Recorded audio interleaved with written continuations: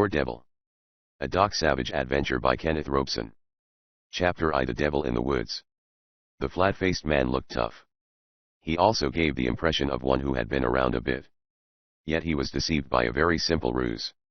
He had been looking into the radiator of the gray car to see how much water there was, and when he straightened, he saw the purse and the wristwatch. He should have realized they had not been there a moment before. He didn't.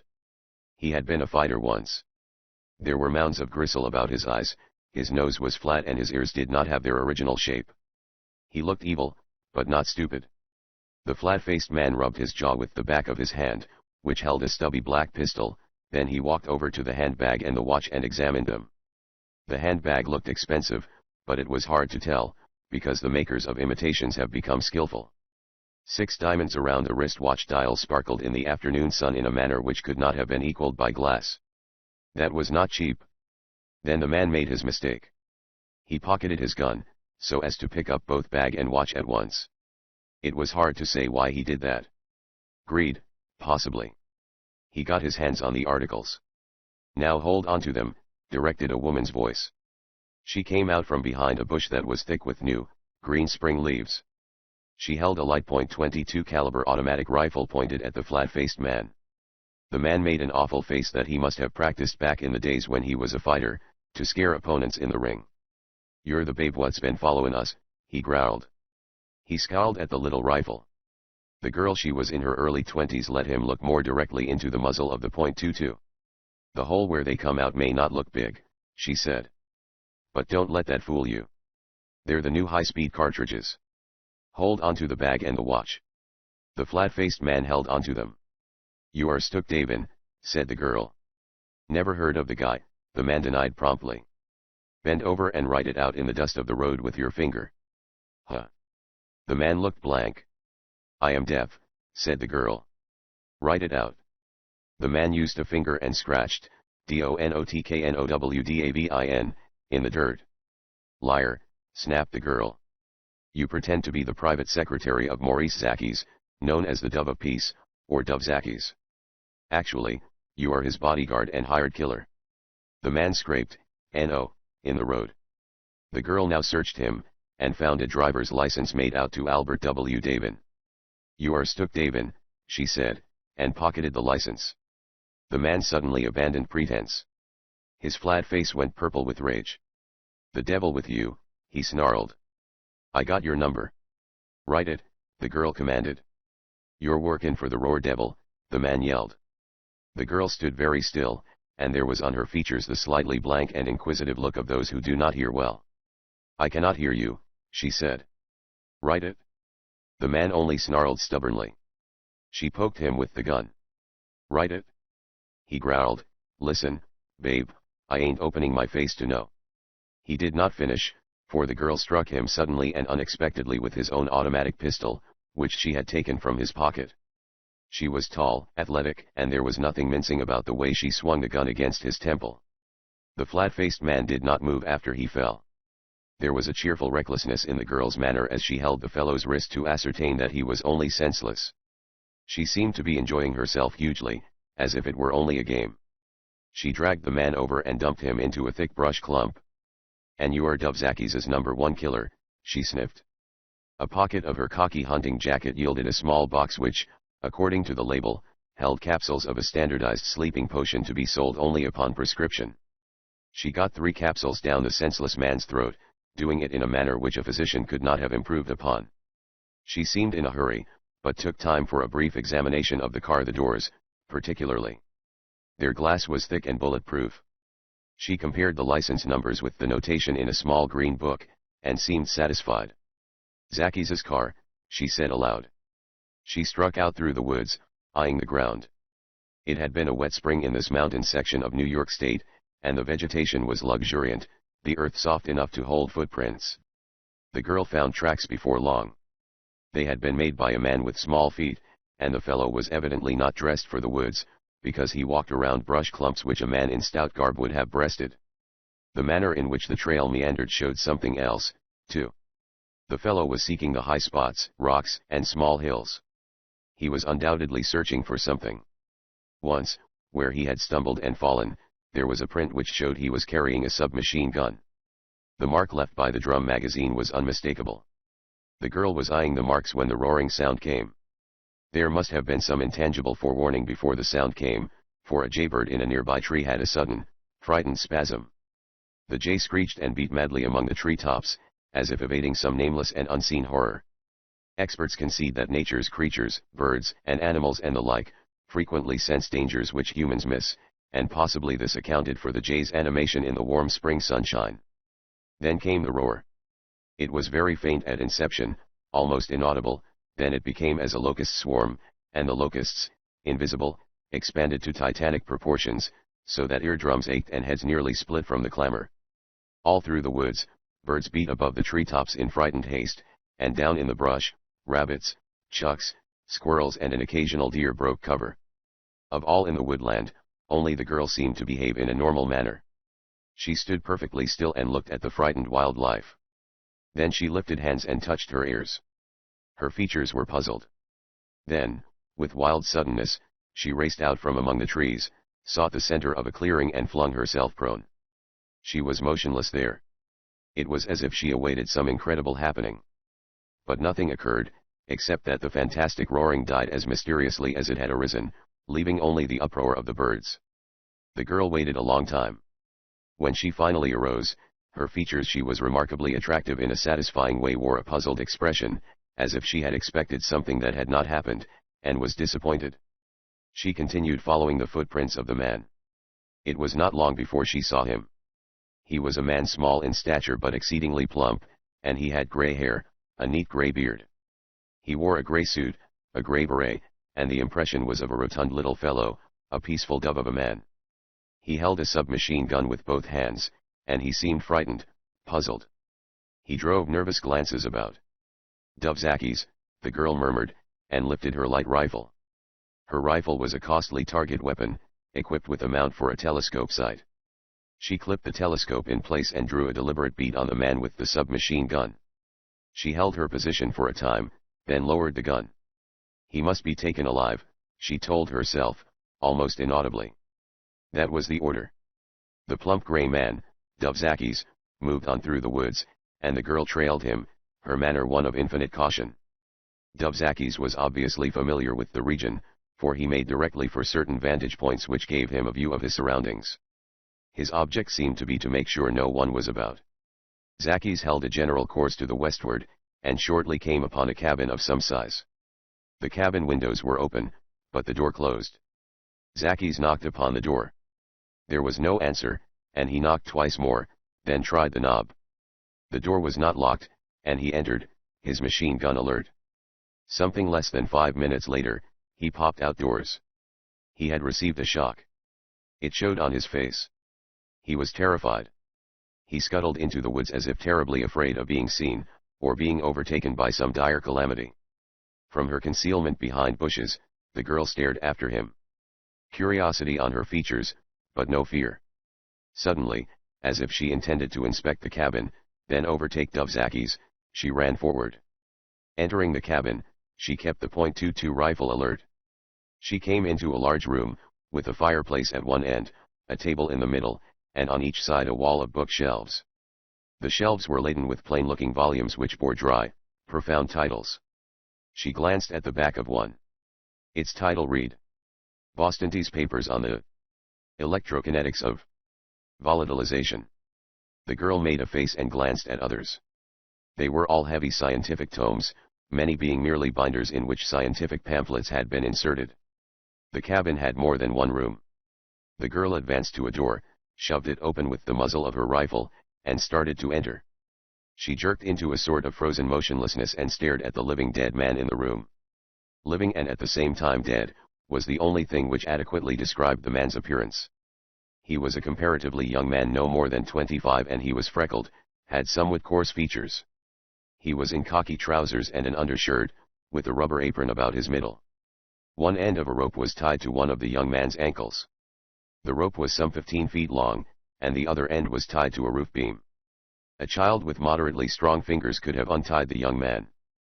But he had obviously been there for days. He looked gaunt, starved, pitiful. He was standing slackly erect.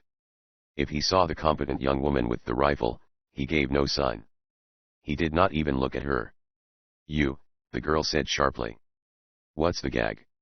The starved-looking young man swayed slowly, erratically. He was like a mechanical robot with some of his cogs and levers out of order. He was trying to turn around, but he fell down. "It's a good act," the girl said dryly. Then her eyes became wide. The young man had fallen on a piece of glass, and it had cut his hand, so that crimson was sheeting slowly over the floor, but he gave no sign of feeling or knowing. The girl whipped a glance over the room.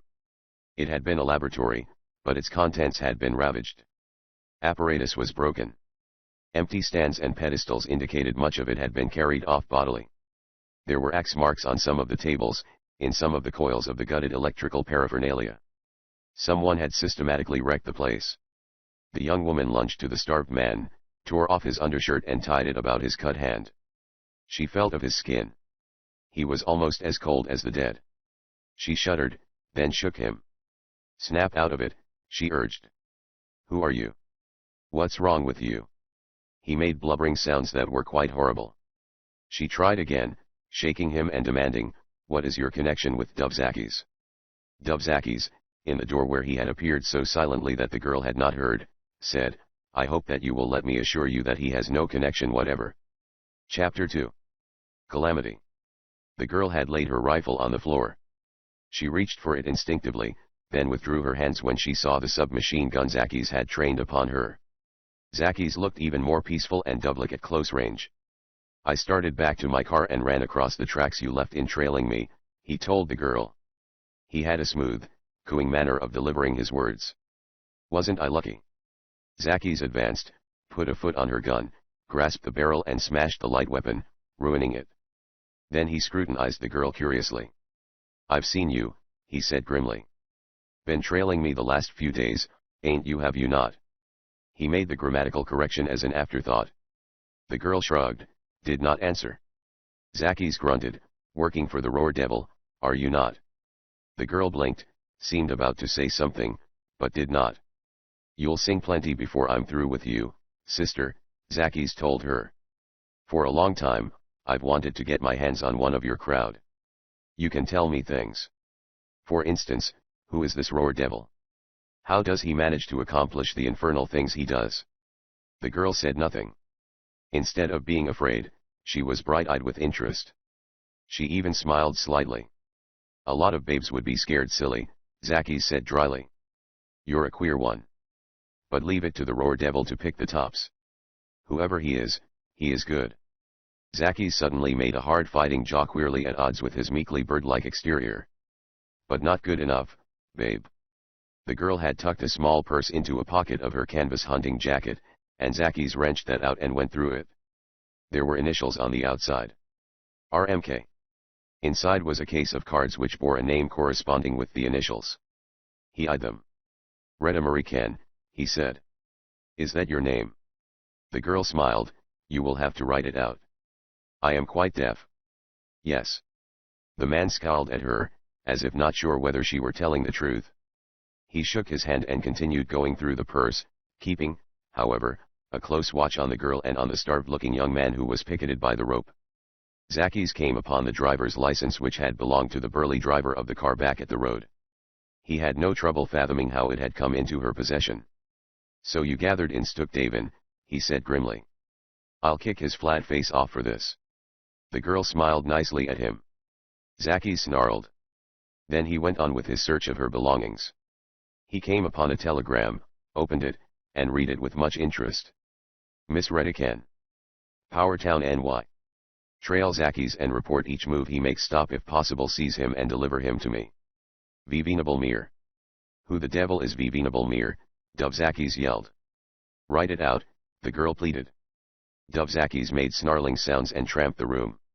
He was the kind of a man who could not possibly look dangerous, however, and his present rage gave the impression of a pigeon pouting. He came to a stop with an arm leveled at the starved young man who seemed gripped by some weird stupor. "Who is this fellow?" Zakis demanded. "What ails him? What makes the fool stand there with that rope around his leg? Why doesn't he untie himself?" The girl said, "If you will write it." I have a pencil and paper which I carry for. Ahrrrr. Zackies howled. Shut up. Zackies glared at the girl's paper and pencil. He could see them protruding from the upper pocket of her jacket. But he made no effort to write out his queries. Instead, he ripped off stout copper wire from a ruined electrical coil in a corner of the room and used it to tie the girl. She resented that. She scratched his face, hit him in the eye and managed to kick him once, but he got her tied. Then he made a circuit of the place, looking it over, examining discarded shipping crates, old envelopes, the names on newspaper wrappers. He came back and confronted the strange-acting young man who looked so starved. "You Flagler D'Ottle," he demanded. "Or are you his helper, Mort Collins? You two guys are inventors or something, ain't you?"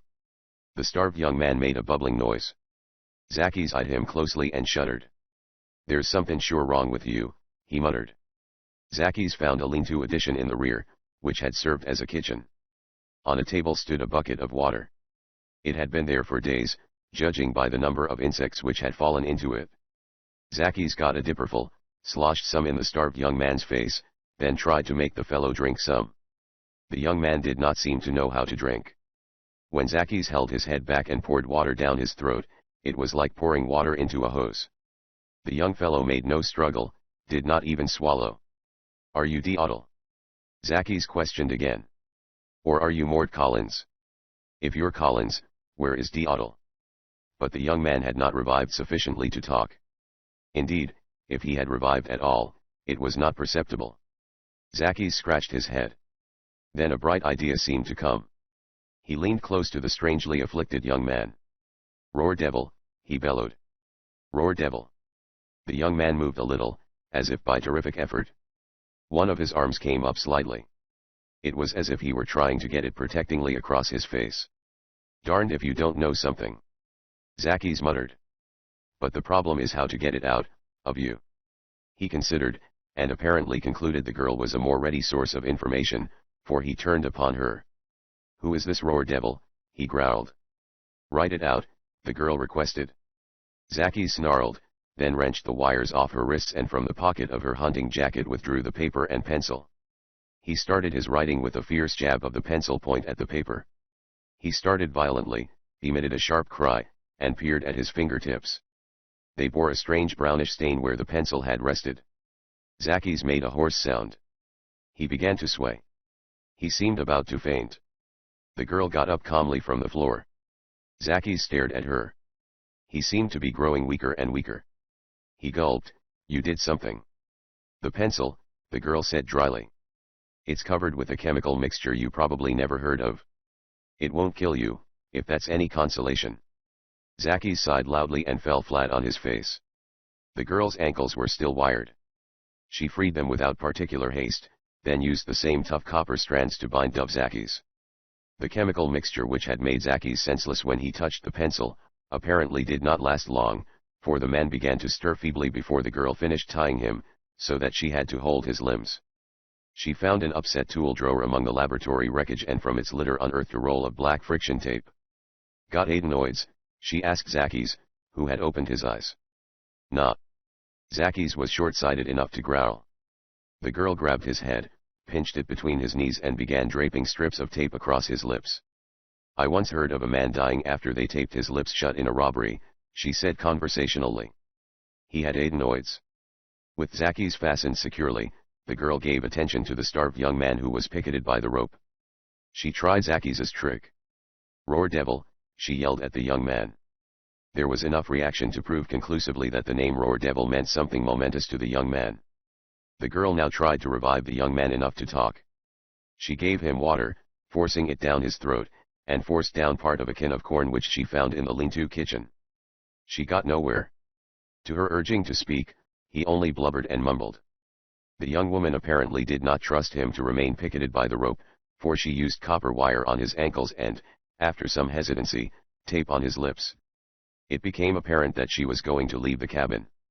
Zackies made whizzing noises through his nose and flounced about. The girl, thinking he had something important to say, pulled part of the tape free of his lips. "What is it?" she demanded. "You ain't deaf, after all, are you?" Zackies growled. "Is that all you wanted to know?" she snapped. I got to wondering. She jammed the gagging tape back in place. Her rifle was hopeless, she saw upon examination. She picked up the submachine gun of Dubzaki's and balanced it thoughtfully. Never do to walk into Powertown with this, she concluded, and discarded it. She picked up the trick pencil which had been Zaki's Waterloo, using a handkerchief so that her fingers would not come in contact with it, and clipped it back in her pocket. Then she left the cabin. She walked rapidly, and since the sun was hot for this portion of the spring season, she was soon carrying her jacket. She was setting a definite course to the southward, but when a bare knob of a hill appeared off to her left, she angled over to it and used a pair of diminutive binoculars to scrutinize the surrounding country. It was mountainous terrain, some of the most rugged in the eastern United States. Woodland covered the ridges, leaving few bare spots, but the size of the hills and the sweeping depth of the valleys was almost awe-inspiring. Directly below, a glittering blue mirror under a line of tremendous cliffs, was a sheet of water. The lake was confined by a towering white concrete dam at the lower end. Within view from where the girl stood there were portions of two other dams, one of these a structure of tremendous size. This section, hundreds of square miles in area, was the Great Powertown Drainage Basin Project. It consisted of several auxiliary dams and one main dam of vast size. The purpose of these dams was not only the generating of power, but also as a water supply for New York City. The metropolis had become so vast that the older and smaller reservoirs were inadequate. The young woman seemed to have stopped to rest as much as for any other reason, and now she went on, setting a crow-flight course as nearly as the brush and the precipitous going permitted. This seemed to be a shortcut across the mountains. Unexpectedly, she stopped. Her face assumed a queerly set expression. Then it came, not gradually out of nothingness as it had before, but suddenly, violently, with a whooping moan that sent birds shrieking. It was the roar, fantastic, unearthly, a sound that was like no other. It did not throb, did not travel in waves, and there was no gobbling syncopation of echoes such as might have been set up by an ordinary noise, or if there was, the roaring that was the father of them all drowned out all else. Then it stopped. Abruptly, like something broken off. And it left behind it a world that did not seem normal. There was no sound now.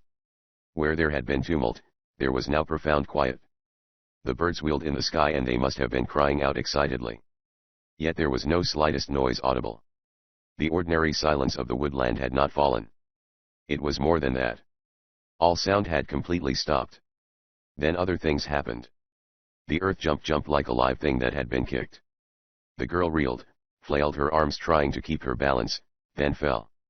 Rocks rolled on the ground like popcorn on the bottom of a pan, only not as violently. After the first tremor, there were others, but they subsided rapidly in violence. The entire surface of the earth had apparently shifted. The girl arose from where she had been flung, ran to a tree, eyed it doubtfully, then began to climb. She was halfway up when, as if an electric switch had been turned on, the world seemed to come alive. Before, there had been utterly no sound. Now there was plenty. She could hear the scrapings of her own climbing efforts, could hear her own labored breathing. And the birds were making a great uproar. There was something else, too, a distant rumbling. She looked toward the source of that noise. Below her was the dam which she had viewed earlier. It was collapsing. The central section was already gone.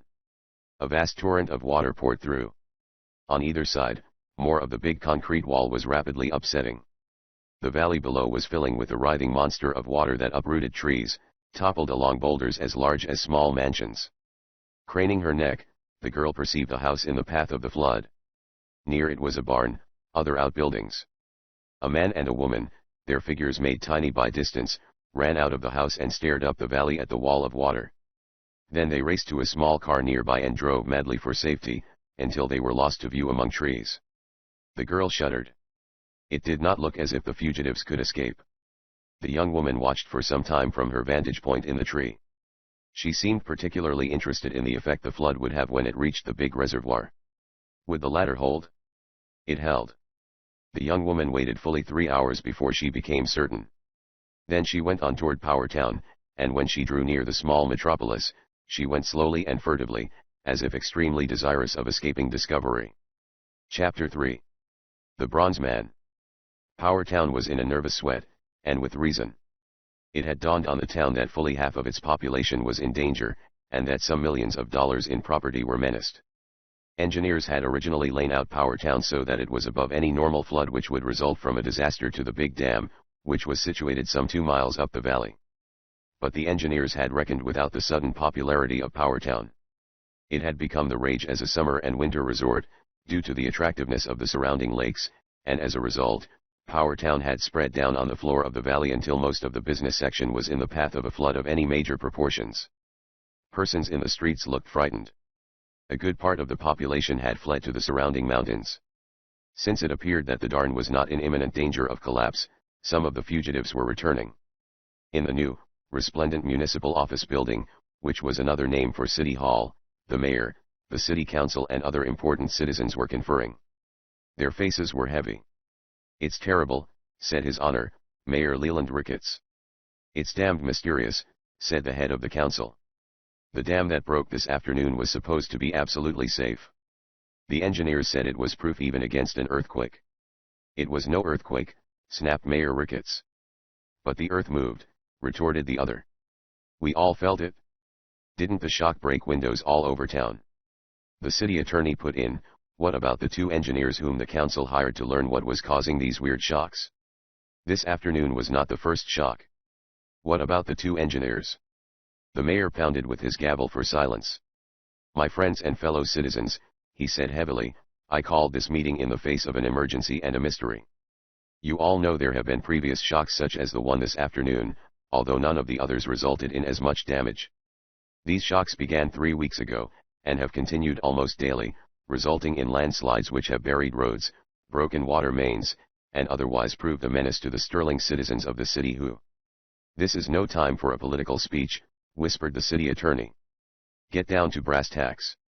The mayor frowned. "The city council voted to call in engineers to ascertain what was wrong," he said. "We did so, hiring 2 very famous geologists.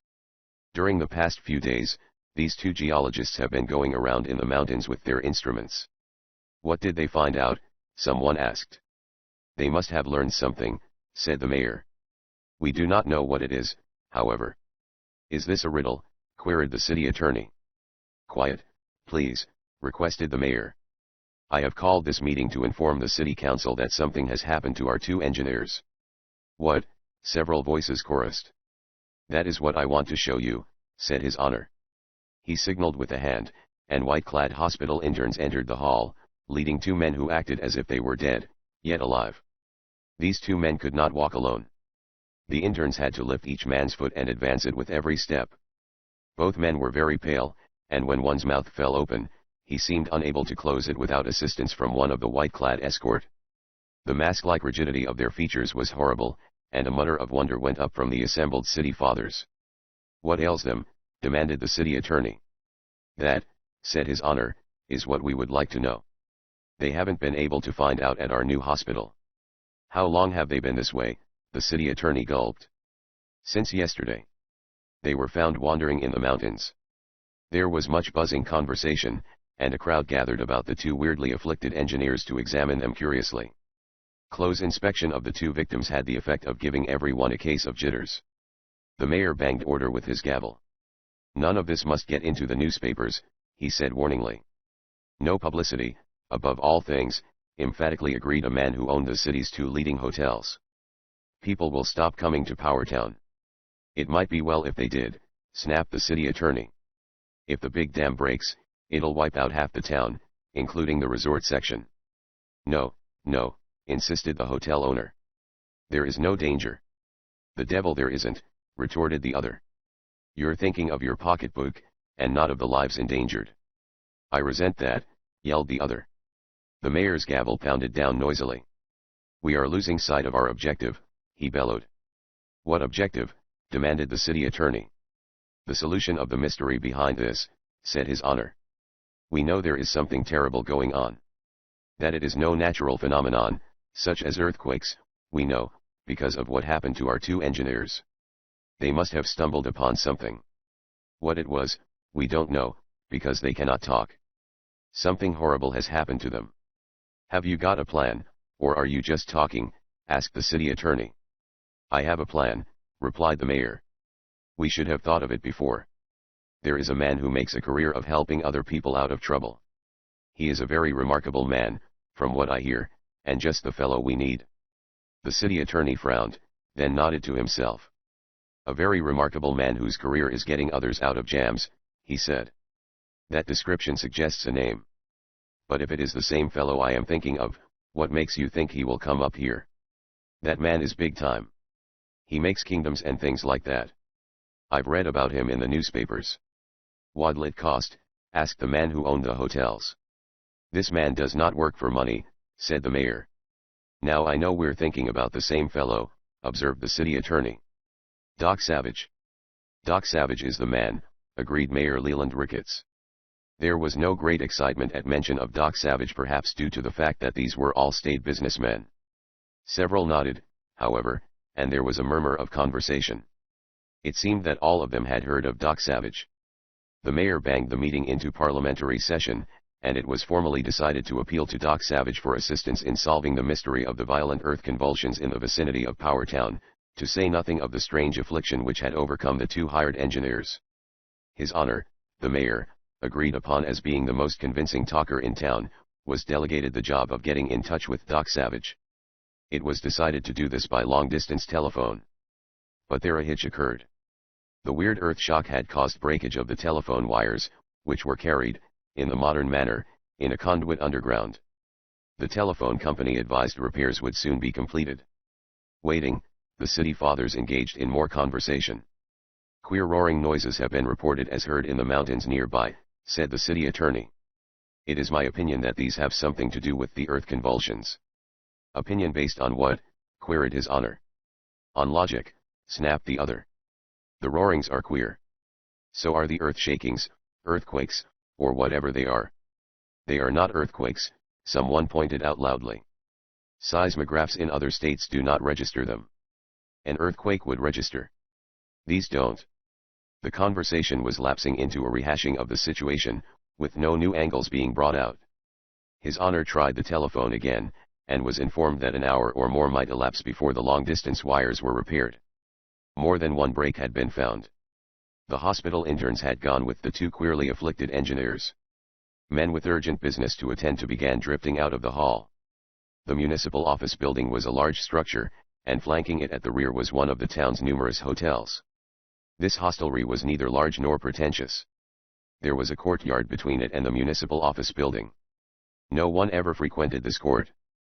Possibly the deserted court was the reason why a tiny wire, stretching from a hotel window to the roof of the municipal office building, had escaped discovery. However, it was a very fine wire, no larger than a hair. Shades were drawn over the hotel window into which the wire led. They were thick shades, and it was gloomy in the room. It would have taxed an observer to catch more than a faint glint of light from a telephonic headset as it was removed from a head and deposited on the floor. The headset, with an amplifier box nearby, the wire across the court, and a microphone cleverly concealed inside the municipal building comprised a very modern eavesdropping device. The secret listener to the conference in the municipal office building now left the hotel room, walked boldly through the hotel lobby and out into the afternoon sunlight. It was the young woman who had trailed and captured Dubzakis. She was smiling, unconcerned, as she made her way to the telephone office and tried to get long-distance connections to New York. The wires were still out. The young woman made her way to a small private garage on the outskirts of Powertown. She entered, locked the door behind her, and opened the rumble seat of the large coupe which the garage held. She brought out boxes and wires, began to hook them together and set them up. It was a radio telephone set, one in which portability had been sacrificed somewhat for power. She began calling, "Mir, Mir, Mir," repeatedly, until a thin, dry-sounding voice answered. "This is Venerable Mir speaking," the voice said. "I am in New York." "Redican reporting," said the young woman. "I have seized Dubzakis and his usual shadow, Stukdaven." "Why did you not use the telephone?" demanded the somewhat creaking voice of Venerable Mir. "Wires out," said the girl. "I left Zakis bound securely and gagged at the cabin of a man named Flagler D. Ottle, along with a man who seems to be Mort Collins, the assistant of D. Ottle. Stukdaven I left in the heavy bushes by the road near the cabin." "What was Dubzakis doing at D. Ottle's cabin?" Venerable Mir demanded sharply. "Looking," said the girl. "Just looking around, as far as I could tell. We will take care of this Zakis matter later," advised Mir. What else have you learned? I just tuned in on the city fathers, reported the young woman. They are puzzled and worried. That is not news, snorted Mir. But this is, informed Redican. They are going to call on Doc Savage to solve the mystery. What? Exploded Venerable Mir. Are you sure? Positively, replied the young woman. The telephone wires are down now, but as soon as they are repaired, Doc Savage will be started on the trail of the Roar Devil and all of the rest of it. Oh, gasped Venerable Mir. You said it, Redican agreed.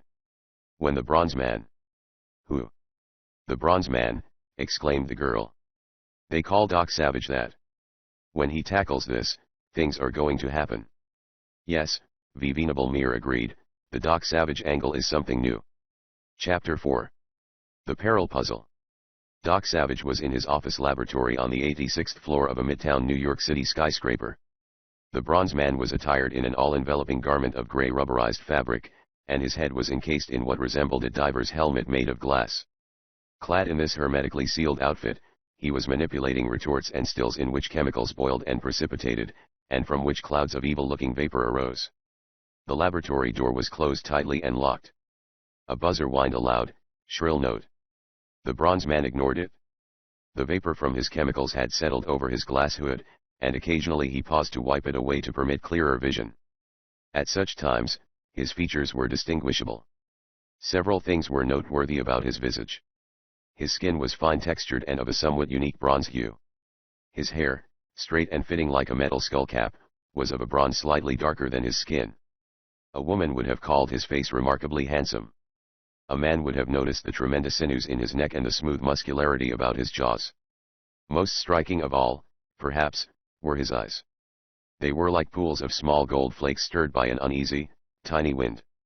They were startling, compelling eyes, and they seemed never at ease. The buzzer whined again. The Bronze Man lowered the heat of an electric still, then walked to a large instrument panel and threw a switch. On the panel was a square of frosted glass. The frosted glass lighted up not unlike a small motion picture screen, showing a view of the corridor in front of the elevators. Doc Savage studied the screen, which merely showed the reflection of the corridor as carried by an arrangement of mirrors and tubes.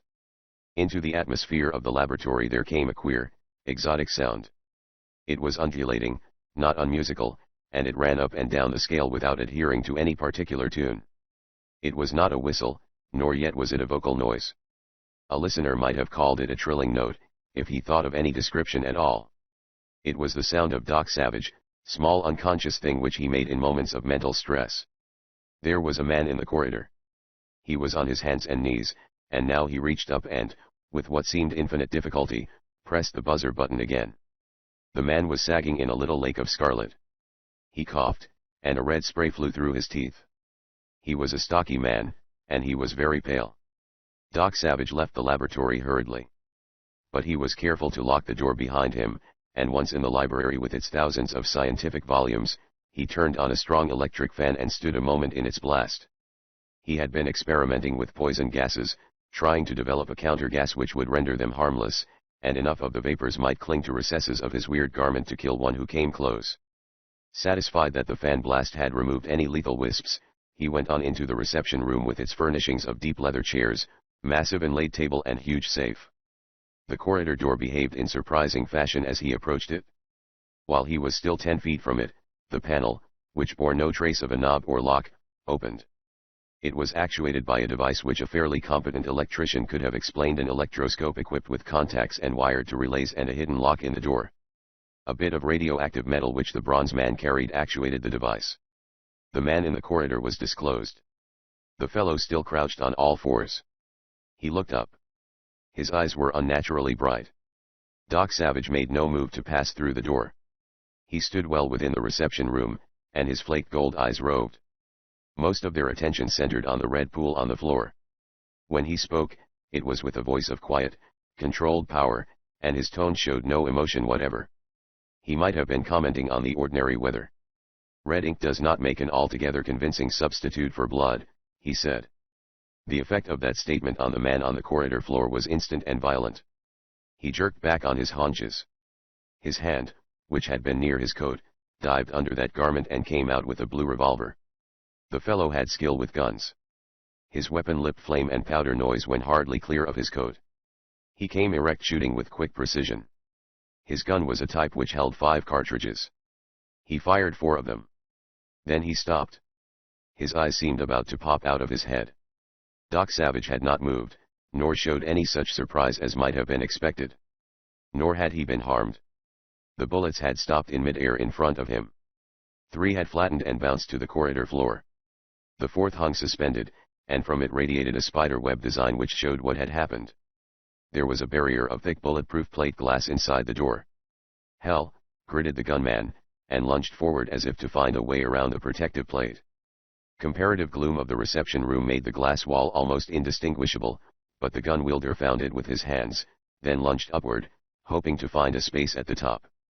There was none. He kicked the glass and cursed. Doc Savage advanced. The gunman, frightened now, swore, whirled and ran down the corridor. Doc did not pursue him immediately, but spun back to the large table which stood before the window.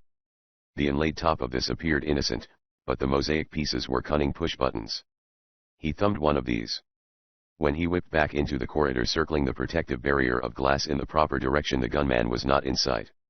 He had not gone down the stairway, for that was blocked by a metal gate which was kept locked. He must have taken an elevator. Doc Savage listened. Usually, sighing noises made by the swift-moving cables came from the elevator shafts. But now there was silence. The bronze man ran down the stairway, let himself through the gate and continued his descent. On each floor, he examined the elevator doors and listened. 4 stories down, he heard a banging from one of the shafts. Someone in a cage was beating at the metal panels of the sliding doors. Even as the bronze man watched, the metal sheet bent, tore loose. A fist of unbelievable hugeness delivered the panel a few more blows, then grasped the metal and tore it aside. A man crawled out of the elevator cage, which had stopped below center, so that the safety trip prevented the doors being opened. The man would have weighed in excess of 250 pounds, and yet somehow managed to seem gaunt. He had a long face which bore an expression of puritanical gloom. He looked at Doc Savage and seemed sad to the point of tears. "What's going on?" he demanded in a voice something akin to the rumble of a disturbed bear in his den. "Gentleman tried to shoot me, Rennie," Doc Savage told him quietly. "He fled in an elevator. I pressed the button which cuts the current off all the elevator cages, stopping them, and now I am hunting the car which has the gunman in it." "Holy cow!" Rennie boomed gloomily. Rennie was Colonel John Renwick, world-famous engineer, one of Doc Savage's 5 assistants. Rennie's expression, as he followed Doc Savage down the stairway, was that of a man going to the funeral of his best friend. But it was a peculiar characteristic of Rennie's that, the more gloomy he looked, the more pleased he was with events. 9 floors down, Doc stopped. "Listen," he said. Muffled profanity was coming out of an elevator shaft. It was the voice of the gun wielder. "Fortunately, the current went off when his cage was between floors," Doc Savage said. "He was trapped. The sliding doors into the elevator shafts could be opened by a metal hook of a device, one of which was kept in a niche on each floor. Doc Savage got the doors apart. They could look down upon the grating which formed a part of the cage roof. Anesthetic gas," Rennie rumbled, and produced from an underarm holster a weapon which resembled an overgrown automatic pistol, fitted with a drum magazine. It was really a machine pistol capable of a tremendous rate of fire, a product of Doc Savage's inventive skill. The pistol was carried under Rennie's left arm, and under the right was a padded case which held extra ammunition drums, painted in various colors. Rennie selected one marked with green paint. "This one has slugs charged with a gas that'll make him unconscious for about half an hour," he boomed grimly. He aimed at the grilled cage top. The machine pistol made a sound like a gigantic bull fiddle. 20 minutes later, they had the stocky would-be killer in the 86th floor study, and were watching him give signs of returning consciousness. "Not a thing in his pockets," Rennie rumbled. "You say you never saw the guy before, Doc?" "I know blamed well I never saw him. Why should he try to kill you?" "That," Doc Savage replied, "is what we will try to find out." The bronze man had brought from the laboratory an apparatus similar in appearance to those employed in hospitals for the administration of anesthetics. Now, before the gunman entirely regained consciousness, he fitted the facepiece upon the fellow's features and tuned various valves on the supply tanks. Rennie had seen the procedure before, and knew what it meant. Truth serum, he said. Administered in vaporized form, Doc Savage agreed. The stuff seems to be more dependable, if used in that manner. The stocky man did not regain consciousness, in the true sense of the word. He merely passed from the influence of the anesthetic and came under the spell of the serum. Doc Savage began to put questions. Some of the replies were coherent, others not entirely clear. "Why did you try to kill me?" Doc demanded. 10 grand, the man mumbled. "Half of it in advance." "Hired," Rennie boomed. "And he got a good price, too. Only he didn't get away with it." "Who hired you?" Doc asked. "Telephone," the man droned, his true consciousness unaware of what he was doing. "Money letter my mailbox." "Who hired you?" Doc persisted. "Roar Devil, they call him," said the prisoner. Rennie scratched his head with an enormous finger. "This sounds scatterbrained to me." "Who hired you?" Doc repeated for the third time. The man mumbled something they could not understand, but finished, "Roar Devil. Nobody knows more about the chief than that." Again and again, Doc Savage tried to get information from their victim, only to get a repetition of what had been said previously. Later, there were mouthings which surprised and puzzled them. "Biggest thing in history," the dope man rambled. "Millions in it, every crook in country whether they like it or not, police helpless." "Sounds like a pipe dream," Rennie murmured. When the effects of the serum began to wear off, Doc Savage administered more. "Got to get Dubzakis' cash," their subject rambled. "Tie up grifters in New York, make Zakis see reason Doc Savage to be stopped." Rennie eyed Doc. "Ever hear of Dubzakis?" "Crook," the bronze man replied. "Rumored to be the brains behind a large organization. I've been intending to give him some attention." Their prisoner seemed to have divulged all he knew, for his continued ramblings were only repetitions. After a time, he came out from under the influence of the drug. He shut up promptly. To their questions, he replied with profanity. The telephone rang. It was the mayor of Powertown, who had finally gotten connections over the repaired telephone wires. "We are face to face with a rather fantastic menace," he told Doc Savage, and went on to repeat substantially the facts which had come out in the conclave of the city fathers in the municipal office building. "We need the assistance of a man of your ability," His Honor finished. "Have you heard any mention of an individual or thing called the Roar Devil in connection with these mysterious earth tremors?" Doc asked. "No," said the mayor. "But I told you of the roaring sounds. They are very strange. You want me to investigate this?" Doc asked. "Exactly. One of my 5 associates, Colonel John Renwick, will be in Powertown within a few hours," Doc Savage said. The mayor murmured, "But it might be better if you came personally." Later, Doc advised. "Colonel Renwick is one of the world's leading engineers. You can depend on him." The bronze man hung up. Rennie studied Doc gloomily. "How come?" "You will go to Powertown," Doc told him. "I will remain in New York, at least for a time, to see what turns up on this other matter." He nodded at the stocky man who had tried to kill him. "You think this fellow tried to kill you to keep you from looking into the mystery at Powertown?" Rennie demanded. "Entirely possible," Doc told him. Rennie made preparations for his departure. In the midst of them, he paused and indicated their prisoner, who was now entirely out from under the effects of the truth serum. "What about this fellow?"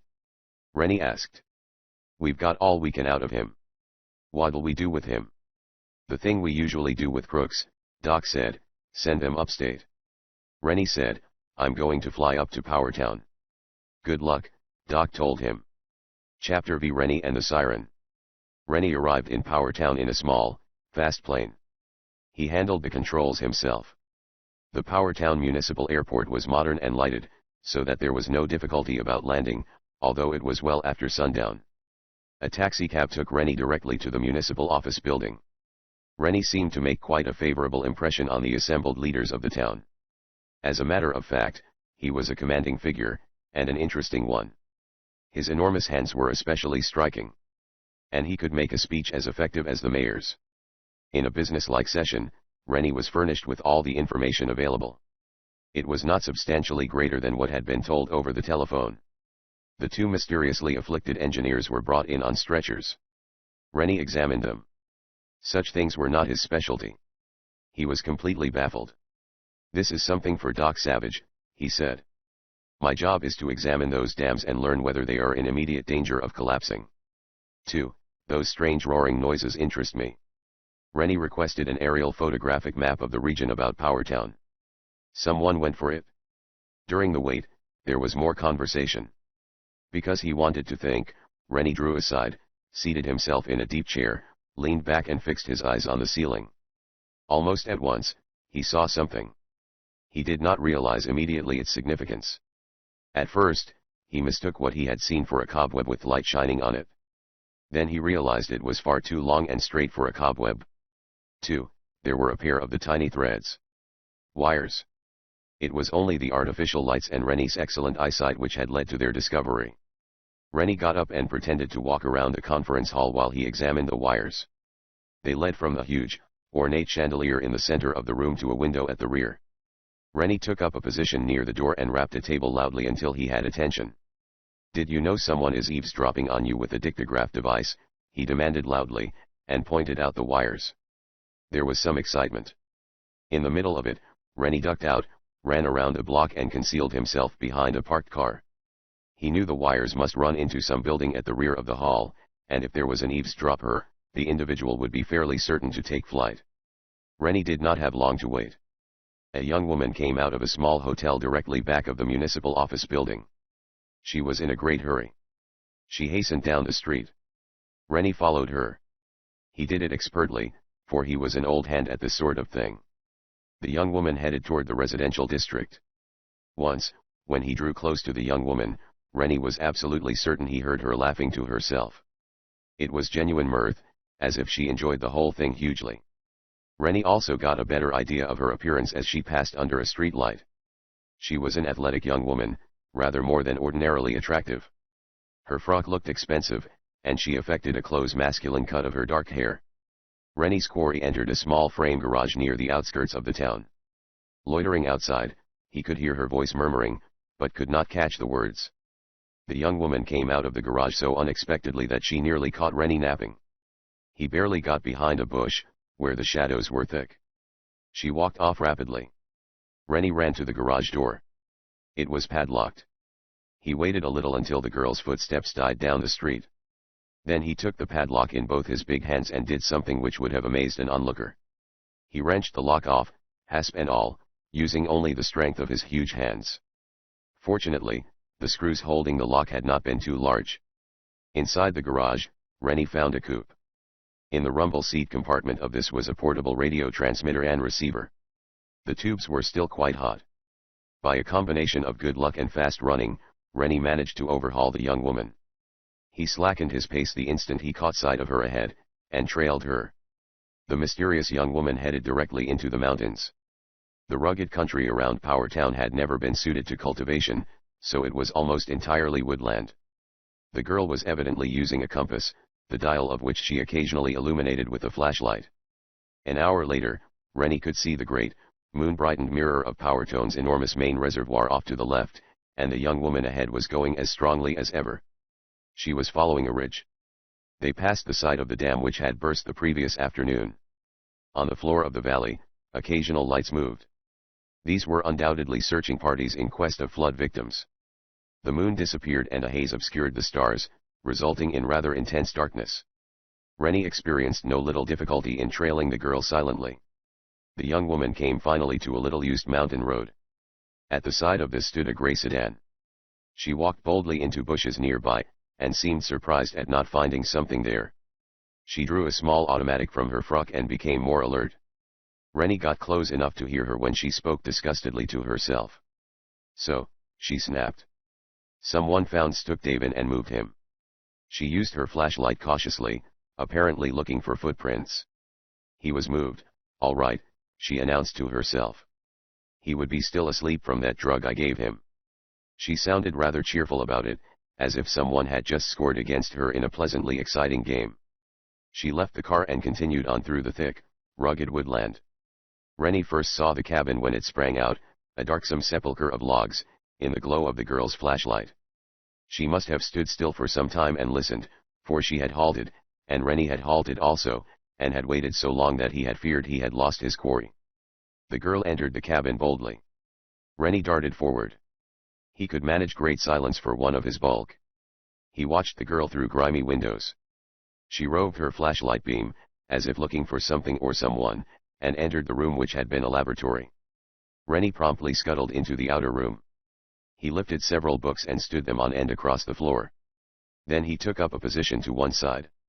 In the other room, the girl said disgustedly, "It looks as if I did an afternoon's work for nothing."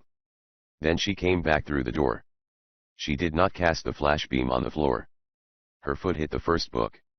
It upset, hit the next book, and the whole string of them toppled over with a pattering sound.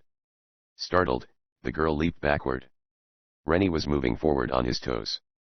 His long arms gathered her in. His big right hand clamped over her gun. She surprised him. He had fought men, more times than he could remember. Few of them had equaled this girl. She must have been an avid exponent of physical culture. She knew something of jiu-jitsu, too. She kicked him and hit him with terrific force. They were both on the floor before Rennie got the gun, and that was something he would never brag about, because he considered his own strength by no means ordinary. Holy cow! Rennie puffed, and got to his feet. Talk about your wildcats. The girl was up like a shot and nearly demonstrated she could outrun him. He caught her 50 yards from the cabin. She knocked him down once, beautifully, something he would have sworn no woman could do. He got her down on her face and held her there, a big hand pinned against the back of her neck. "What did you come up here looking for?" he demanded. "Why were you eavesdropping on that meeting in Powertown?" "Nuts to you," said the feminine fire eater. "We'll go back to the cabin," Rennie said. "We got lots to talk about." The trip back to the cabin was one he did not soon forget. He tied her wrists with his handkerchief. She broke the bonds and gave him a marvelous black eye. It ended by his grabbing her hair with one big hand and holding her out as far as he could and marching her along. Even then, she managed to kick much of the hide off his shins. "What a woman," he said, not without admiration, as they entered the cabin. "I didn't think they came like you." 3 men came out of the darkness within the cabin and pointed guns at Rennie and the girl. Rennie was no fool. He rumbled savagely, released the girl and lifted his arms. "You big tramp," said the girl, and aimed a swing at his good eye. He ducked, took the blow on the forehead and looked stunned.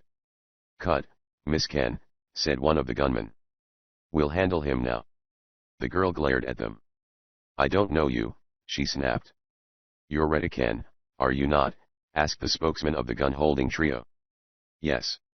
She scowled. "But I never saw you before." The other shrugged. "Such is fame." The girl planted small fists on her hips. She was very mad, but she seemed to be enjoying herself, regardless. "What comes next?" she demanded. "You can go back to Powertown and continue your good work," she was informed. She seemed surprised. "Just who are you, anyway?" "Friends of yours," grunted the other. "Ain't you wise to that, yet?" Redican gasped, "You mean you work for?" "Eh." The man held up a warning finger. "No names, sweetness. You just skip back to Powertown. We'll handle the rest of this. You've done a good night's work." The girl looked very puzzled. Then she left the cabin. "Follow her," the spokesman ordered one of his men. "See that nobody bothers her, and that she gets back to Powertown." The men sidled out furtively after the pugilistic young woman. Rennie was searched and relieved of his machine pistol, the drums of cartridges, a heavy blade pocket knife, and somewhat over $1,000 in currency which he had brought along for expense money. "You guys in Doc Savage's crowd really carry pocket change, don't you?" queried the spokesman. Rennie studied the fellow. He was confident he had never seen the individual before. The fellow was lean, neatly dressed and smoothly shaven. His nails were manicured. He wore neat, metal-rimmed spectacles. He looked like a conservative businessman. "Are we supposed to be acquainted?" Rennie demanded. The other made a gesture of throwing things off his shoulders. "Indirectly, perhaps," he said. "If we consider acquaintanceship in the category of the tangible and the certain march of circumstances, rather than a concrete expression of." "You sound like a guy I know," Rennie growled. "Nobody understands him when he talks." "You mean the estimable William Harper Littlejohn, better known as Johnny?" queried the other. "To tell the truth, We rather expected Doc Savage instead of you. Johnny is the geologist, you know. So your crowd sent that guy to shoot Doc in New York? Rennie hazarded. The neatly clad man smiled and adjusted his spectacles. He did not answer the question directly.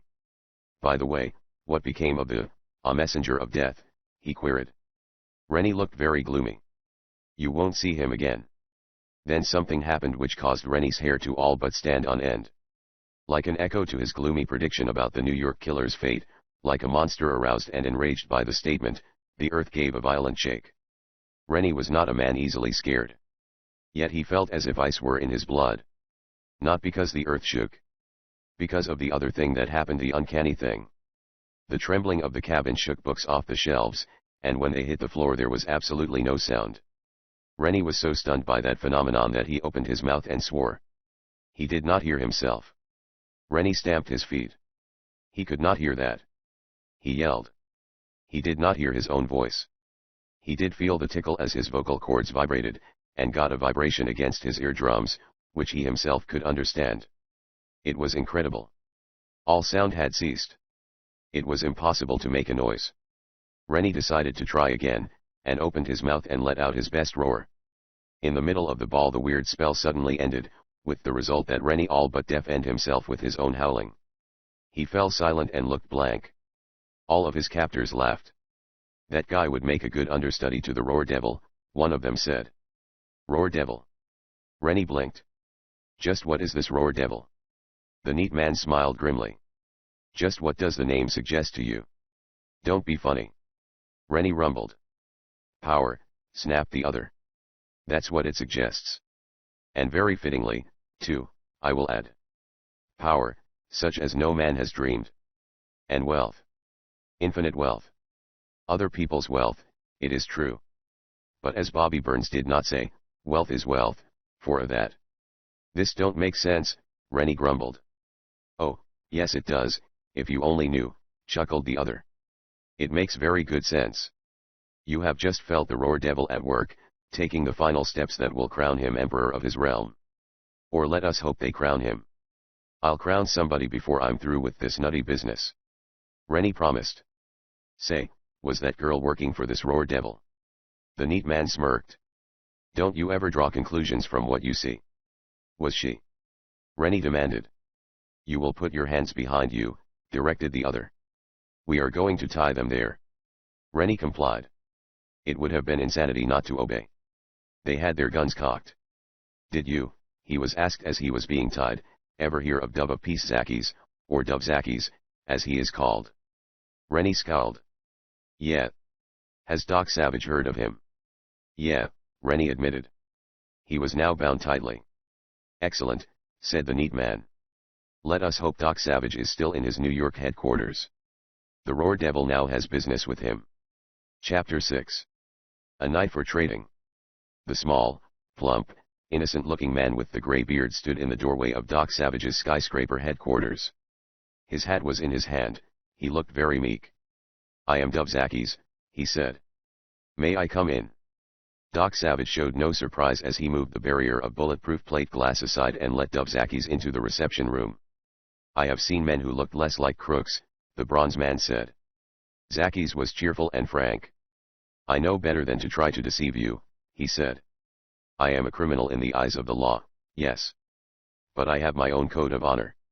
I smuggle on a large scale, yes. I think tariffs are too high. I was in the liquor business during Prohibition days.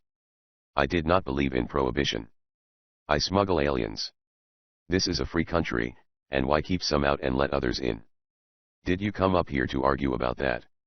Doc asked, without emotion. Zackies shook his head solemnly. I came to ask your help, he announced. My help? Not for myself, Zackies denied hastily. I ask your help for the American public. Perhaps for the world. That sounds somewhat melodramatic, Doc Savage suggested. Zackies became earnest, twisting his expensive hat in his hands.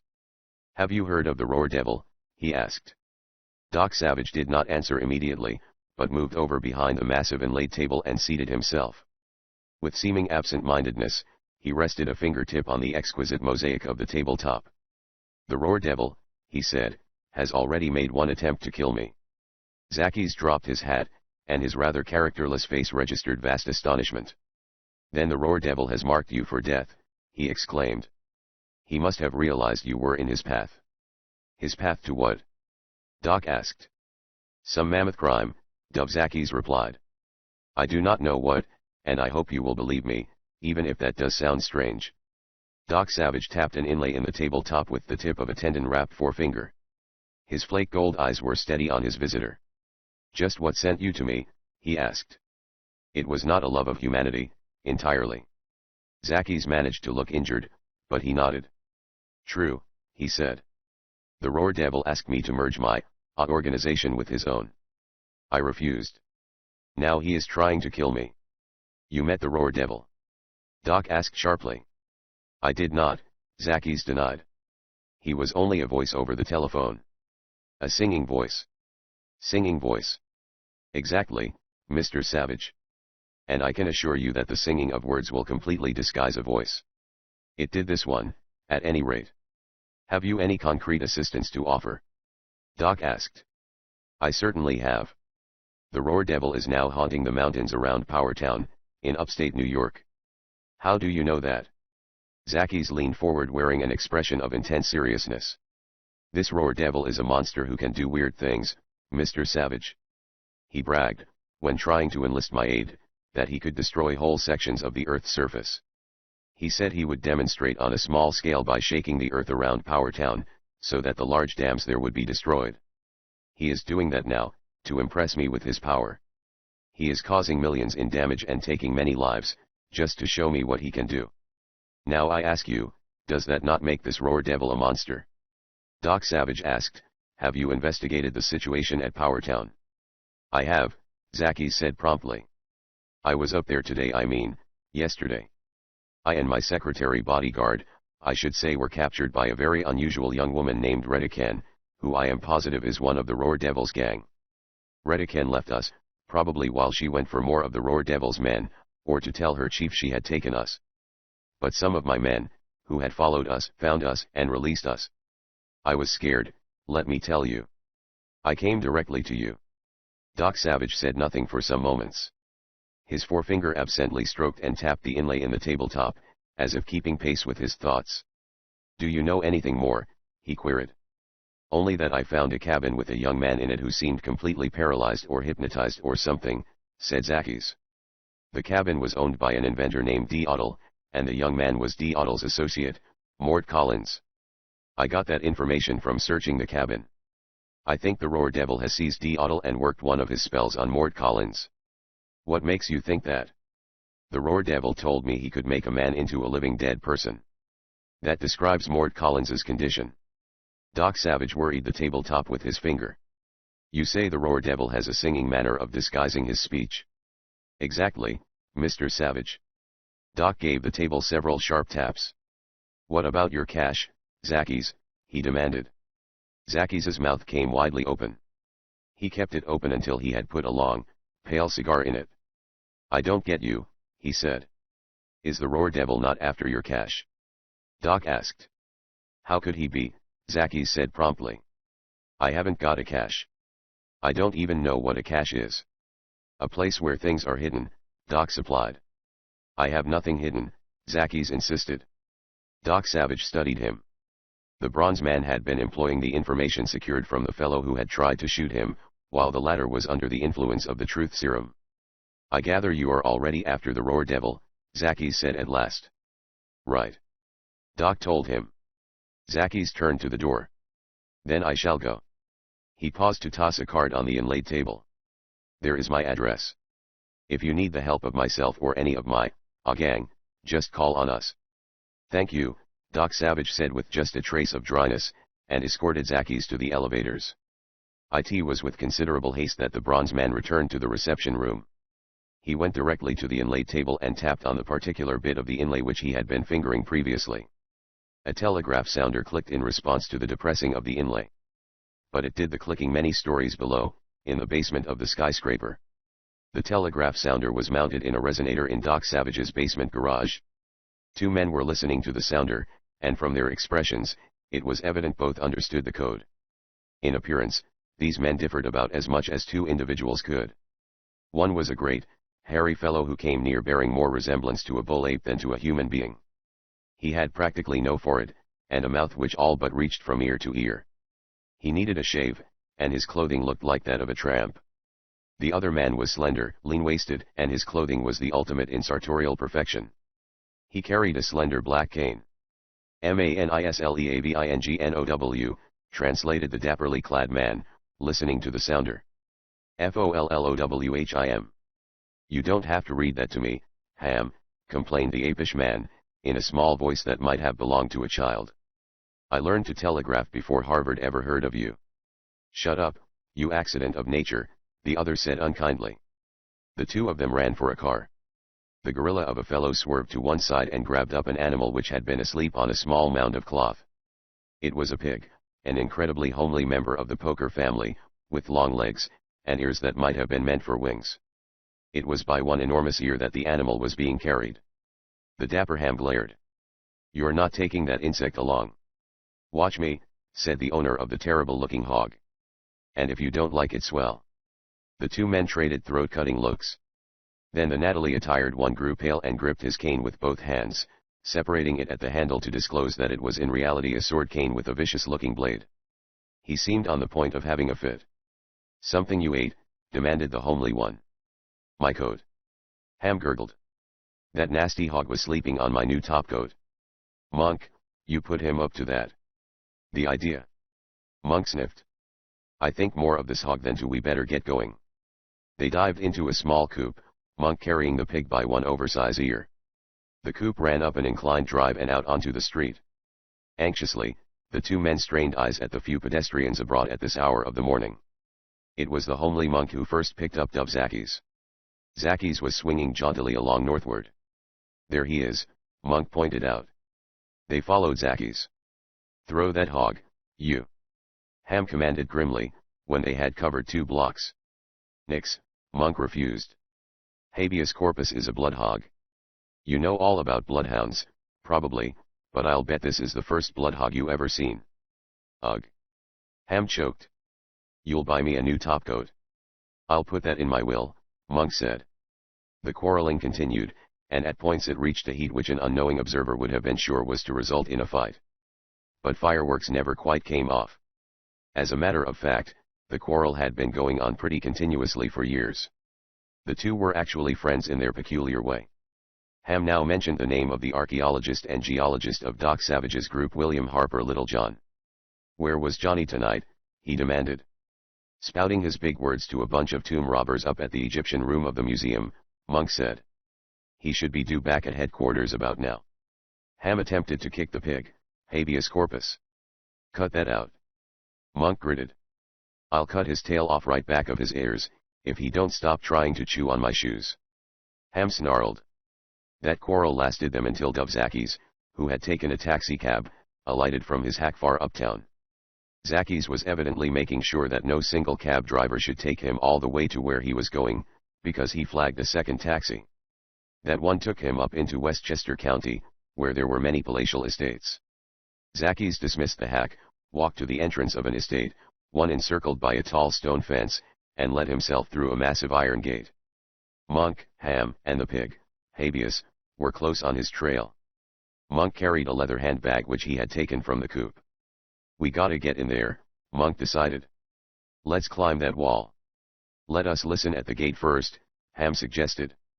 They crept forward. When very near the gate, they heard voices. One was Dub Zackies, and the other probably the gatekeeper. Watch the gate closely, Dub Zackies was saying. Things are getting very tough. Never mind the wall.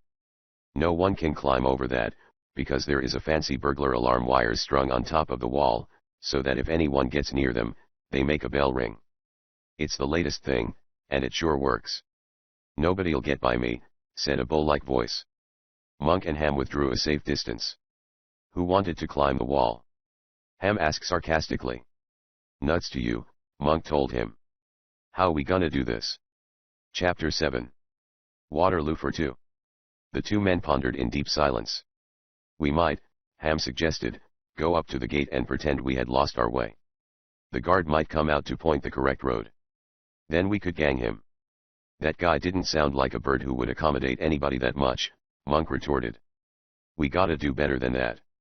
There were a few clouds in the sky now. It was very dark. Cars, moving swiftly on a distant highway, made long moaning noises. The aroma of spring was in the air.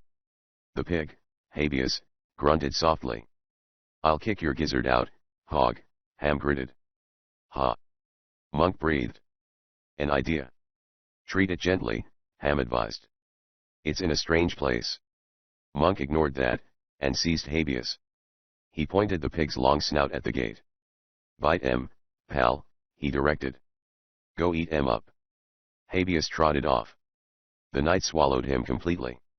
Then there was silence, more of it than Monk had expected. The cars on the distant highway seemed nearer, probably because the two men were straining their ears in the night. Ham said, I might have known that hog. There was a stifled gasp of pain from the gate. A man stamped, cursed, gasped again in pain. Monk and Ham glided forward. The guard was stamping around inside the estate, gritting profanity. Ouch, he exploded. What is this thing? Hell's bells. A hog. The next instant, the gate flew open. Habeas popped through, the irate guard close after him. It was doubtful if the guard ever knew what happened to him. Monk's hard fist landed against his ear with the first swing. Ham caught him. Some hog, Monk said. They listened for some minutes. There was no sign that the scuffle had been heard by anyone in the large house which they could distinguish through the shrubbery and trees. Monk carried the guard down the road, bound and gagged him in business-like fashion, left him, and returned. Ham was scratching one of Habeas Corpus's big ears, but desisted hastily when he discovered Monk. I knew you'd come to like that hog, Monk declared. I was just taming him, Ham said.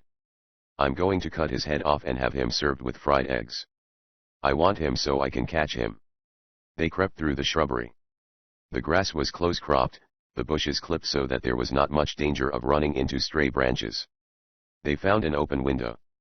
Both crawled through, after listening. It was a sunroom. Beyond it, they found a dark living room. Across that was an open, lighted door. They could see through it, and without getting too close could hear conversation coming through it. The light came from a dining room. On the table stood bottles and glasses. 7 men were seated, some smoking. Zackies, at the head of the table, said, I tell you, boys, I fed this Doc Savage a sweet line of bull, and he lapped it up. One of the other men, none of them looked like a gentleman would care to meet in a dark alley, said, the bronze fellow has got the rep of being slicker than grease. Oh, I used a technique, Dub Zackies chuckled. You see, I told just enough truth to make it sound right. And I gave him everything I knew about the Roar Devil. You said you left out the Venerable Mere angle, reminded another of the men. Yeah. Dub Zackies leaned forward fiercely. You know what I've decided? What? I've decided Venerable Mere is the Roar Devil. Zackies leaned back and nodded vehemently. That girl, Retta Ken, is obviously working for the Roar Devil. And she had a telegram from this Venerable Mere, directing her to grab me. Don't that kinda make it look like the Roar Devil is Venerable Mere? Just who is Venerable Mere, Dove? A man queried. I don't make the name. Darned if I know who he is, said Dub Zackies. But we're gonna find out. Bring me the telephone directory, somebody. Let's see if he's in there. Someone interrupted, but if Venerable Mere is the Roar Devil, why not tell Doc Savage? Dub Zackies laughed. Because, if we can grab the Roar Devil, we can take over his game, see, he pointed out. It's big. The biggest thing in history, I'm telling you. You ain't half smart, someone said, knowingly. Get me the telephone directory, ordered Zackies. A man got up and walked into the room where Monk and Ham stood. He did it quickly, and there was no time for them to retreat. The only thing they could do was step hastily into darkened corners. Monk, by the worst of luck, found he had taken up a position almost beside the telephone stand. The man from the other room marched up to the stand, bent over it and fumbled for the directory. Monk almost heaved a sigh of relief. The other was not going to see him. Then the man hit Monk in the stomach. It was a terrific blow. It would have sent most men to the hospital. It made Monk roar like a lion. Monk hit the man who had struck him. The fellow was knocked out instantly, lifted and carried backward by the blow. He fell flat on his back in the door. Bawling irately, Monk charged after him. The apish chemist scooped up a chair, and as he came through the lighted door, threw it at the chandelier. The lights went out in a jangling of glass, a popping of bulbs and a sizzling of blue electric flame. Straight into the room Monk charged. He seized the table, ran it across the floor and pinned at least 3 men against a wall. He gave the table a final shove, which must have all but cut the victims in two. There was a man underfoot. Monk jumped up and down on him. Someone fired a gun.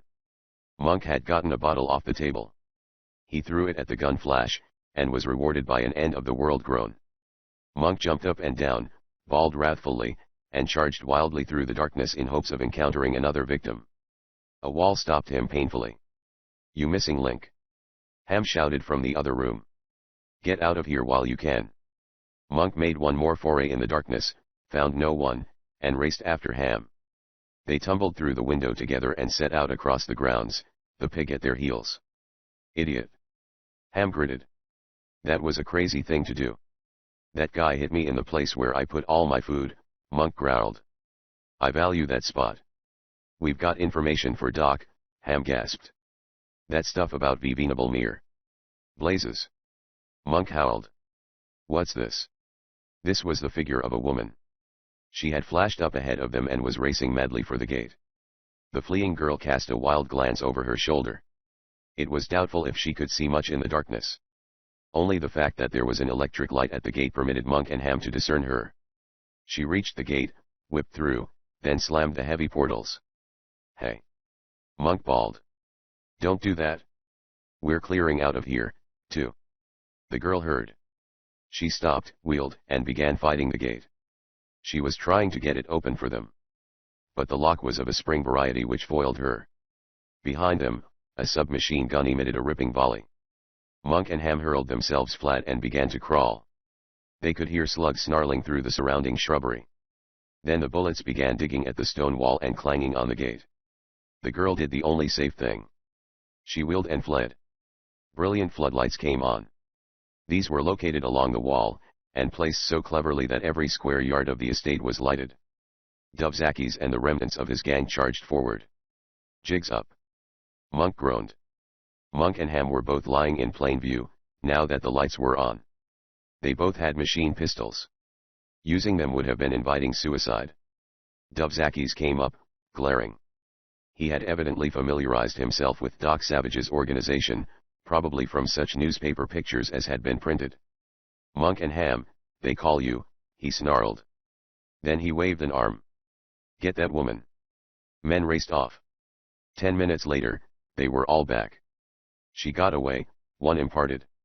"Had a car waiting down the road." "Ahrrr," muttered Dubzakis. "Who was she, Dub?" a man queried. "Redican," said Dubzakis. Monk and Ham were taken into the house. The guard they had overpowered, bound, and gagged was found and released. Everyone sat around listening anxiously for some evidence that the shooting had moved a neighbor to call the police. Nothing happened. "I bought this place because it was isolated," Dubzakis sighed. Then he came over to Monk and Ham, both of whom were now secured with bright new handcuffs. "So Doc Savage didn't swallow my line as well as I thought." Zakis growled. "Just how much does Savage know?" "I can't hear you," Monk squeaked. "I'm kinda deaf at times." That threw Dubzakis into a spasm of rage, the violence of which puzzled Monk, who had no way of knowing as yet that Zakis had been taken in the previous day when Redican put over a very good pretense of being deaf. Zakis put out his rather weak-looking jaw. "Know what I'm gonna do with you two bright boys," he gritted. "I ain't a mind reader, either," Monk advised. "I'm gonna use you to persuade Doc Savage to really go to town on this roar devil," Zakis advised. Monk squinted small eyes at him. "Yeah? How?" "I'm gonna call up Doc Savage and yell over the telephone that the roar devil is attacking my estate here." "Then what?" Monk asked curiously. "Then I'm gonna shoot you too," Zakis advised. "I'll tell Doc Savage that the roar devil did it. What do you think of that? It'll make Doc Savage real anxious to get the roar devil, won't it?" "It'll stir him up, won't it?" "It'll stir him up," Monk admitted. Dubzakis walked over and picked up the telephone. Chapter 8. The Dead Man's Voice. The telephones in Doc Savage's office were connected to buzzers which had various tones. The one which sounded now was unusually shrill, something resembling the prolonged squeak of a mouse. An extremely tall and amazingly thin man in Doc Savage's reception room moved toward the instrument. This man's appearance was rather startlingly like that of a skeleton with a very thin coating of skin and flesh. He was Johnny. "The communication may not be of memorabilia consequence," he said solemnly. "I will take it," Doc Savage said. The bronze man swung over and scooped up the telephone, which was one of a bank of several, all numbered. "I wish to speak with Doc Savage, please," said a voice over the wire. Doc Savage did not change expression, but into the room, for the briefest of moments, came the low, exotic trilling sound which was his own peculiar characteristic, the sound which he made in moments of mental excitement. The words over the telephone had come in a peculiar singing manner of delivery. And Dubzakis had said this was the method used by the Roar Devil to disguise his speech. "This is Doc Savage," the bronze man admitted. There followed a pause of such duration that it seemed the voice of the Roar Devil was not going to sound again. Then sing-song words came out of the receiver. "Please do not interrupt what I have to say, and listen carefully," directed the voice. "This is the Roar Devil. I have your man, Rennie. He is unharmed, except for minor bruises. Nor will he be harmed if you follow certain instructions." Doc Savage took the receiver away from his ear enough for the bony Johnny to hear the words. Johnny nodded, backed away and picked up another instrument, where he promptly began trying to trace the call. "Dubzakis is the man I really want," continued the Roar Devil. There was a slight pause after that, as if for emphasis. "Get Zakis, and I will trade your man Rennie for him," the Roar Devil went on. "I will know when you have received Zakis. I have sources of information. I will then get in touch with you and arrange for the trade. Now, you will want proof that I have Rennie." There was a short silence. Then Rennie's booming voice, angry and unmistakable, came out of the receiver. "I know about this trade he's trying to make, Doc," said Rennie's roar. "Tell him to go to blazes. But watch your step. And don't kid yourself that this Roar Devil isn't dangerous." The wire rattled as the connection was broken. Doc Savage, still holding the receiver, spun on Gaunt Johnny. "Get it?" Johnny said over the other telephone, "Thank you immensely," and hung up. "Supermalagorgeous," he told Doc Savage. "Thanks to the previous arrangements we made with the telephone company, we got results." "The call came from where?" "From a place in Westchester County." Doc Savage's trilling, like the note of some exotic tropical bird, came out briefly. It persisted, a delicate vibration almost too nebulous for the ear to catch, then faded into infinity. The bony Johnny looked puzzled. Doc explained. "That address," said the bronze man, "is Dubzakis' country estate." "Dubzakis, I'll be super amalgamated." "Indeed I will." Doc Savage said, "Come on." A policeman stopped them once as they drove north.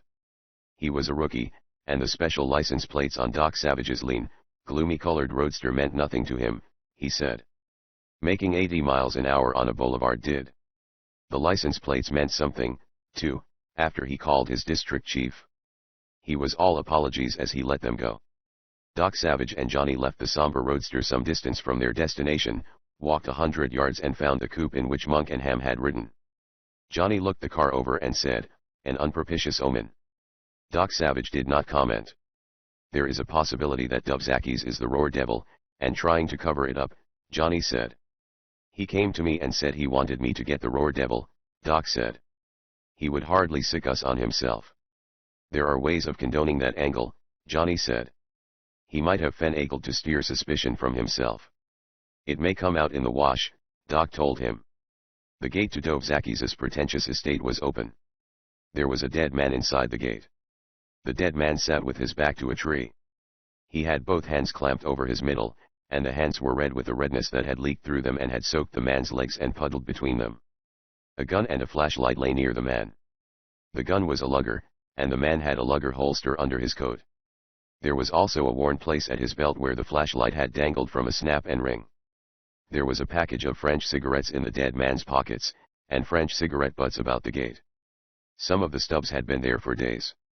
"Watchman," Doc Savage said. "Do not try to move him. They used a knife on him and he's about ready to fall apart. Bright lights inside the house made it look big and white. The front door was off its hinges. 2 of the front windows were broken out. There was another dead man inside the door, and he had been shot. The stitched pattern on his soggy chest indicated a machine gun. In the dining room, they found 2 coats hanging neatly on the back of a chair. Johnny looked at them. He used very small words when he spoke. "Ham's coat," he said, and pointed at the other garment. "This one is Monk's. Look at the manner in which Monk's is torn. They had trouble. Probably they were captured." Doc Savage went on through the house, opened a door, and was unexpectedly confronting the cloudy night, although the door had opened into what had once been a kitchen. The whole rear of the house was gone, blown away. The bronze man surveyed the damage appraisingly, noting that the floor had been blown downward in a manner which indicated the explosion had occurred inside the room. "Grenade," he said. "A large one. I'll be super amalgamated." Johnny made vague gestures, and fingered the monocle which dangled from a ribbon and had been stowed in the handkerchief pocket of his coat. "This explosion. It must have been heard 15 miles away." He glanced about, then indicated numerous empty cartridges. "Shooting and no one heard it and gave an alarm," he said. "Ditto for the explosion. That is strange." Johnny did not ordinarily speak this many sentences without at least one which could not be translated without a dictionary. Possibly that was because his big words were a form of showmanship, and he knew better than to try to impress Doc Savage. Doc Savage replied nothing, but went back into the dining room. He turned off the lights. From a pocket, the bronze man drew a device which might have been a miniature camera, except that the large lens was almost black in hue. He flicked a switch on the side of this. A faint singing sound came from the apparatus, a note which might have been made by a high-pitched vibrator. Doc pointed the instrument about the room. It gave off no visible light. But several times, objects glowed weirdly under its spell. 2 stray aspirin tablets, for instance, became small phosphorescent spots. Then a sentence in writing leaped out distinctly. Doc Savage went closer to the writing with the apparatus. It was merely a lantern for the projecting of so-called black light, or ultraviolet rays, of a wavelength invisible to a normal human eye. The writing was in secret chalk, a chalk which took advantage of the property, well known to scientists, which many substances have of phosphorescing, or glowing, when exposed to the black light. The appearance of this chalk was innocent, and it left a mark almost impossible to detect by ordinary methods. Doc Savage's aides each carried it. The letters were big and distinctive. "Monk's handwriting," Doc said. The bronze man and Johnny studied the words. "Zackies thinks V. Venable Mir is Roar Devil. All still a mystery. We got glommed. He has a quaint way of saying he and Ham were taken prisoner," Johnny said dryly. "Wonder what happened after he wrote that." Doc Savage began going over the house with more care.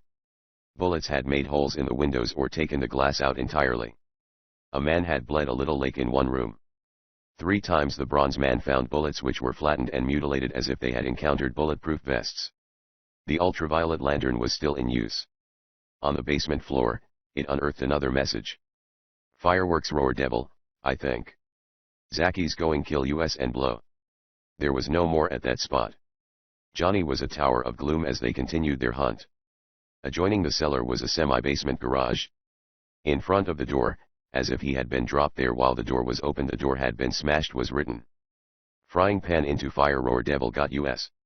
Johnny gasped delightedly, so Zackies did not kill them, after all. Probably he did not have time. Doc Savage moved into the garage.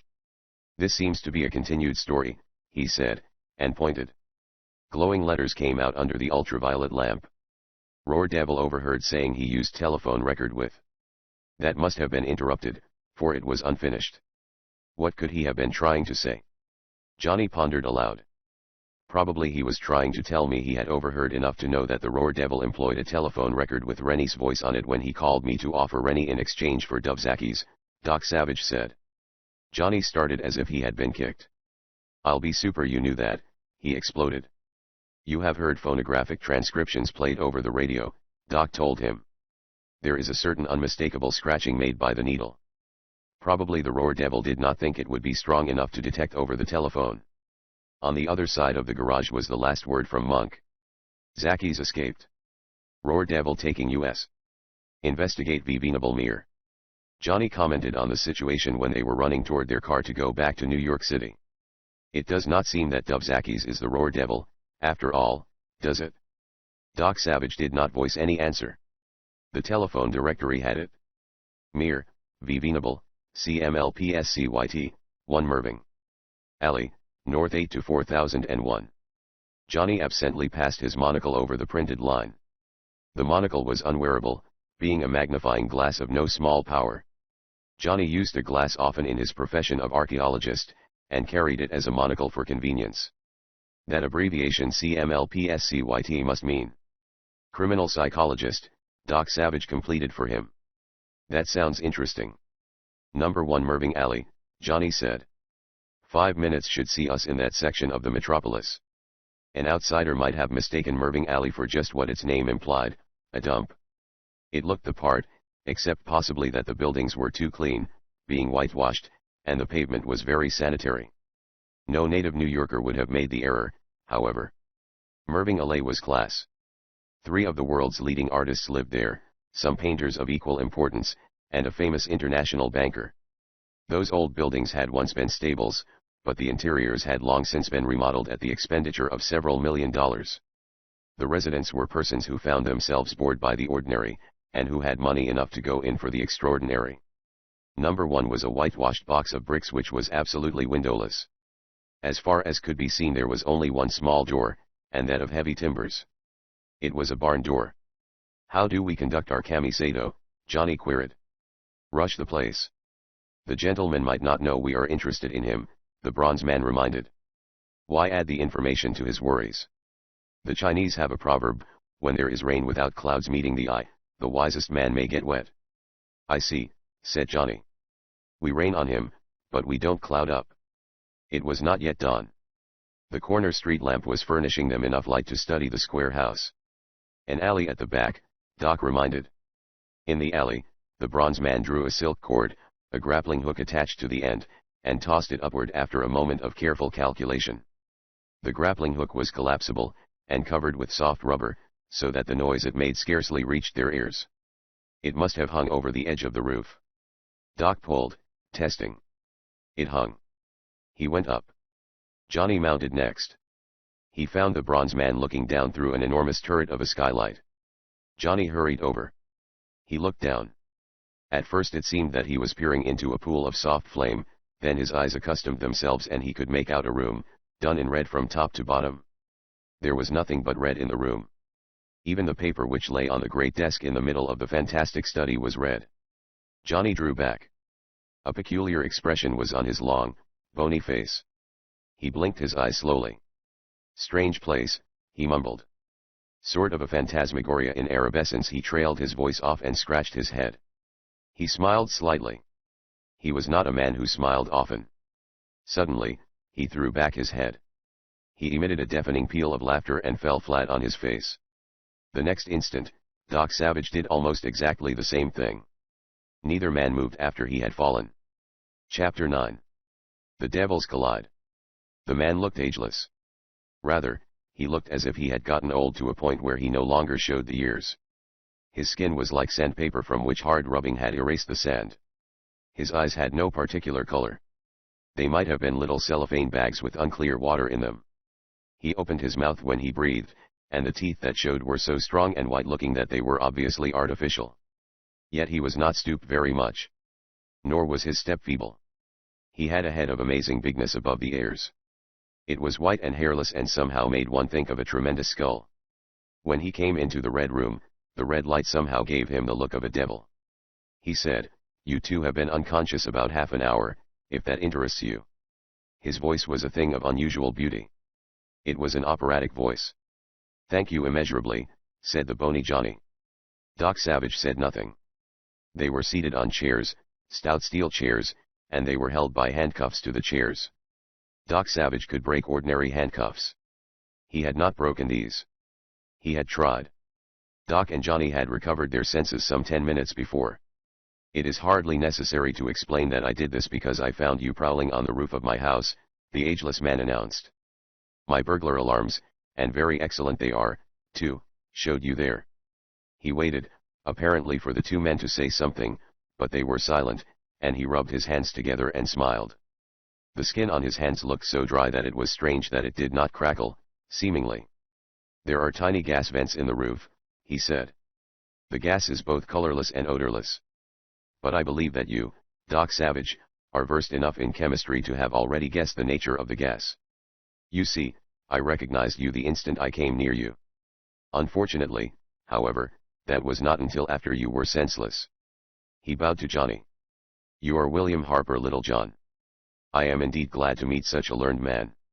Johnny gave him only a steady stare. The ageless man bowed. I am Venerable Mere, he said. I presume you came to see me. The roof of my house is of no use in gaining the roofs of other houses, for it sets apart. So I presume you were on my roof to see me. He looked at them expectantly as he paused, and when they did not answer, smiled, shook his head and continued. Indeed, I am glad to meet you, he said. I am a man of the sciences myself, although I have never put my knowledge to spectacular uses. I am a criminologist. I study crime and criminals. Study them, you understand, to devise methods of combating them. You, Johnny rapped suddenly, are the Roar Devil. Venerable Mere smiled, rubbed his hands and seemed about to bow, when the door snapped open. Redican came in. There's the devil to pay, she snapped. Dubzakis is outside with a gang. He thinks you are the Roar Devil. He's going to get you. The girl was excited, but certainly not scared. She gave the impression of being rather delighted about the whole thing. There was a gun in Venerable Mere's hand. Just how it had gotten there was a mystery. He was very fast. Tell me about it, he suggested, as if there was all the time in the world. I went to Dovzakis' place in Westchester to pick up his trail, as you directed, said Redican. I saw Dovzakis seize Doc Savage's 2 men, Monk and Ham. I saw the Roar Devil's men attack Zakis and drive him away and capture Monk and Ham. Did you see the Roar Devil? Venerable Mere demanded. No, she shook her head. He was not with his men. I overheard enough to know that. Then Zakis escaped, and I trailed him and learned he was coming here. I tried to beat him. His men were getting out of cars at the corner as I entered the house. You should have called me for orders, snapped Mere. Why? Countered the girl. Because I would have had you follow the Roar Devil's men, Mere informed her. You told me you wanted Dubzakis. My client wants Zakis, corrected Venerable Mere. I have taken a personal interest in this affair. For that reason, I want the Roar Devil. I'm no mind reader, said the girl. Venerable Mere rubbed his hands together. No sound had as yet come from the street door. Mere turned on Doc Savage suddenly. Can you talk? He asked. On occasion, Doc Savage admitted, without emotion. Who is the Roar Devil? Mere demanded. Doc Savage made no answer. What is he after? Mere persisted. Doc returned him silence. Mere sighed. I fear I do not have a trustworthy face. It must be my age. It is hard for an old man to look honest. The girl said dryly, and while we stand here singing songs, our enemies gather without. Brother, you'd better look in your hat for rabbits. Venerable Mere gave no indication of having heard her. He looked at Doc. You think I'm a crook, don't you? He demanded. An old shyster with a lot of words, isn't that what you think? You know what the Roar Devil is after, don't you? Doc Savage asked. I do, said Venerable Mere. You know why he and Dubzakis are fighting? Doc asked. I do, admitted Mere. And you know who the Roar Devil is? Doc announced. I do, said Mere. At least, I have an idea that will hold water. I think you are the Roar Devil, Johnny put in suddenly. Venerable Mere laughed. He came over and unlocked Doc Savage and Johnny. While Doc and Johnny were moving arms and legs to restore circulation, Venerable Mere moved over to the girl, stood with his back turned so that his lips could not be read, and said something into her ear in a voice so low they did not catch even the swishing of the whisper. The girl walked rapidly toward the rear of the house and was lost to sight. Come, Venerable Mere said. He led Doc and Johnny to the front door and opened it. The street was full of motionless bodies. I'll be super amalgamated. Johnny exploded. Exactly, said Venerable Mere. You see, I kept you in there talking until the gas blew out of the street. It was the same kind of gas which overcame you, and there is not much wind, so it took a little time. Incidentally, I have always wondered how the trick would work. Quite effective, don't you think? Johnny bent a studious stare on the Venable Mere. You're a metaempirical personality, he said. Venable Mere smiled, rubbed his hands. On the contrary, I am a man who makes his living by studying criminals and ways of combating them. This gas and the method of its distribution is my invention. I shall sell it to banks. Yes, I shall put on quite an advertising campaign. It is against my nature to seek publicity, but I think I shall now call in the newspaper reporters. This should get me more advertising than I could buy with $1 million. Johnny looked at Doc. I can't make this fellow out. Venable Mere smiled more widely and executed a sharp bow. May I introduce myself again as the man? Venable Mere screamed and fell down. Simultaneously, or almost so, there was a sound as if someone had whistled, and close on the heels of that, a lip-popping noise. Tumbling after that, so close that the noises blended, came the whooping echoes of a shot. Johnny started, I'll be super. Doc Savage knocked him down. Down and back, through the door into the house. And the bronze man followed him, bending over and getting the still falling Johnny by the shoulders and dragging him on into the house. During that split-second interval, a thunder of shots rolled in the street and bullets made unearthly and hideous noises as they mutilated the door and the door jamb. Venable Mere was screaming and rolling. There seemed to be blind insanity to his rolling, for it had carried him out in the street. Johnny made something like a move to go after him. You couldn't make it, Doc told him. Nobody could, unless they were in a tank. And even then, I wouldn't be so sure. They could see two of the flashing guns. They were on top of a dwelling across the street. There were at least a dozen other guns going. Doc Savage and Johnny moved backward. There was a passage inside the door, and it sheltered them. They stood there until two men ran into view. They wore clumsy bulletproof capes, steel helmets, and kept their heads down to protect their faces as much as possible. They worked like soldiers making a charge. The two seized Venable Mere. Be sure he don't get hurt, one of the men gasped. They dragged Mere away. Doc and Johnny retreated. There was nothing more for them to do here. They could hear shouting, someone ordering a charge on the house. Johnny had a machine pistol. He clipped a drum of tear gas bullets into it and emptied them into the street. That held off the assault for a while.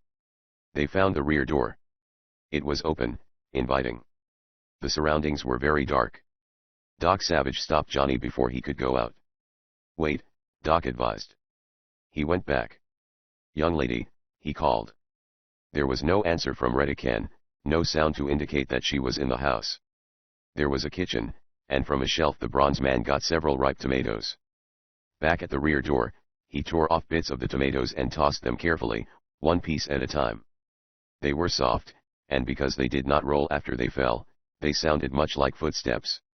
A revolver set up a loud bang bang bang. Bullets chopped and snarled where the tomato fragments had followed. Johnny let a bullfiddle moan out of his machine pistol. A man cried out. His body fell heavily. There was no other sound from the alley, but much yelling around in front. Doc Savage and Johnny were not interfered with as they ran away. They loitered in the vicinity. The raiders gathered up Dubzakis' men, who were unconscious in the street. They did not get Dubzakis. They wanted him. There was much shouted urging to find his body, but they went without it. They took Venable Mere. Cars were waiting, big fast machines which boomed into the street and picked up everyone. A radio police patrol car barged into the thick of it, to have the wheels all but shot out from under it. The startled policeman fell down a basement areaway, dragging one of their number who had taken bullets through his legs. The raiders betook themselves away. Not once did Doc Savage detect a trace of the girl. He and Johnny left the vicinity quietly. Chapter X Trail. The sunrise was resplendent, its coloring an artist's dream. But not many city dwellers get up to see sunrises. Johnny sat in Doc Savage's skyscraper office and frowned at an inspiring display of pale rosy light upon nebulous clouds, skyscraper spires, harbor water, ships. Doc Savage was going over the newspapers. They had broken out their largest type. Mammoth Mystery Raid. Staged by Gunman Horde. The story below kept pretty close to the facts as they had come to the attention of the reporters. There was no mention of Dovzacki's, Roar Devil, or Redican. Purpose unknown. There was some conjecture below that which had come from some alert rewrite man's brain. Getaway cars all stolen. 7 cars had been found.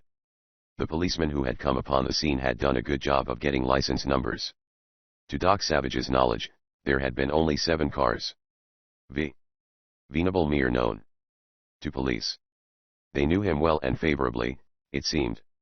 He had once served as instructor in the New York Police School, had even been a policeman, and was now a big-time consulting criminologist, one of the practical kind, not a student of theory.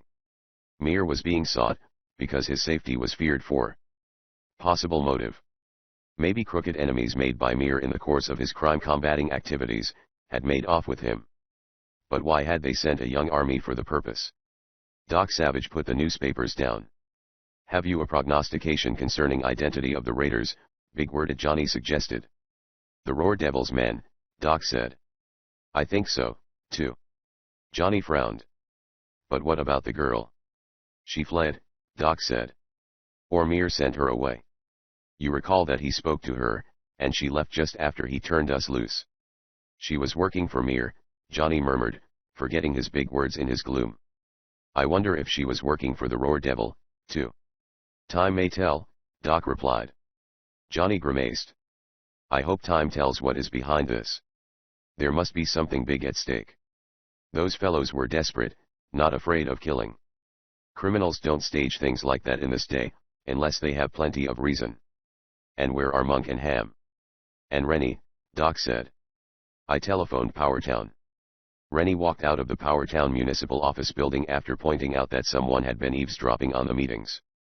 He has not been seen since. What about the eavesdropper? A young woman named Redican who answers the description of the girl who was with Venable Mir, Doc said. That information came from the hotel in Powertown where she was doing her listening in. I doubt if we ever see her again, Johnny grumbled. Maybe she was killed in all of that shooting at Mir's place. Knuckles tapped the door. Doc opened the panel. Redican came in, and bumped her nose against the sheet of transparent bulletproof glass. I'll be super amalgamated, gasped Johnny. Redican ran her hands over the glass panel and did not find a way past it. I thought Venable had all of the silly gadgets in the world, she said. How do you pass this thing or don't you? Doc Savage looked at her closely. He had studied psychology most of his life. He knew all of the character traits of men and could spot the small things which tell whether a man is honest or not, whether he is friend or foe. He could tell an average criminal at a glance, and usually spotted the cleverest of men in a short time. He could not with certainty tell the first thing about a woman, and he knew it. He lifted Johnny's machine pistol from its holster, held it in the general direction of the girl, and brought her in. He walked her directly to the laboratory and stood her in front of a large screen. He turned a switch. A big mechanical box behind the girl began to buzz. Doc walked around on the other side of the screen. It was a big X-ray machine, and the skeleton of the girl stood out beautifully on the fluoroscope screen. A gun showed just above her left knee. The gun was probably shoved into the top of a stocking. It is common practice to examine bombs in that way, Doc said dryly. Well, I like that, she snapped, suddenly understanding what he had done. Is the gun necessary? He asked. She hesitated. Maybe not here. She handed it over. Now, Doc said. What is it? Her voice sounded as if she were thrilled, not in a cheerful way, as if she were enjoying herself, but as if she were getting an enormous kick out of things, and would do the same thing over again if she had the chance. She seemed about to answer, but it chanced that Johnny walked in front of the X-ray and the girl was in a position where she could view the fluoroscopic screen. You don't look much different, she told the incredibly gaunt Johnny. Why are you here? Doc Savage repeated. Help for Venable, she said. He needs it. I want you to find him. I think the Roar Devil has him. And I want you to catch Dovzacki's for me. All right, Doc Savage told her. But we'll start with something else. With what? With what is behind all this? I'll tell you, Redican said. Who is the Roar Devil? Johnny demanded. Somebody who can shake the earth, the girl said. Somebody who can stop all sound. Somebody who has a vast organization of desperate criminals at his command. His name, Doc suggested. My friend, I'd like very well to know that myself, Redican replied. Imperspicuity, said Johnny. I went to school, the girl snapped.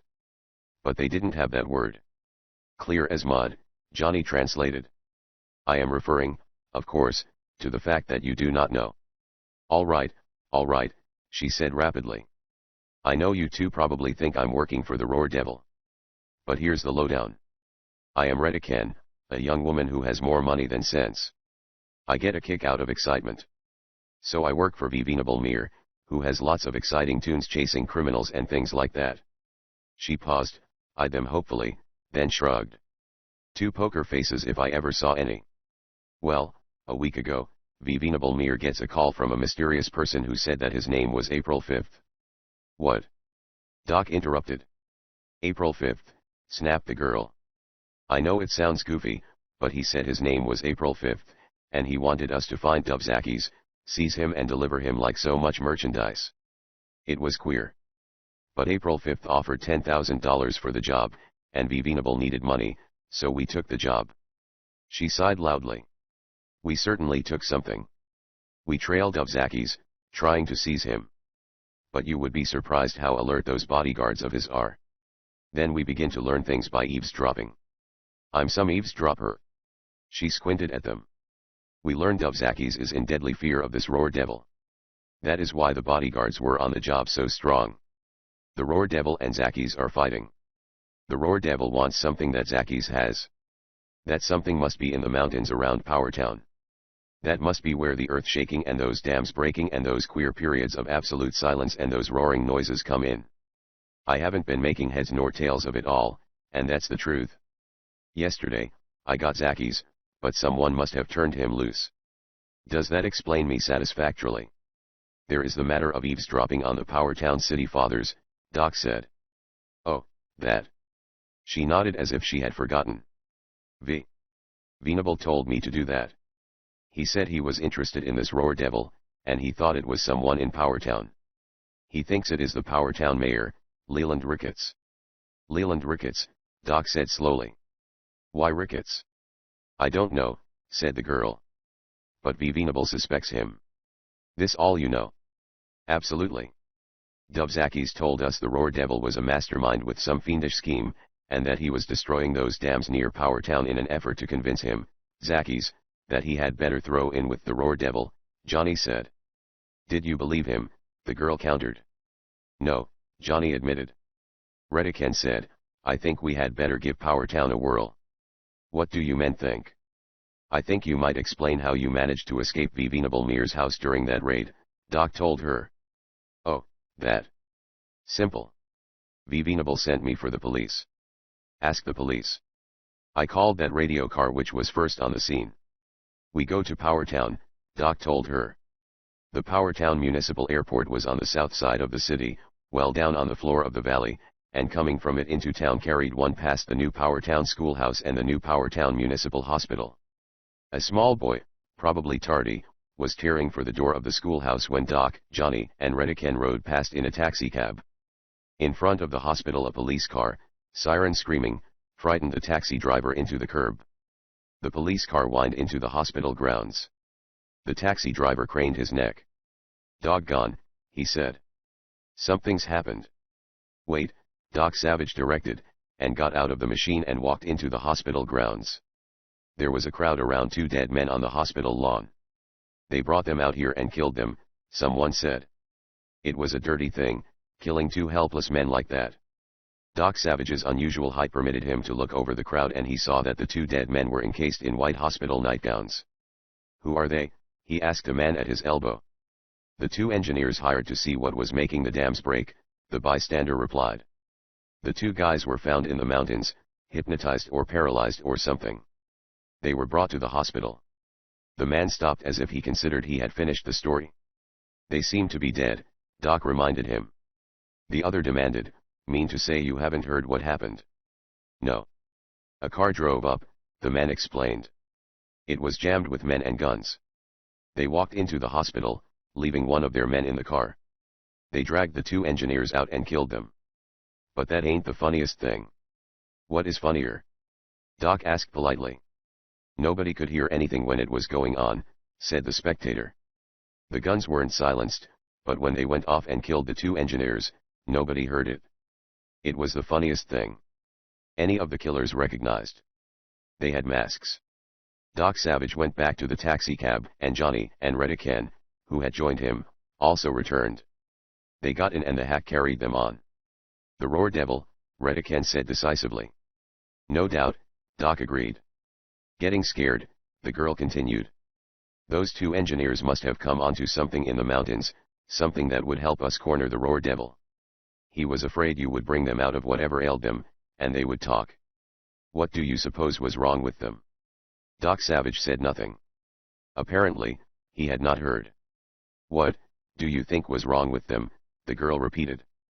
The bronze man's seeming deafness persisted. Say, you, the girl said belligerently. If you think because you're a big shot and the little tin idol of a lot of people, you can. Johnny punched her in the side. His finger was bony and the punch anything but gentle. The girl choked. Say, you. You shut up. Johnny suggested. You're making a fool out of yourself. I am I?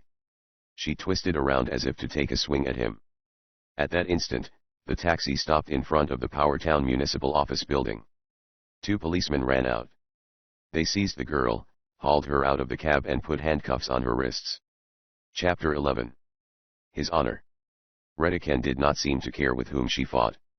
She was very mad, and she still seemed to be enjoying herself. She kicked one policeman's shins. When he yelped and bent over, she hit him in the eye. The other policeman wrestled her down and sat on her. His Honor, Mayor Leland Ricketts, fluttered down the high steps that led into the municipal office building. Mayor Ricketts looked resplendent in winged collar, cutaway and striped trousers. His gardenia was enormous. He struck an attitude. Excellent, he exclaimed stentoriously. It does my heart good to observe such sterling attention to duties on the part of the hired servants of the law. I commend you. He saw Doc Savage. His mouth hung open. Johnny was watching Mayor Leland Ricketts when he saw Doc Savage, and he tried to read the mayor's emotions. He was not very successful. It is hard to read the faces of most fat men, except for the eyes. In Mayor Leland Ricketts's eyes, Johnny thought he saw some emotion that was not pleasant. Certainly it seemed more than mere surprise at seeing the giant bronze man. Doc Savage. Ricketts said sharply. It is time you were getting here. The bronze man seemed not to note the tartness in His Honor's voice. He indicated Johnny and said, This is my associate, William Harper Littlejohn. The girl, still being held down by the policeman, said from the sidewalk, What about me? His Honor answered that. You, he told her, are going to jail. On what charge? Redican snapped. Eavesdropping, said Mayor Ricketts. Ha, the girl exploded. Since when did that become a crime? I know the law. You can book me on a nuisance charge, and I'll be out on bond in 5 minutes. Mayor Ricketts frowned pompously, eyed the policeman holding the girl. The policeman's eye was beginning to darken. That seemed to give His Honor an idea. Then we'll charge you with attempted murder, he said. The girl gargled, you she-eyed Doc Savage. Are you going to stand for this? It is hardly my position to interfere with the due courses of the law, Doc Savage told her, without emotion. She seemed about to jump up and down in her rage. What a flat tire you turned out to be, she cried. Why, I have heard you could do anything you wanted to. And here you. Take her away, said His Honor. They took her away. A rambunctious young woman, His Honor said, as he conducted them into the municipal office building. They met the city attorney, the heads of the police department and some others in the mayor's private office. They held a conference. Doc heard how the earth tremors had first been noticed about 3 weeks previously, and listened to a description of the roaring sound which different persons had heard. There were other details, which he already had heard. As far as developing something new was concerned, the conference was a dud. How about our irascible feminine colleague? Johnny asked when he and the bronze man were apart. The girl. Doc queried. Let her sit it out. You're a woman hater, are you not? Johnny chuckled. The bronze man did not commit himself on that. This one has too much vinegar and bubbles, he said. She may be trying to make fools of us. Johnny squinted. Can you not tell? No, Doc admitted frankly. Are you ready to go into the mountains? Into the mountains? Johnny seemed surprised. The earth shocks, Doc said. We must find exactly what they are. The simplest method of doing that is to spot automatic recording seismographs at scattered points, so that if there is another shock, we will have something concrete to go on. Very well, Johnny said. I brought the necessary appurtenances for such a project. Anything else you think I should do? Just keep your eyes open, Doc said. We want Rennie. We want Monk and Ham. They come first. Emphatically, Johnny agreed, and departed. Doc Savage went into the municipal office building, looking for Mayor Leland Ricketts. There was no sign of his honor. Doc made inquiries. He departed in a great hurry, someone explained. I think he got a note. Where does he live? Doc asked. On the hill. The rustic type place. You can't miss it. Thank you, Doc said. The rustic type place would have been hard to miss. It was one of the most pretentious log structures Doc Savage had ever seen, more of a mansion than a woodland type home. A young forest must have been denuded in the making of it. Everything about it and all the fittings possible seemed to have been made out of logs. There was a swimming pool. Or maybe it was a small lake. Probably both, for there was a springboard, a sand beach and a pair of canoes drawn up on one side. The lake, or pool, at one end was lined with logs, either natural, or made of concrete and colored in imitation. There was a lot of shaggy shrubbery. Mayor Leland Ricketts over the telephone to New York had been pompous and friendly. There might have been someone listening to him. Mayor Ricketts here in Powertown had been pompous and not so friendly. Doc Savage entered the grounds through the shrubbery, and he did his absolute best to keep from being seen. He made a complete circuit of the place. It was as quiet as a tomb. Doc Savage stood up and walked to the door. He was not exactly taking a chance. He wore a bulletproof coat under his clothing, and a pair of chainmail shorts. Someone might shoot him in the head, but they would have to do it accurately, because the bronze hair in view was not his own, but artificial hair on a thin but immensely strong metal skull cap. And he was keeping his eyes open. A gnarled limb with a knot on the end had been fashioned into a knocker. Doc Savage stood to one side of the door, where no one would ordinarily stand, lifted the knocker and let it fall. His features wore no particular expression as he manipulated the knocker, and a bystander could not have told whether he really expected trouble, or even a response to his summons. Doc's features rarely showed emotion. If the knocker had been a trick machine gun trigger and the weapon had ripped out, it was doubtful if he would have shown great wonder. But he looked astounded at what did happen when the knocker fell. There was simply no sound. The bronze man reacted as if dynamite had exploded under him. He whipped off the porch and down back of the nearest shrub. He crushed part of the bush in landing, and it shook itself back in place after it was released. The movement made no sound. Doc's impact with the ground had made no sound. The bright, sunshiny world had become as devoid of sound as the deepest tomb. It was incredible. It brought that scalp tingling which men mistake for their hair trying to stand on end. Doc Savage, lying face down, felt a sensation as if small birds were alighting on his back. He turned his head, looking up. Pieces of bark and bits of wood were landing on his back. They came out of the cabin walls. Round holes and splintered places were appearing in the cabin wall. Judging from their frequency of arrival, the bullets must be coming from a machine gun. When the bush began to fall apart, Doc Savage crawled. He made no bid for silence. There was no such thing as sound. He did not crawl back into the ground. The shooting was out there somewhere. He saw a basement window, knocked the glass out of the frame, and cut himself a little as he crawled through. While he had hold of the window sill, there was a faint vibratory tickling in his palms. That was the vibration set up by the impact of the bullets. Doc Savage, intending to get into the upper regions of the house and look out from some vantage point and identify the gunners, if possible, walked toward the stairway. The house was a labyrinth of rooms. Doc went through 4 or 5 before he sighted a stairway. He went cautiously, using his flake gold eyes. In the room next to the stairway, there was something which halted him. Sunlight slanted in through the windows, and there was enough dust in the air to make one of those gray fog bars which are common to sunbeams slanting into rooms. These had been in the other rooms. Doc had studied them carefully. Persons in fast motion stir up the air in a room, and it swirls, at least for a few moments after they are gone. The dust in the other rooms had been still. In this room, it was in motion. Doc studied the phenomenon. The movement was close to the floor, and the window was near a closed door. Doc Savage went over and tried the door. It was locked. It did not look strong. He yanked and the door broke open. Redican's breath, coming through the crack at the bottom of the door, had been stirring the dust. The door opened into a closet, and she had been bound securely with lengths of wire which must have come from a floor lamp.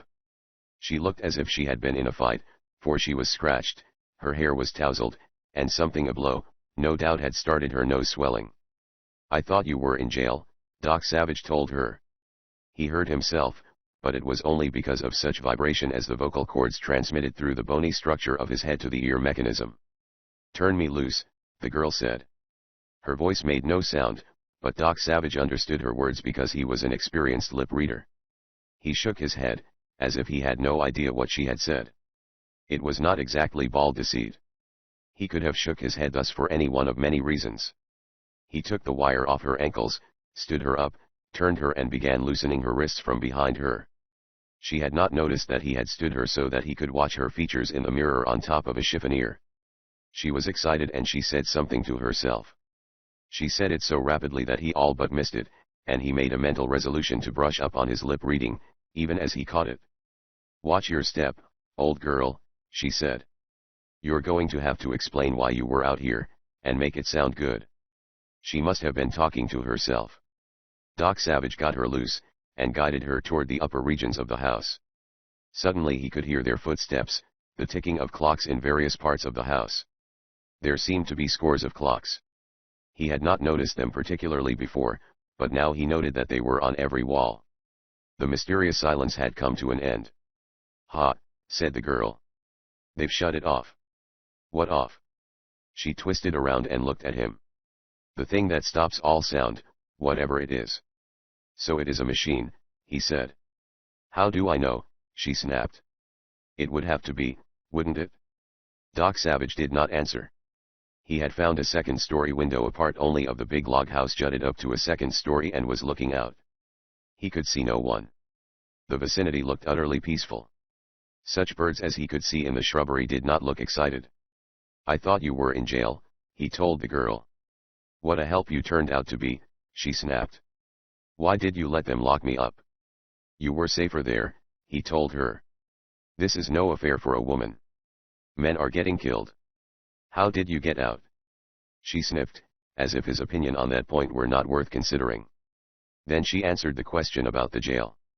"I stumbled and fell down," she said. "The very polite policeman bent over to pick me up, and I kicked his head. He went to sleep and I walked out." "Very unwise," Doc said. "Now they'll put you in jail and really keep you there." She said in an ominous voice, "I wasn't safe in jail. My life was in danger." "Why?" She made her voice even more ominous. "Mayor Leland Ricketts is the Roar Devil," she said. "You have proof?" Doc Savage asked. "I have," she said. Chapter 12. The Wronged Inventor. Doc Savage heard a commotion among the birds outside. It was around to the west of the house, and he hurriedly found a window facing in that direction. It was only a hawk. "Is it a secret, how you got in that closet?" he asked. Redican had found a mirror door in the room and was frowning at herself. "Am I a sight?" she said. "No, it's not a secret. You see, I told you Venable suspected his honor." "Why?" "I told you I didn't know why," she snapped. "Don't interrupt. I came out here to see what I could find. Believe it or not, I did look around for you first, but you were in the municipal office building, and I couldn't come in there, because that's where they have their jail and the police station and all the rest. So I came out here and got in the house and had bad luck. The Roar Devil caught me." "Mayor Ricketts?" Doc corrected questioningly. "Well, Mayor Ricketts, then," she said grudgingly. "He grabbed me and we had a fight. The old boy can scrap. He tied me up. All of the time, he kept looking out the windows real anxious like. He seemed to be expecting someone or something." "Is that all?" "That's all." "I thought you said you had proof that Mayor Ricketts was the Roar Devil," Doc told her. That proves it as far as I am concerned. She looked at the bronze man closely, inquisitively. Don't you think he acted queer? And where did he go? Doc Savage did not answer that. He said, we will look his establishment over. They began to search the big log mansion. It was no small job. There must have been at least 50 rooms, and none of them small. There should have been numerous servants for such a menage. They encountered none. Where's all the help? The girl puzzled aloud. It was Doc Savage who turned up the first really interesting item. This was a closet in a remote part of the attic, and the door was padlocked. Doc Savage picked the lock with a special tool which he carried for that purpose. Guns were inside the closet. There were rifles, revolvers and 3 submachine guns, along with some thousands of rounds of ammunition. The girl indicated the machine guns and said, Uncle Sam, don't allow this. Unless the possessors have permits, Doc corrected. They did not search steadily, but kept a sharp lookout through the windows. They saw nothing alarming. Why didn't you go out and hunt the gunners? The girl asked. Chances are 1 in 1,000 of catching them, the bronze man told her. Wise crooks have cars handy. These ones, from their previous actions, seem to be wise. Anyway, Mayor Ricketts is the chief interest at present. In what seemed to be his honors study, they scrutinized papers. There were numerous rent receipts, and Doc examined those hurriedly. Ricketts seemed to own considerable property. The girl was going through the wastebasket. Come here, she said suddenly. Doc went over. She had pieced together a torn paper. There was typing on it, but the typing was hardly readable at the end. The typewriter ribbon must have stuck. It was as if someone had been writing a note, had made a botched job of it, and had discarded the sheet for another try. They studied the note closely and finally managed to read it. There was no address on it. Doc Savage's man Rennie in Powertown. Trail him and get him. The Roar Devil.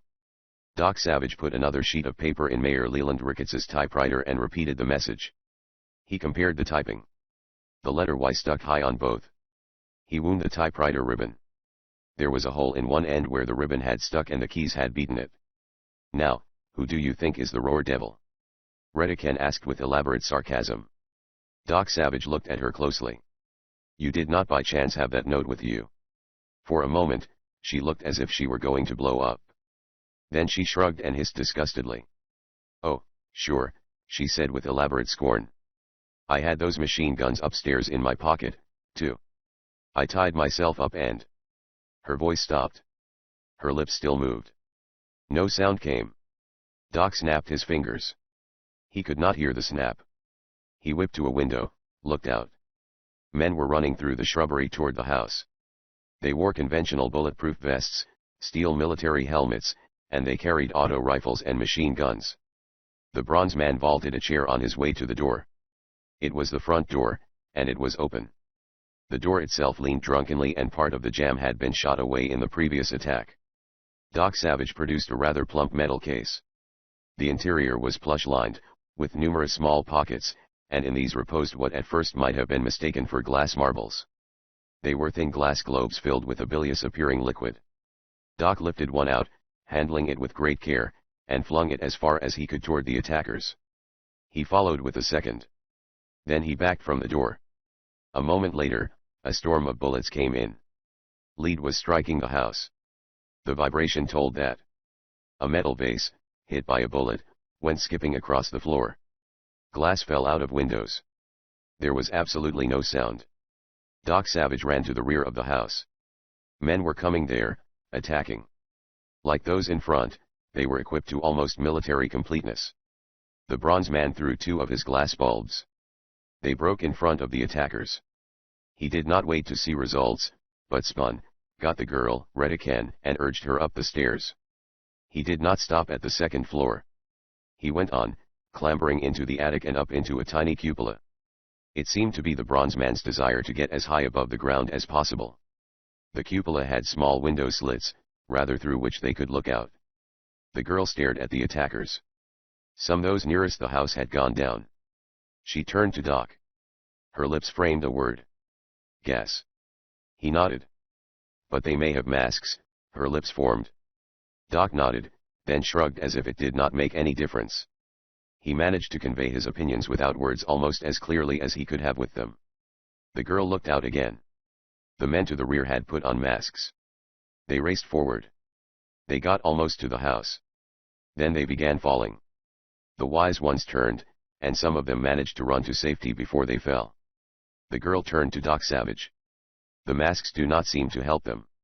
He made a gesture which indicated that it did not matter. What kind of gas is it? She asked.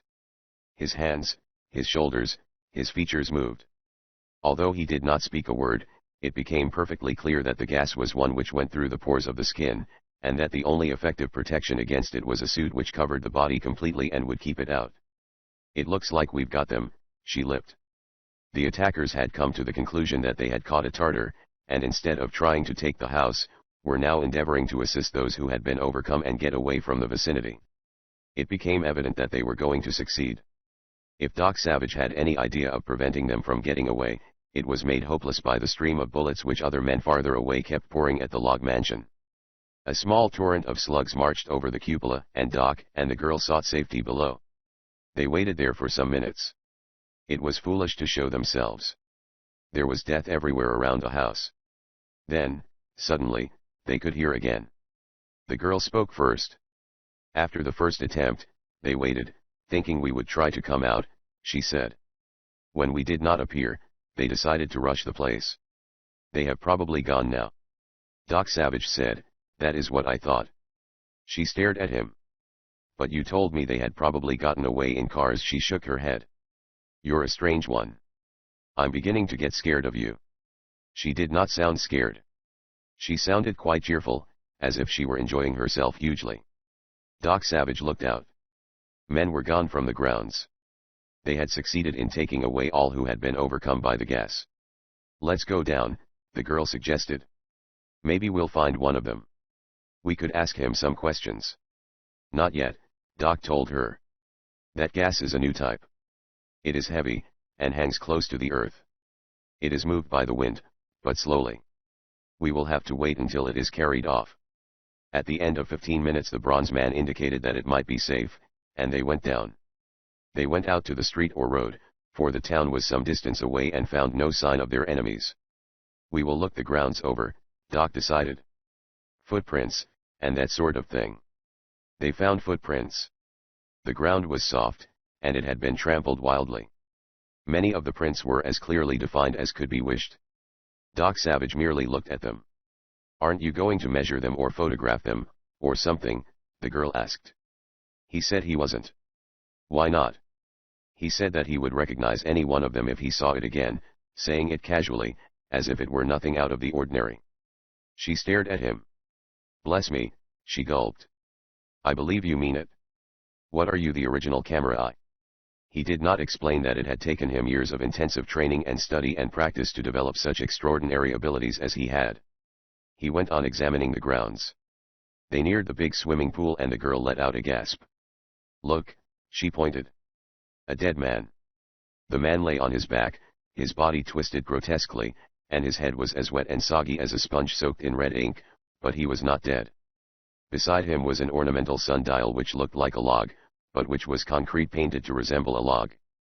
The man's head had come into contact with that, for some of his hair was sticking to the jagged imitation bark. They looked at him.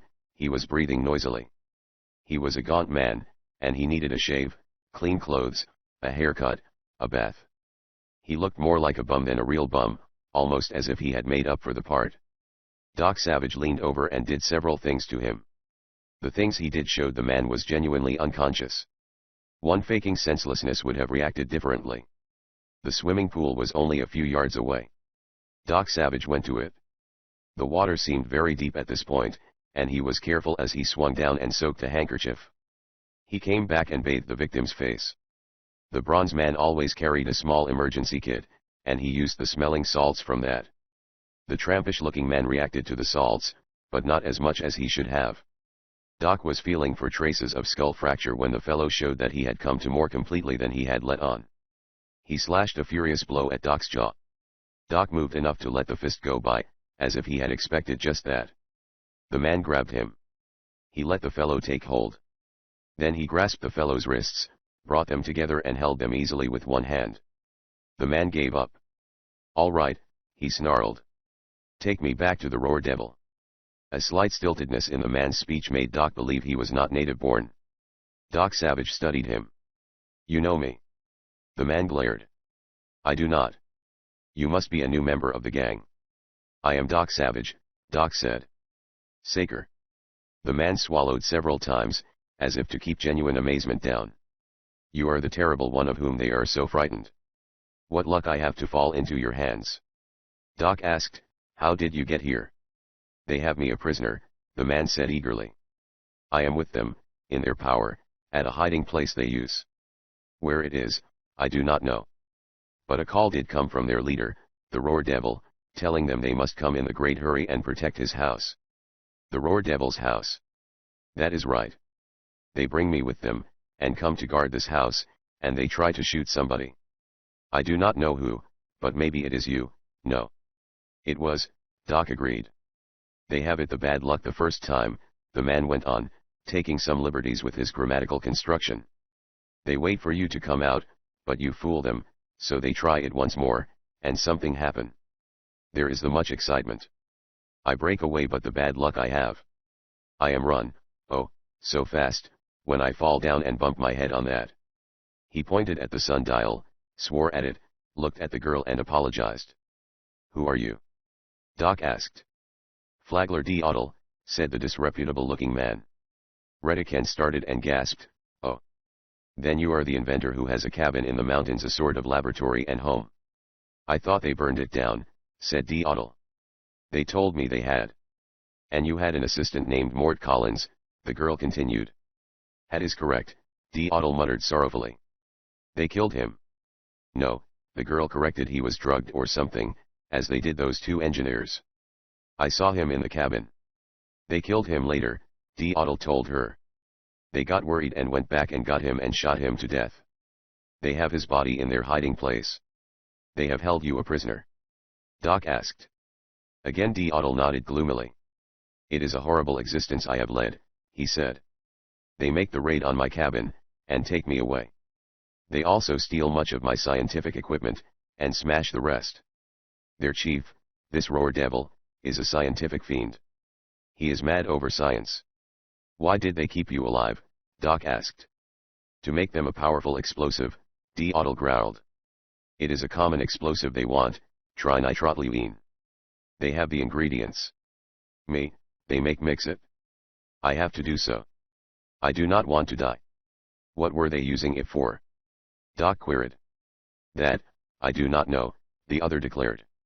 "They are used great quantity of it, however." Then he shut his eyes tightly, sighed, and a pallor overspread his face. He slumped on the ground. "Fainted," the girl said.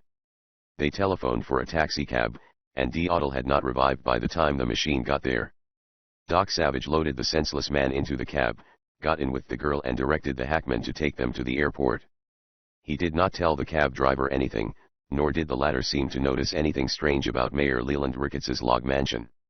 They had met him in the driveway, so that he had not come close enough to notice the marks left by bullets. They were halfway to the airport when the earth gave a distinct lurch under the car, and the driver, probably more because of fright than because the machine had been thrown out of control, ran into a ditch but did no damage. Dust jumped up from the roadway. A chimney fell over on a nearby house. There was only the one shock. The taxi driver said in a horrified voice, "My wife and kids are in a house below that dam." They all listened. There was no rumbling to show that the big dam had broken. "Drive on to the airport," Doc directed. To their ears came the thump of an explosion from a considerable distance away. A person with experience could have told that the blast was one of considerable magnitude. The driver was frightened. Although there had been no earth shock, he stopped the car again and listened, horror on his face. Finally, after he had stared fearfully for some time in the direction of the great dam, he got back in and drove on. "I wonder what that was," Redican pondered aloud. She sounded as if she were enjoying the whole thing. Chapter 13. One by one. When Doc and the girl arrived at the airport, Doc found his plane nearly entirely destroyed. The tires had survived, that was strange, but then powerful explosives often do the unusual. The rest of the plane was a ruin, with a second look necessary to even tell what it had been. It bore no resemblance to the costly and extremely modern speedplane in which Doc Savage and Johnny had come to Powertown from New York. The man in charge of the airport explained. "It must have been a bomb that somebody put in when nobody was looking," he said. "We didn't see a soul around before the thing went off, and not after, either." Doc Savage went back and got in the taxicab. "So this is the explosion we heard," the driver mumbled. Redican tapped Deottle, who was still unconscious, and assumed a knowing expression. "Some of the trinitrotoluene he said he was forced to mix," she said. "But why blow up your plane?" "Keep me from spying on them from the air," the bronze man said. "Maybe they knew that ship was fitted with marvelous air photographic equipment, cameras that could take almost microscopic pictures of the ground. And maybe they just did it to get my goat." He directed the taxicab to the local express station, and sat without moving or speaking, but watching Deottle steadily, until he got out at the station to ask for a box which might have come in from New York addressed to Alexander Smithers. The express agent looked, and came back with Alexander Smithers's box. Doc produced a driver's license which proved to the agent's satisfaction that he was Alexander Smithers. The box was large and of metal, and when Doc Savage opened it, proved to hold, among other things, a radio transmitter and receiver of unusual compactness. "There was one in the plane," he explained. "I sent this one up from New York before we left, just on the chance that there might be an emergency." He did not add that much of his phenomenal success was due to that simple habit of preparing well in advance, against every conceivable emergency. He probably prepared for 100 things that never happened for every one that did. Johnny was waiting on the air when Doc tuned in and attempted reaching him. Johnny had carried a portable transmitter and receiver with him. "What did your seismographs show on that last earth tremor?" Doc Savage asked him. "Something that wasn't very nice," Johnny said with small, gloomy words. The fact that he continued to use small words showed that the gaunt archaeologist and geologist was worried. He began to speak slowly and distinctly over the air, and Doc Savage did not interrupt the recital. It was not necessary. Johnny started out supplying even the minute details. "I went to the region which seems central in the disturbances," Johnny said. "I took a car, then walked. I went alone, carrying my equipment, which consisted of 4 of those supersensitive recording seismographs and a sonic apparatus for ascertaining in some degree the nature of the strata underlying the vicinity. I set up my instruments 9 miles north of Powertown, and 2 miles west. You will recognize the spot by the large mountain, which is very dark and seems composed entirely of stone. The mountain is rugged, marked with many ravines and pits, and there are very few trees on it. I took sonic tests of the underlying strata and found something rather peculiar and, as things are turning out, quite ominous. For instance." There was a pause, deep silence. "For instance what?" Doc asked. "Help!" Johnny's voice screamed out of the speaker. The other transmitter banged as if someone had kicked it. Then its carrier wave went off the air. Doc Savage sat perfectly motionless before his own receiver, listening for a long time. He did not move a muscle. He was so still that the girl, Redican, looked at him, and something about his immobility seemed to appall her. For the first time she looked as if she were not enjoying herself. And then Deottle revived. He groaned several times, turned over, and since he was lying in the taxicab, fell out of the machine. That, instead of putting him out again, revived him more. Redican went over to Deottle. Doc Savage still crouched before his radio receiver. He seemed unaware of anything else. Redican asked Deottle, "Have you ever seen the Roar Devil?" "Yes," said Deottle. "Who is he?" the girl questioned. Her voice was a snap. "His name is Ricketts," said Deottle. "The mayor." "Mayor Leland Ricketts of Powertown," said Deottle emphatically. Doc Savage seemed not to have heard. He had not taken his strange flake gold eyes from the radio receiver over which Johnny's last words, that cry for help, had come. Chapter 14. Candidates for Death. Johnny looked like a scholar. He was. He also looked like a man who, if given a hard shove, would fall apart. That was a wrong impression. He was as tough as walrus hide, and he knew all of the fighting tricks, either under the Queensbury or the Dockwalloper rules. He had been fighting for 5 minutes. He was not doing so badly. A man snarled and jumped at Johnny's throat with both hands held out like claws. Johnny stuck the 2 forefingers of his right hand in the man's eyes, and the man fell back and rolled over and over, cursing and yelling at his companions to kill Johnny and cut his heart out. There was 7 of the attackers, all of them gentlemen who would have looked out of place in a drawing room. They had started the thing quite confidently. They were not so sure of themselves now. 3 of them were senseless. The one just blinded was the 4th. The 3 survivors cursed and grunted and gasped and kicked and slugged. They were in the wreck of the radio transmitter and receiver, which had been trampled to pieces. They were becoming tired. Johnny, on the other hand, seemed just warming up. Boney buzzard, one gasped. Johnny performed the painfully unexpected feat of kicking a man behind him in the face without turning around, and the fracas came to a momentary pause. "We're gonna have to croak him after all," a man panted. "Chief said do that if we had to." Johnny had been wondering about that. The men had guns, but they had not tried to use them. In the back of Johnny's mind was the intention of fighting as long as they seemed inclined to keep it up without bringing in guns. One of the men dragged out an automatic. Johnny promptly stopped fighting. He half expected to be shot. But his foes appeared glad enough to have him stop. "Should have thought of the gun before," one grunted. Johnny panted loudly. He carefully made his arms tremble and his knees go rubbery. "Played himself out," chuckled one of the men. "But man, he sure surprised me." Johnny sat down. He looked as if he had collapsed. If anyone noted he had come down on a smooth hard rock, they did not think anything peculiar about that. Nor did anyone seem to notice that Johnny had torn a button off the cuff of his coat and was surreptitiously making marks on the flat stone. The rock was hard. Johnny's secretive scrapings on it left no perceptible trace. The men gathered around him after they had rested a bit, searched him, and took away his machine pistol, ammo drums, money, notebooks, seismograph charts, and other paraphernalia. "What did you learn about the whole thing?" one of the men asked Johnny. "Get the lowdown."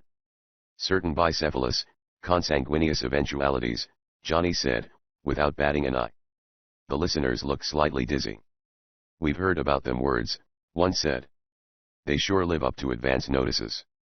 They proceeded to revive their companions. No one had been damaged seriously and get them in moving condition. Johnny watched them. A small stream made noisy gurgles nearby. It was because of that sound that the assailants had been able to come upon him unawares, Johnny decided. Of course, he had been careless to the extent that he had permitted himself to become too absorbed by what he had been doing. That is a common fault of scholars, or, possibly, not a fault, because it is impossible to learn anything without concentration. They must have been watching him for some time, Johnny perceived, because they had gathered up the seismographs which he had planted at intervals. They now destroyed these, using stones to beat them into a metal pulp. Johnny winced with each destructive blow. Those things had cost more than the average bank president earns in a year. "You are the Roar Devil's men?" he demanded. "Heck, no," said one of the men, acting surprised. Johnny frowned at him. "You are not going to lie to me?" "Heck, no," said the other. "We're field agents of Santa Claus. We go around looking for little boys." "Stow it," someone snapped. "This guy was lollygagging over that radio when we jumped him, and somebody is liable to have gotten wise. We'd better blow." They walked the bed of the noisy little creek. Sometimes the water was up around their hips. More often, it washed their ankles. It was cold. The men shivered and swore. The creek dropped down into one of the minor reservoirs, minor only in that it was but a part of the development around Powertown. The lake was deep, a mile wide and a number of miles long. Where the creek emptied into the lake, there was a hidden flat-bottomed boat fitted with an outboard motor. The men got in. They flooded the carburetor of the outboard in trying to start it, and the man with the starting cord accidentally whipped the faces of those behind him with the cord. They nearly fought. After the motor had started and the boat was moving, it could be seen that the exhaust the pipe was underwater was leaving a trail of oil. "Somebody mixed too much oil in the gasoline," a man gritted. "Wonder if anybody can trail us by that." They worried about it, but did not change their course. By the time they reached the other side of the lake, they had hit upon a plan. They unloaded on a sloping rock beach which would retain no footprints. They did not bring the boat clear in, but waded ashore, then turned the boat and, with the motor wide open, headed it across the lake.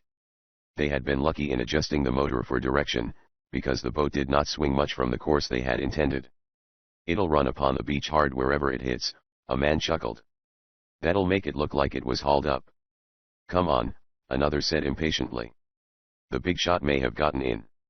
It looked like a little summer camp, very peaceful. There was a golf course of 9 holes, with several men playing on it. The men were correctly dressed for the game, but they were playing terribly, slicing balls into the rough and missing swings entirely. Some of them were acting as caddies, but their attitudes were strange, because they swore terribly at players who accidentally drove balls into the rough. There were tennis courts, with lean, hard-looking players on them. There was a swimming pool, and more than one man in swimming or getting a sunburn had bullet scars on his person. There were no women in sight. The hangout, at? Johnny asked. One of his captors looked disgusted. You catch on that quick, he growled. It would not fool a policeman 30 seconds, Johnny replied. They advanced toward what was ostensibly a small hotel, from which a driveway led toward a distant paved highway. Men, neat in white flannels, had dice and poker games going on the veranda. Looking them over, Johnny decided they were as hard an aggregation as he had ever observed. They were older than the average mob of criminals, too. Johnny had been through penitentiaries, where he had been struck by the youth of the inmates, the majority of them around 20. The ages of these men would average between 30 and 40. Whoever had assembled them believed in experienced heads. No guns were in sight. Probably that was in case the police should pay a visit. Johnny was escorted inside. The lobby was large and ornate, and there was a fountain and a pool in which fish swam. The pool was quite large. They led him to the fountain. He noted that a small imitation brook, fish swimming in it, ran off across the lobby floor, and was crossed by tiny rustic bridges. It was rather clever. One of the men pointed at the pool and said, "In." Johnny eyed the pool. It was deeper than he had expected, but clear, and he could see the long green strands of artificial moss in the bottom. There was moss on the sides, but the pool looked what it was supposed to be. Going to drown me here? Johnny asked. Rather preternatural, no. He was given a shove and fell into the pool with a great splash. Because his hands were still bound, Johnny knew he would have to clamber up the sides to get out, so, while he was still under, he stroked with his feet, shoving himself over. To his astonishment, he came up under a hidden lip beyond the moss, and found himself in an airspace. The nature of the pool must be cleverly camouflaged with the moss, and mirrors, as well. Hands reached down and seized him. He was hauled, dripping, into a space that was very cramped. Then he was dragged down what seemed to be a ladder, for he banged its rungs in falling and was kicked by his captor. He was stood erect in a narrow passage and marched forward, then down steep steps and into a brightly lighted room. The lights were so bright that he could not see for a moment. Monk's small, childlike voice said, "Well, do look who is with us." Johnny's eyes accustomed themselves quickly to the light, and he could make out Monk, and Ham as well, shackled by chains to concrete rings in the floor. A very unceremonious encounter, Johnny said. "Holy cow," boomed a voice from a corner. "How'd they get you?" It was Rennie, also chained. He was battered, and not many of his clothes were still left on him. The hide was practically all gone from the knuckles of his enormous hands. Johnny explained how he had been captured. He was not interrupted, except that his captors equipped him with another chain and fastened him to the floor. They did not, however, try to stop his speech. "Have you gentlemen learned the motivation of our fond hosts?" he finished questioningly. Rennie shrugged, Monk shook his head, and Ham stared gloomily. "The trouble seems to be between the Roar Devil and Dubzakis," Rennie said, booming. "Dubzakis has something hidden that he is determined the Roar Devil shall not have, and the Roar Devil is just as determined to get it." "Know what it is?" Monk asked Johnny. "No. Don't you?" "Nary a guess," Monk grumbled. "We been putting together all we heard, and we about half concluded whatever it is ain't money." "Then what could it be?" "Your guess is as good as anybody's," Monk told him. Ham studied Johnny intently. "You were up here with those seismographs and things when the earth gave one of its shimmies. What did you decide?" "I decided that things are very bad, and can become worse," Johnny said slowly, shunning his usual big words. "I will explain why. My soundings with the sonic apparatus showed me an enormous earth fault of rather unusual formation. For instance, some hundreds of feet below the surface the so-called bedrock is interrupted by a strata of sand and gravel which, in turn, lies on other bedrock. This sand and gravel sheet slopes upward at an angle, and you might liken it to a layer of ball bearings under the surface of the earth. In other words, every pronounced shock causes a correspondingly much greater shift in the Earth's surface. For instance, I am quite sure that the surface of the region around Powertown, and especially about the dams, has moved some 12 or 15 feet recently. You can guess what effect that has on the surface. It has resulted in the breaking of dams, and it will result in the breaking of others if more blasts are set off. Blasts. Monk interjected. What are you driving at? The thing which causes the earth shocks, as far as the seismographs showed, and they are very dependable, is an explosion of tremendous power, said Johnny. Nerds. Monk said. An explosion big enough to cause the surface of the earth to slide would be heard for miles. You forget, Johnny said, the silencing device, or whatever it is that brings those periods of absolute silence. That roar devil is a clever cuss, Monk grunted. If we only knew who he is, Johnny murmured. Monk blinked. We do. You mean? Johnny gulped, and seemed too surprised to continue. Oh, we've overheard enough to tell us who he is, Monk said. Who is he? Mayor Leland Ricketts, of Powertown, Monk said. There was a commotion at the entrance. The guard looked up the passage, then grinned over his shoulder at the prisoners picketed out on the floor. You've got company coming. There was more scuffling, then a man was hauled through the opening, kicked ungently to the center of the floor, and staked out with one of the chains and iron rings. Johnny stared at the newcomer. It was Venable Mere. So you're back with us, Monk told Venable Mere amiably. That seemed to indicate Mere had been a previous companion. Johnny asked about this, and was assured it was true that Venable Mere had been hauled away, some hours before. They seemed to think I might know how they could catch Dubzakis, Mere explained. They have had me in a room firing questions at me since. Johnny continued to study Venable Mere, as if to convince himself of the man's exact position in the mysterious trend of events. One might say you are a private detective, Johnny said abruptly. A criminal psychologist, Venable Mere corrected, then he reconsidered. Maybe private detective is a general term which would describe my present connection with this affair, if one did not want to be too specific. And you were hired by a mysterious individual known as April 5th. Correct. Who is April 5th? I have not the slightest idea, Venable Mere registered curiosity. How did you learn all of this? Redican told us. An estimable young lady. I am glad you learned what you did. I fear you suspected me of being the Roar Devil. Johnny did not admit or deny this, but nodded at Venable Mere. You seem to have been shot during the raid on your house in New York. For answer, Mere opened his shirt. His shoulder was in bandages. Does that satisfy you? He asked. Rennie boomed, lay off. Didn't we tell you Mayor Leland Ricketts is the Roar Devil? A man in the door laughed, and said, I hope your boss, Doc Savage, is as sure of that as you are. Monk looked at the man, who was one of the Roar Devil's gang. Better not wish that, guy, he said. Doc might find a way to glom onto your chief. The other sneered. Get wise to yourself, Monkey Knuckles. Wise? Monk frowned. Sure, chuckled the other. We've been taking you for a ride. The Roar Devil is not Mayor Ricketts. We've been kidding you. Chapter 15. The Break. Silence followed the announcement that the Roar Devil was not His Honor, Mayor Ricketts of Powertown. Monk, Ham, and Rennie seemed rather firmly convinced on the point, probably due to what they had heard in the past. Johnny held his peace because he did not have enough information to hold any convictions in any direction. Venable Mere was quiet because he did not seem to feel good.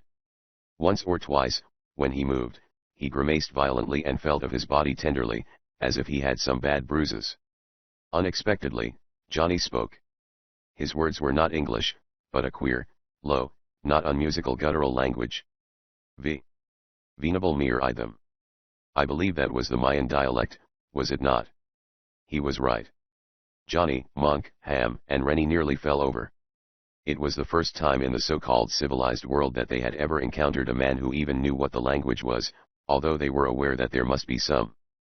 The tongue was that of a lost race, the mighty ruling clan of the ancient Mayan Empire, a people lost for centuries. Doc Savage and his men often spoke this Mayan tongue when they did not wish to be understood. The man of bronze. You understand Mayan? Johnny demanded of Venable Mere. Not that Mayan, Mere said. I was in Yucatan, and learned one of the modern dialects. I'll speak that, Then, Johnny said. The gaunt archaeologist and geologist then launched into the slurring syllables of the modern Mayan dialect, with which he and his companions were also familiar. They gave me the usual searching, Johnny said. They even pried the heels loose from my shoes to see that there was nothing inside. They did not, however, remove the buttons from my coat. The top buttons and the bottom buttons, if crushed together, will burst into flame, giving off a gas that will make a man senseless if he breathes it. The gas is merged with the air and rendered harmless after a few seconds, so that you can escape it by holding your breath. I know all about that, Monk said. Doc worked out the formula for the gas, and I helped him. You must shut your eyes, too. The stuff kinda smarts if you don't. That guard at the door has the key to these locks, Rennie boomed in Mayan. I am going to raise a fuss, and make him mad enough to come over here and kick me or something. When he is over here, use the gas. That way, we can get to him after he goes down. The way it is, we couldn't reach him on account of these chains. Excellent, Johnny agreed. The bony archaeologist and geologist began to work carefully. Without being discovered, he plucked buttons off his coat and carefully crushed them on the concrete floor. It was necessary to have them smashed into a fine powder, he explained quietly in Mayan. He made 2 piles, which looked no different. I'm about ready, he said in Mayan. Rennie opened his mouth to start his yelling, then closed it. The guard came down the stairs, followed by another man. The 2 of them walked over to Venerable Mir, put handcuffs on him, then unloosened his chain. What's up? Venerable Mir asked nervously. That girl, said one of the men. She's getting in the big shot's hair. He wants you to tell him a way of grabbing her. Venerable Mir yelled, I won't. So you think, the other snarled. They took Venerable Mir away. He turned at the door and said, I hope your scheme works. He said it in Mayan, rapidly. The guard struck him a terrific blow, knocking him up the steps, and snarling, I'm getting tired of hearing that gobbling and clucking among you guys. The prisoners left behind were quiet for a time. They did not exchange words, but it seemed mutually agreed that it might be best to wait a little. At length, Johnny said in Mayan, we might as well try it now. I'll yell, said Rennie. The big-fisted engineer threw back his head and began to howl. His yells were incredible. They all but tore the place apart. The guard, who had been up the steps a few feet, came clattering down. Cut that out, he gritted. Rennie only bawled the louder. The guard ran toward them. He did not go to Rennie, but to Johnny. And he suddenly kicked the 2 piles of powdered chemicals apart, scattering them on the floor. You guys must think I ain't got eyes, he snapped. That foreign gobble you were speakin' tipped me off. Rennie said disgustedly, oh, what awful luck. But it was not over. Johnny had been crouching on his heels and he straightened suddenly, explosively, and butted the guard in the side. The latter was not taken entirely by surprise, but he did not fathom Johnny's true intention in time. The guard was knocked back across the floor. Monk was ready. He received the guard in 2 furry beams of arms. The guard let out one agonized bleat, then Monk banged him on the floor. They rolled. Monk's chain rattled. The guard got his gun out and managed to shoot it 3 times. None of the bullets hit anybody, but the noise sounded like a 16-inch rifle in the chamber. Monk managed to knock the man's head against the concrete floor, so that he became senseless. Monk fought to get the keys to their shackles. Feet clattered on the ladder. The shots had brought more of their captors. 2, 3, 4 of them. They came in cursing, and charged. The keys were on a heavy ring and Monk threw them at the foremost man. He hit the fellow in the face, but it only enraged the man. During the next 4 or 5 minutes, they were handled roughly. Handcuffs were put on their wrists. They were loosened from the chains. We're moving you birds, said one of the men. Things are getting hot. We don't want you found here. They were led up and pushed, one at a time, into the fountain. Coming up in the pool, they were hauled out, dripping water, and forced to stand in the little artificial brook which ran across the lobby floor. No doubt that was why the brook was there, so that persons coming out of the pool would not drip water on the lobby floor, and thus betray the secret entrance. The occupants of the fake summer hotel surrounded them. They did not seem to approve of the fact that the prisoners were still alive. They're dangerous, a man said. They ought to be bumped. Roar Devil's orders are to keep 'em around, another informed him. Why? On account of a very simple reason. Yeah. These guys know all about this Doc Savage, the other said grimly. They can tell us things that will help put the grab on the bronze guy. They won't talk. You bet they will, the other grunted. The Roar Devil knows all about truth serum and things like that. They'll talk whether they wanna or not. It became apparent that some of the men were to accompany the prisoners, while another party was assembling out by the tennis courts. A man appeared, bearing arms from some hiding place, and distributed them to the second party. The purpose of the second group was apparently a mystery to at least some of those who were to accompany Rennie and the other prisoners. What are they up to? A man asked. The chief has got a scheme, a man replied. We've got this Doc Savage thinkin' Mayor Leland Ricketts is the Roar Devil. If we can cinch that idea in the bronze guy's head, then croak Ricketts, we'll have handed the bronze guy a dead cat. He'll think he's got the whole thing wound up, especially after he finds his pals, here, croaked. We'll croak 'em after Ricketts is dead. Then we'll all lay low until the bronze guy goes off the job. What about the Dubzackies angle? Chief is all set to glom Zackies right away, chuckled the other. Once we get Zackies, everything will be Jake. A man glared at Monk, who was listening intently, and snarled, pull in them big ears, you chimpanzee. Monk, on the point of making an angry retort, broke forth in a wide grin. A man had come into the lobby leading a small animal by a chain. The man limped, was wary of his charge. It was the pig, habeas corpus. The fellow leading the show carried a long club, apparently to defend himself. Habeas was grunging angrily and showing vicious-looking tusks. Say, our hog bites poison, the man with the pig demanded. Almost everyone laughed at him. The prisoners were started off. Monk, walking beside Ham, growled, so Mayor Leland Ricketts ain't the Roar Devil, after all. Rennie, following them, rumbled, look it, you birds, maybe this talk about Ricketts not being the brains is just a gag to throw us off. Maybe he is their chief. Somebody said, put the muffler on that gab, back there. There was some excitement as the pig, habeas, bit someone and the victim demanded the satisfaction of shooting the porker, which seemed only to amuse everyone.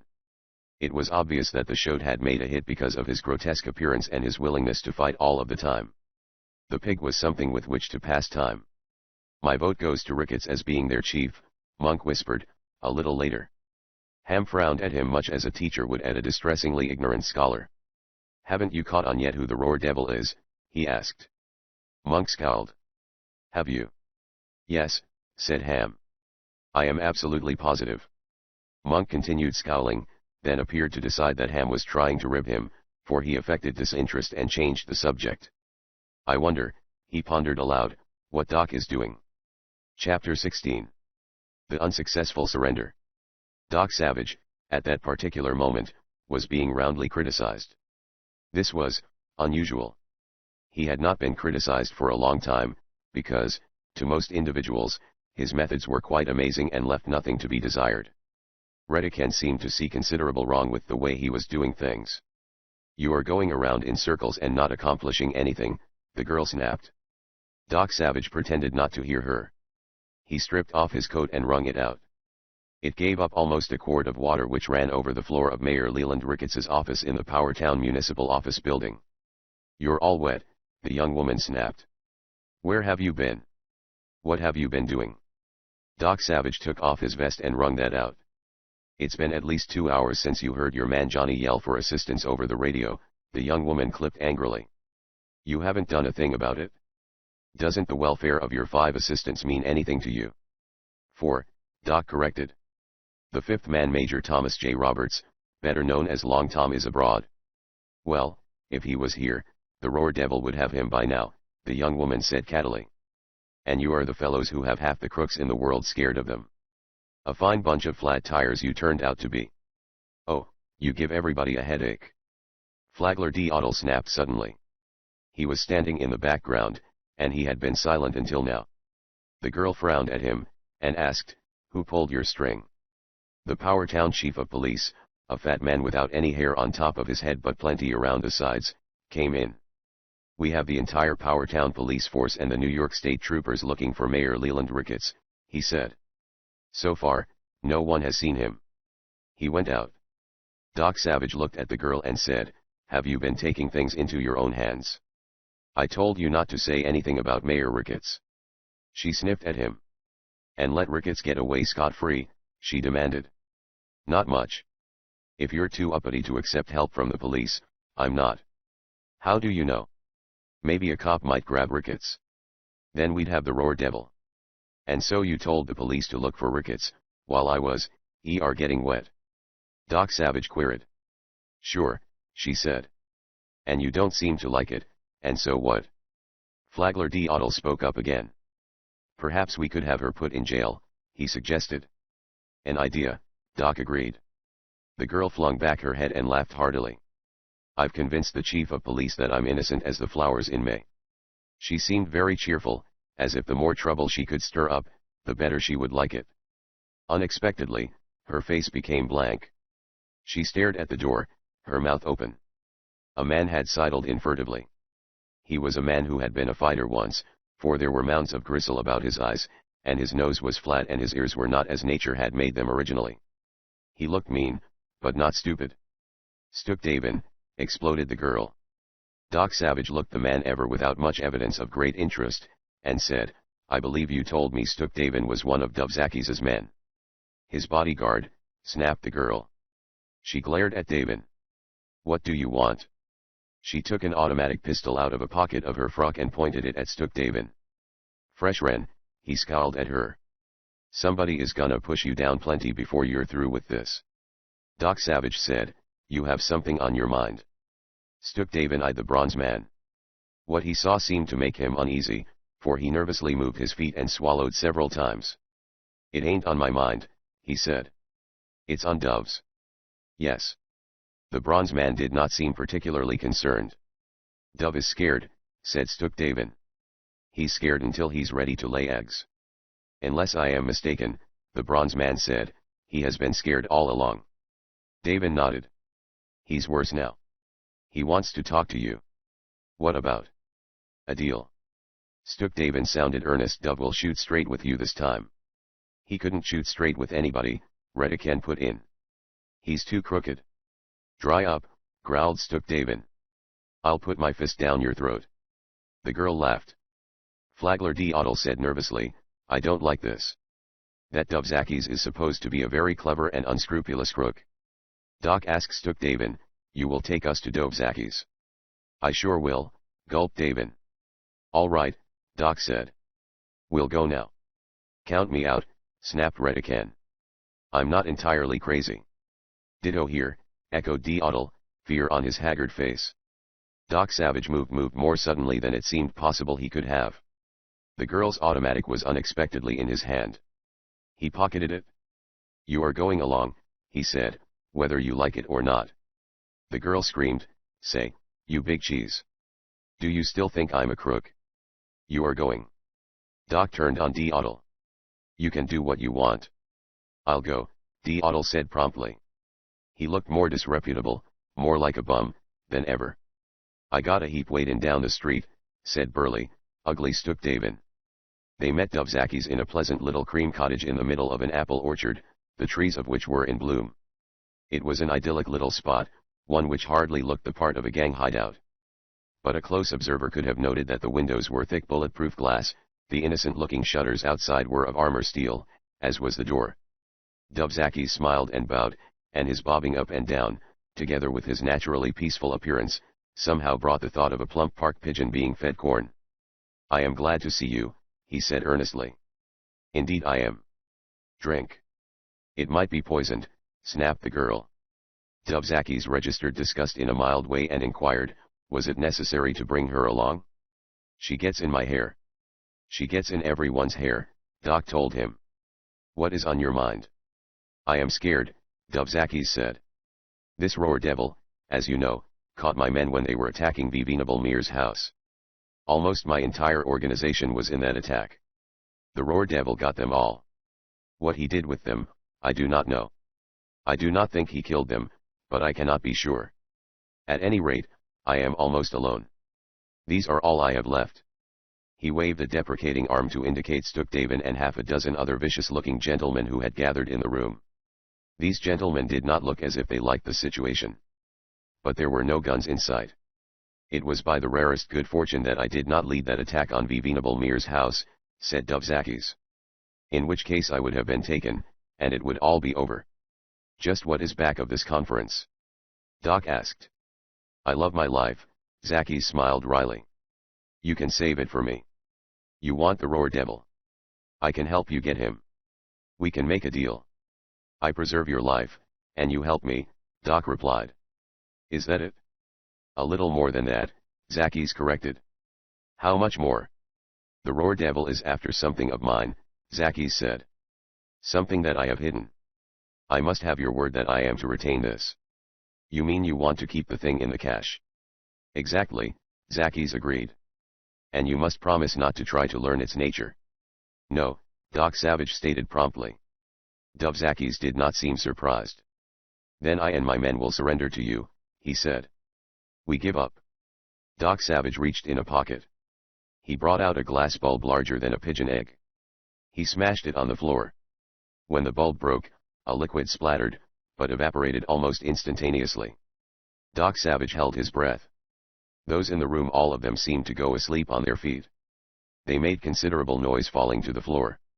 The girl, near the door, tried to run, but did not get outside before she, too, collapsed. Doc Savage moved as if he were in no great hurry, and knew exactly what he was doing. He got materials with which to bind them, strips torn from a rug, wires off a clothesline, and adhesive tape from a medicine cabinet. Then he went to work. When he stood back to survey the job, it was quite evident that Dubzakis, Stukdavin, and the rest of them would never get free of their own volition. Redican was not bound. Neither was Flagler Deodle. Doc Savage picked the girl and Deodle up and carried them out to the car in which they had come, Stukdavin's car. He seemed in no particular hurry as he started the motor and drove toward Powertown. Once he stopped the car and seemed to be thinking deeply. His small trilling sound came out, but in a vagrant sort of way, as if the thing which had provoked it was some conclusion not entirely new, but rather one already fully recognized. The car was in motion again when the girl and Deodle awakened. They aroused themselves rather quickly, and seemed to suffer no bad effects. What was that stuff? The girl asked. An anesthetic gas, Doc told her. I have used it for a number of years. But didn't it get you? You escape it by holding your breath. She snapped, you might have told us. Flagler Deodle asked, what about Dubzakis and what is left of his gang? Doc Savage tooled the car around a corner. It was a big machine, quiet and fast. The day had turned out warm. The balmy spring breezes whipped the unbuttoned collar of the bronze man's shirt, but, strangely enough, did not disturb his metallic hair. We will tell the police about Zakis, he said finally. The girl snapped at Doc, you double-crossed them, as if he had committed some crime. You will distinctly recall that I promised them nothing, he reminded her. They reached the Powertown police station, and Doc Savage informed the chief that Dubzakis, who knew much about the mysterious earth tremors menacing the big dam above Powertown, could be found at the cream house in the apple orchard. The police charged off in 3 squad cars. Doc, finding them missing when he went back to the car, went hunting the girl and Deodle.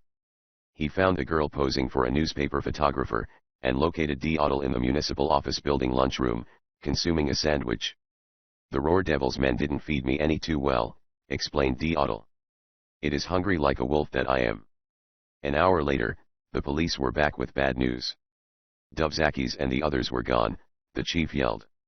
During the next hour, Doc Savage conducted himself as if he had all of the time in the world, indeed, as if there was nothing of particular importance afoot. This aggravated Redican. Your bungling lost us Dubzakis, she accused. You could have brought him and his men back in the car. Why'd you overcome them in the first place? They had surrendered, hadn't they? Doc said nothing. I think you're a dumb cluck, the young woman said cheerfully. Doc Savage scowled at her. This was unusual, because he was noted for the degree of calm which he managed to maintain on all occasions. But he was not accustomed to having a young woman around sticking verbal pins into him. I did not want Dubzakis on my hands, he said sharply. The young woman looked at him intently, then began to laugh. Ha, she snapped cheerfully. I thought so. You've got some black, vile plan up your sleeve. But you shouldn't have sent Dovzakis to his death. The Roar Devil will not kill Dovzakis, Doc told her. He will make Dov show him where the cash is. Ah, the mystery cache, said the young woman. Now tell me what is in it. Doc ignored her. Otto had been listening, and now he shook his head, got up, and murmured, what is behind this trouble, it is a great mystery to me. They were in the police chief's office. A box of cigars stood on the chief's desk, open. Otto walked over, took one of these, found a match, strode to the window and reached up to strike the match on the iron lock of the window. The match popped alight and he brought the flame clang. Glass fell out of the window. A bullet made a buzz and snap in the room. Otto shrieked and fell flat on the floor. A series of agonized moans came from his lips and a scarlet worm came creeping out from under his body. Chapter 17. Mayor Ricketts. Doc Savage jerked one of the glass anesthetic bulbs from his pocket and dropped it on the floor, holding his breath as the ball shattered. The girl, Retta Ken, taken completely by surprise by the colorless and odorless gas, went to sleep on her feet and fell heavily. Otto ceased his moaning and twitching an instant later. Doc Savage spun through rooms, making for the doorway. There was shouting in some of the rooms, stirred up by the shot. But Doc was out of the building without encountering a cop, or seeing anyone.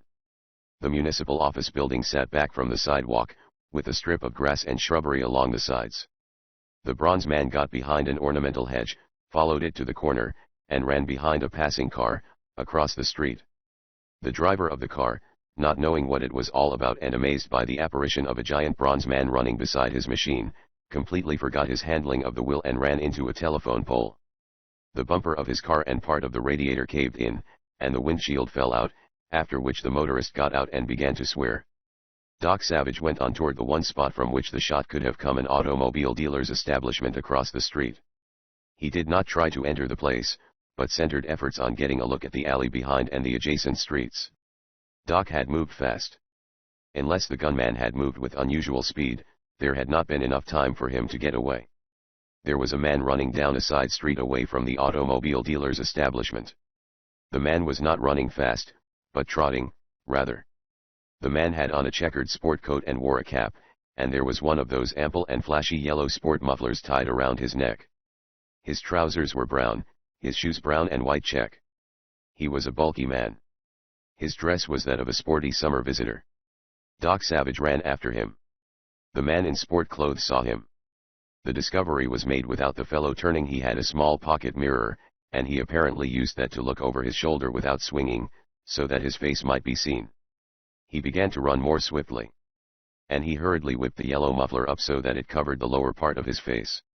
It was obvious that he had previously knotted the muffler to make it just the length for this purpose. "You!" Doc rapped. "You can't get away." The man turned suddenly. He had a gun in his hand, it spouted lead and noise down the street. Doc Savage sought shelter with more haste than he had intended employing. The other man was shooting from the hip, and there was almost an uncanny accuracy in his marksmanship. A bullet hit the bronze man almost squarely over the heart, but the bulletproof undergarment which he habitually wore took care of that. Other slugs made ugly sounds close to his ears. Unexpectedly, a bullet brought Doc down. Doc controlled his fall, slamming forward so that he landed in the concrete-floored ravine of a driveway which led up into a yard. Without stirring more than necessary, he took stock of the damage. The lead had come through the chainmail shorts which he wore to protect his legs down to the knees. The mail was light stuff, in order that it might be worn under his business suit without betraying its presence, and the man down the street was using a foreign automatic which fired a cartridge having almost the characteristics of rifle ammunition. The bullet had landed a nasty shock, and had torn the flesh some. But it had not put the leg out of commission. Doc Savage crawled up the driveway, got behind the house and began to run through lawns to head off his quarry. He ran erratically for a while, then got better control over the leg. He caught sight of the man in the sports suit. The fellow was loping along without any great pretense at haste. He seemed to have the idea that he had stopped pursuit. He looked back often. He saw Doc Savage.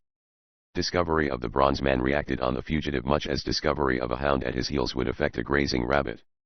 He was off like the proverbial shot. The chase became a wild thing. Doc Savage did not show himself more than necessary. The other man emptied his gun time after time. They got down into the factory district. There were many big brick buildings, usually with small watchman turrets or booths at the entrances. Out of one of these turrets, some distance ahead of the fugitive gunman, sprang a uniformed watchman. He was a lean, weather-beaten fellow, and he waved his arms and yelled. There was a gun in one of his hands. The man in the sports suit snapped a shot at the watchman. It missed. The checkered coat popped around the most convenient corner. He had changed his course, as if to avoid the watchman. The watchman cursed shrilly, ran to the corner, raised his gun and took a deliberate aim. Reports came from his weapon in a measured volley. He was shooting down an alley. A gun banged from the alley in return. The watchman ducked back. He charged his gun with fresh cartridges, stepped out recklessly and fired once. He seemed ready to fire more bullets, but did not. He was standing blowing smoke out of the barrel of his weapon when Doc Savage came up. "You saw it, Governor," he said. "The punk tried to pop me off."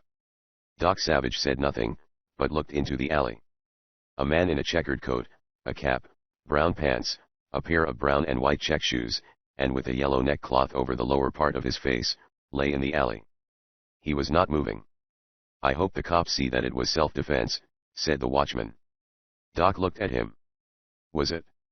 The other seemed slightly worried. "Well, the guy did shoot at me, but I also chased him, and that might make it look." "Forget it," Doc said, and walked down the alley and took a closer look at the man in the sports suit. One bullet had gone through the checkered cap and the head inside it. There was only the one wound, but that one was enough to have killed instantly. "Who was he, a hijacker?" demanded the watchman. Without answering, Doc Savage reached down and stripped the yellow neckcloth from the features of the dead man. The watchman took one look. He grew white. He seemed about to fall over. The dead man in the sports suit was Mayor Leland Ricketts, of Powertown. The watchman seemed to know his honor by sight. He trembled and wiped his forehead. He seemed to be trying to swallow. "I sure got myself in a crack," he wailed. "What am I gonna do?" "The dead man was trying to kill you, you said," Doc Savage told him. "Yeah, I know, but, gleeps. A mayor. Croaking a mayor ain't like it was just some ordinary punk who had held up a store or something."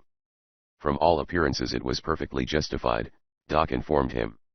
The watchman seemed to take heart from that. He speared a cigarette between his lips and ignited it with a shaky hand. The match burned his fingers before he thought to drop it, however. He buttonholed Doc Savage eagerly. "Listen," he gulped. "You stick by me, see? Tell the cops how it was. I got my pistol permit and my license as a special cop, like watchmen get. But this thing of poppin' off a mayor, I'll need all the front I can get.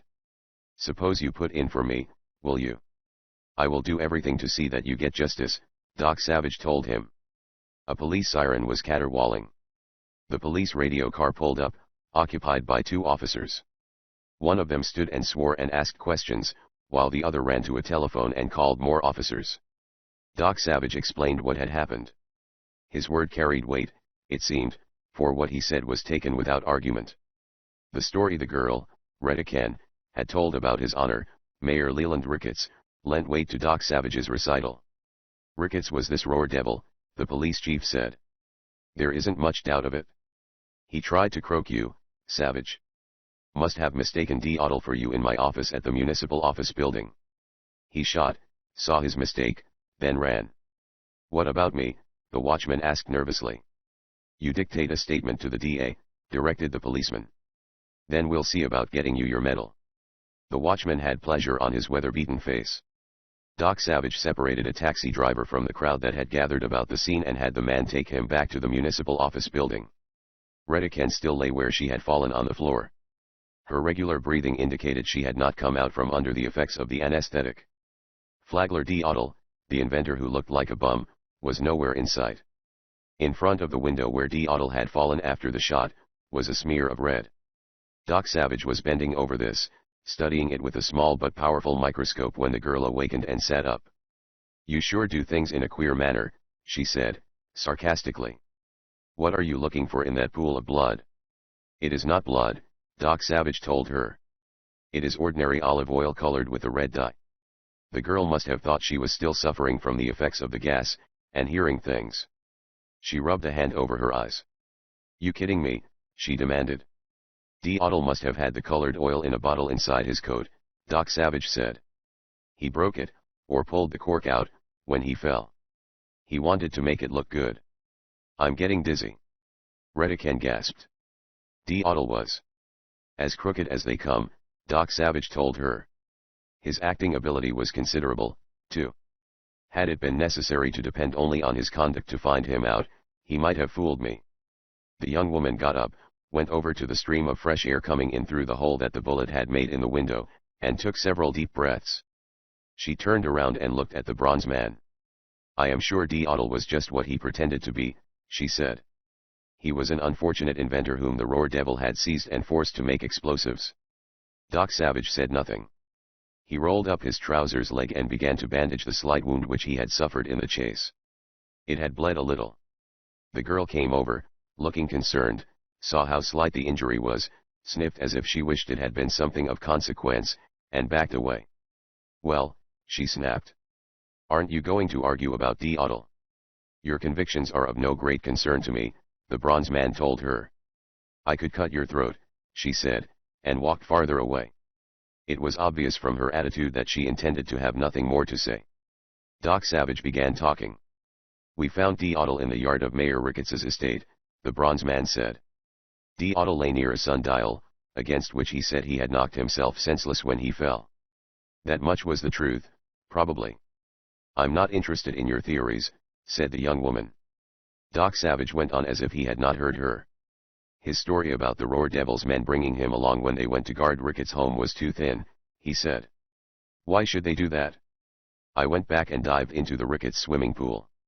So that's how you got wet, the girl interposed. In the swimming pool, I found the apparatus which produces those intervals of silence, Doc Savage said. Otto was undoubtedly operating it during the attack on Ricketts's house. When I used those gas bombs, he saw the jig was up. The wind must have carried the gas toward him. It was blowing from the house toward the pool. Otto must have gotten scared. He threw his apparatus in the pool, then tried to run away. The gas made him groggy, and he fell and hit the sundial with his head. When we found him, he trumped up his story to throw suspicion from himself. The girl seemed, for some reason or other, to find that a sizable and unpleasant pill to down. She stared at the bronze man, made angry faces at him, and seemed not to know what to do next. You might have told me, she snapped. What kind of a thingamabob was that contraption you found in the swimming pool? It had been smashed to pieces, Doc Savage told her. No doubt Otto did that before putting it in the pool, in order that no one finding it might be able to tell how it worked. Then you don't know what it is yet. The bronze man did not answer that. He seemed entirely concerned with bandaging his leg. You give me a pain, she told him. Doc Savage finished giving first aid to himself, dropped his trousers leg, stood up and was testing the leg before the young woman seemed to think of something else to say. What happened to the man who shot Otto? She asked. Otto wasn't shot, Doc told her. All right, she said sharply. There was a shot. A gun went off. What happened to whoever made the gun go off? Doc Savage told her about the chase and its termination. He told her exactly what he had seen, and no more. And when I took the yellow muffler off the dead man's face, it was Mayor Leland Ricketts, he said in finishing. Redican looked cheerful, and vastly relieved. She made a gesture of throwing things off her shoulders. So that's that, she said. The Roar Devil is dead. No, Doc Savage corrected. She blinked at him. Mean to say you've been fooling me again? The man who fired the shot and ran was not Mayor Leland Ricketts, Doc Savage said. He was a man, one of the Roar Devil's men, dressed in clothes exactly like those Mayor Ricketts was wearing. How do you know that?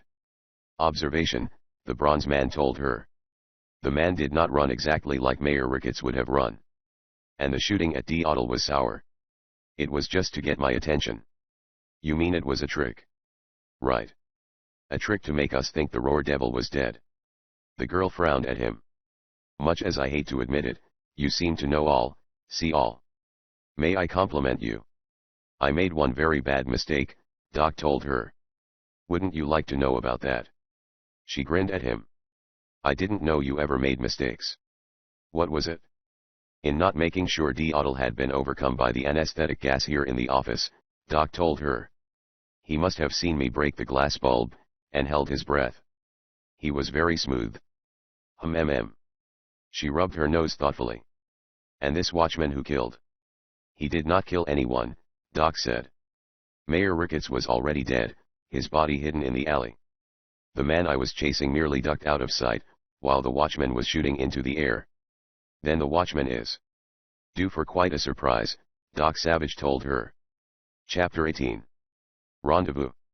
If the watchman in question had any inkling that he might be headed for a surprise, his deportment gave no sign of it. He was being questioned by the district attorney and his answers were quick and frank. How long have you been employed at your present job? He was asked. That's what worried me, the watchman said gloomily. I just went to work today. But look, I got swell references. The questioning continued, and a policeman came in, saying, we got a telephone call for a Thomas Ross. That's me, said the watchman hastily. Is it all right for me to go out and talk? Sure, he was told. The statement was being taken at the factory where Thomas Ross was employed, therefore, he could talk over the telephone with no great fear that the line had been tapped. Yeah, he said into the mouthpiece. I have some orders for you, said a rapid voice, which had a trace of an accent. The watchman recognized it instantly. Otto, he exploded. Ain't it kinda risky, you callin' me? That may be, but it is necessary, the voice of the other told him. It is not so good that things are going. This Doc Savage is maybe smell the rat. How do you figure? The watchman sounded worried. My end went off all right. He thinks I killed Mayor Ricketts and that Ricketts was the roar devil. He ain't got the slightest idea that Ricketts was already dead in that alley before I started shootin'. It is not so sure that I am, the other grumbled. We did it the good job in framing Mayor Ricketts, with guns that we hide in his house, and the note that we fake on his typewriter. But I am not so sure. You got orders for me? Asked the watchman abruptly. I can't stand here gossipin'. The cops may get an itch. You got any orders, Otto? Orders I have, and plenty of them, said Otto. You are to clear out as soon as you can. Is that? Maybe not necessary, but the roar devil is not take the chance, said the other voice. You will go to Spring and Metropolitan Streets. You know where that is? Sure. A guy will be parked in a yellow coupe there.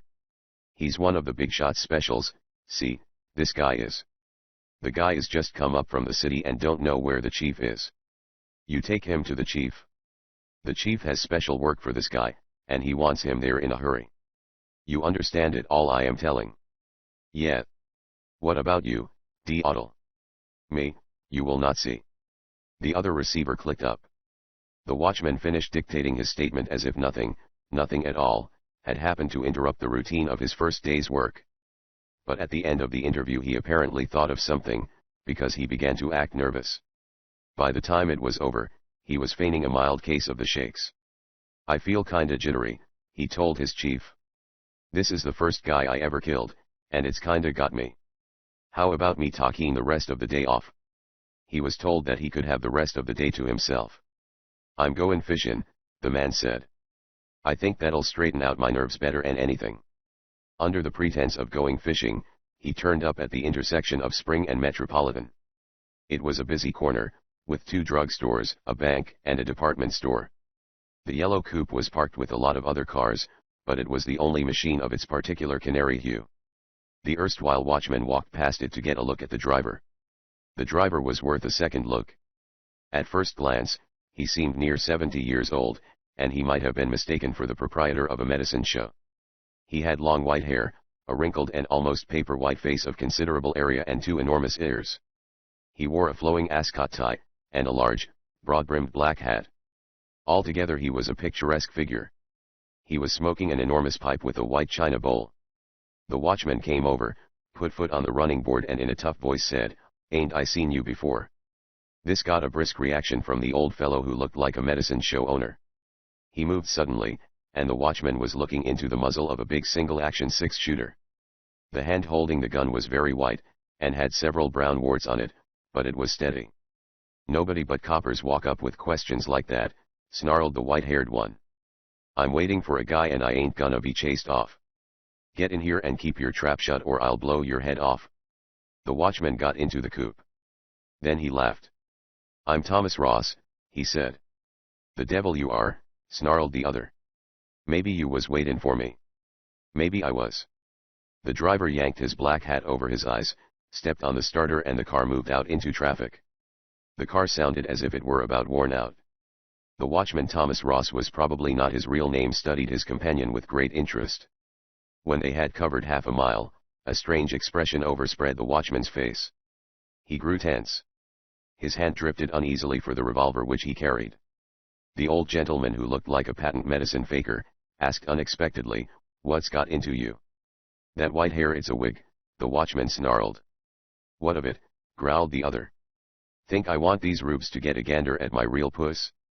"Shut up, take your hand away from your gun, and tell me where I go. I got hot business with the big one." The road was really no road at all, but two steep tracks which dodged trees up the steep foot of the giant black stone mountain which was the most prominent feature of the terrain around Powertown.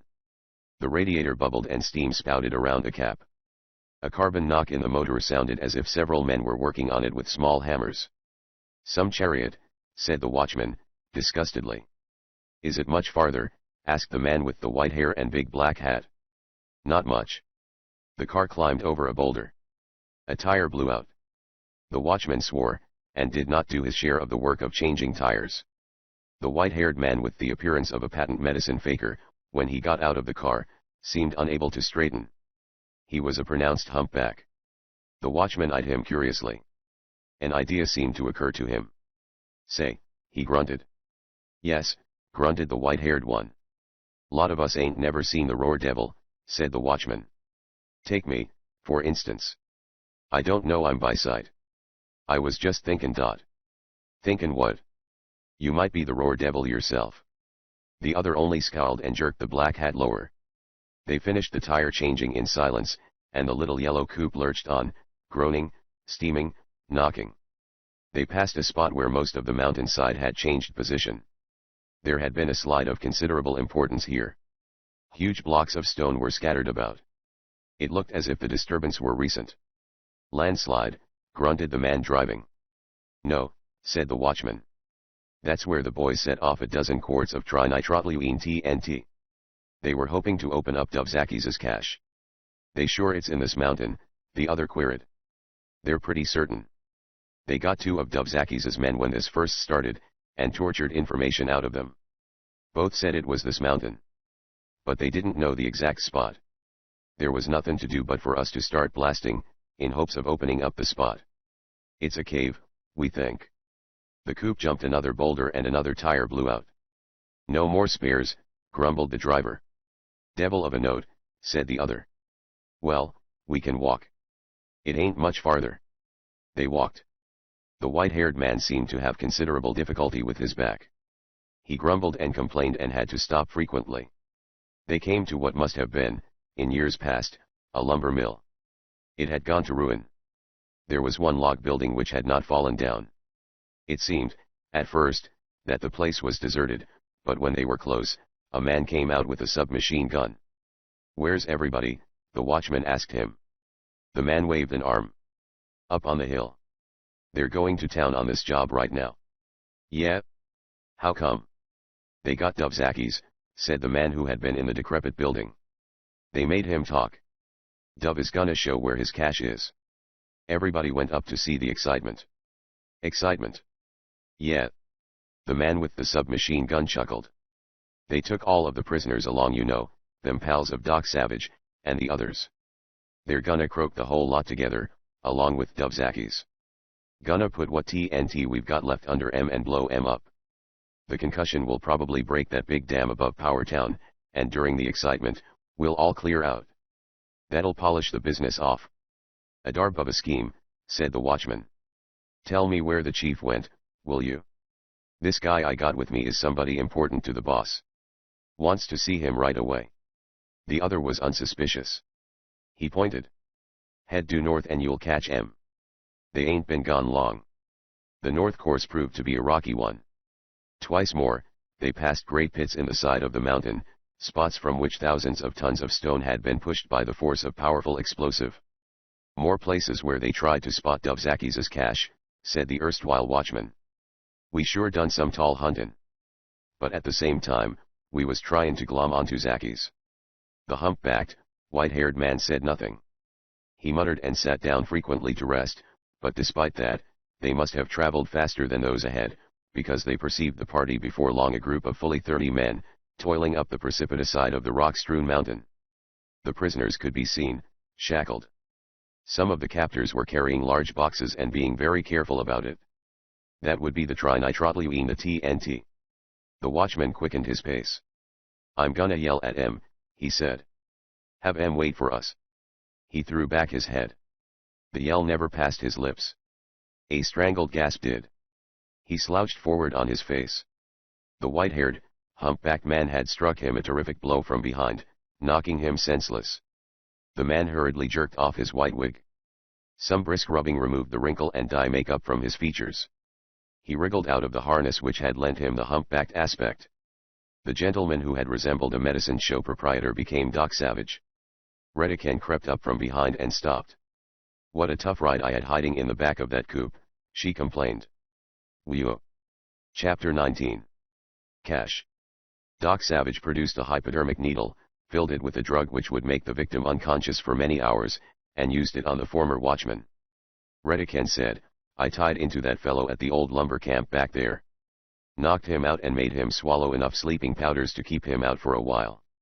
That was risky, Doc told her. You might have ruined our plans. She laughed, and did not seem at all concerned. She appeared, in fact, very happy about the whole thing, enjoying herself hugely. This is rich, she said. This fellow here never even dreamed you were not D'Ottle when you called. Say, that was a swell job you did of imitating D'Ottle's voice. But I was afraid he'd see through the makeup. You can't fool a man at close range in broad daylight with makeup. He wasn't fooled, Doc told her. He thought I was wearing the makeup so the yokels up here wouldn't have a description of me. The girl looked up the mountain. The Roar Dai's party had drawn ahead. We'd better step on it, she said. They stepped on it, but cautiously, seeking cover, which was not an easy thing to do. They passed another spot where blasting had been done in search for Dubzakis' cache. The party ahead filed into a ravine. They managed to distinguish D'Ottle in the cavalcade. Speaking as if she knew it were a fact but just wanted to repeat it to convince herself, the girl said, You left Dubzakis and his men behind, knowing D'Ottle would tip his pals off to where they are so they could be carried off. You did that deliberately, so that the Roar Devil would find Dubzakis' cache. That is past history, Doc Savage told her. You might be a little more careful. After all, if they discover us now, things will be in a bad jam. She was a little more attentive to caution. They entered a patch of boulders and scrambled forward hurriedly, so hurriedly that they all but gave themselves away, for the Roar Devil's cavalcade had stopped. Stay here, Doc told the girl. She plainly did not like that, but she said, All right. And I mean stay here, he added grimly. No matter what happens. I'll stay, she snapped.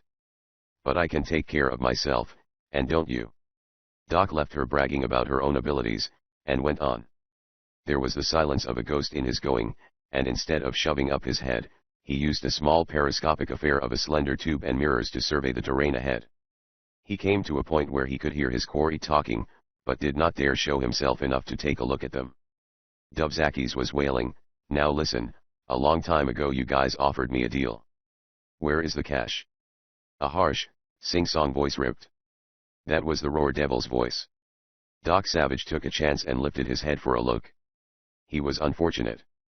The Roar Devil was not in sight, but fully 20 others were, and any instant they might see the Bronze Man. He lowered his head and contented himself with listening. Now look, Dubzakis gulped desperately. I'll throw in with you, see. I'll even take a mighty small split. You can use my dope, the stuff in my cache, to whip your organization into shape and start operations. And I'll play along with you, and not. All right, said the singing voice, show us the cache. You'll play ball. We will. Gee, thanks, gasped Zakis. Now, look. The cache is right here, see. You stamp on this cracked piece of rock and the whole thing hinges up. There was a stamping noise, then a grinding of stone. Several men swore or muttered. The secret door must have opened. And to think we dang near blasted this mountain apart huntin' this spot, a man laughed. Doc Savage chanced another look, but could make out nothing. He listened. Sounds indicated the men were filing down into a subterranean passage of some description. Doc Savage waited until silence fell. Then he lifted his head. No one in sight, but he could not see the mouth of the cave, if that was what it was. He crept forward. There was a cleverly constructed trapdoor affair in the stone side of the ravine, and this was open. Two men, holding automatic rifles, stood on guard outside. They were not doing a very good job of guarding. Their attention was riveted upon what was going on underground. They were bending forward, listening. Doc Savage fished out one of the little glass bulbs which he used so conveniently. He tossed it. Both of the men heard the sound it made behind them as if a bird's egg had been dropped. They turned. Then they went to sleep and fell over. The bronze man stripped off his shoes and went down the side of the ravine. He paused a moment at the mouth of the cave. It seemed to slope upward. Voice rumbles came from deep within the cave. It was a nice place for a secret door. No doubt, every rain sent a flood of water down the ravine, and that would wash away many marks left by users of the place. Doc Savage went in. The floor slanted sharply. Then there were steps. The first dozen steps were wide, comfortable. The next few were narrow, as if in the building of the place, the excavator had gotten tired or changed his mind. The alteration in the width of the steps nearly caused the bronze man to make a noise.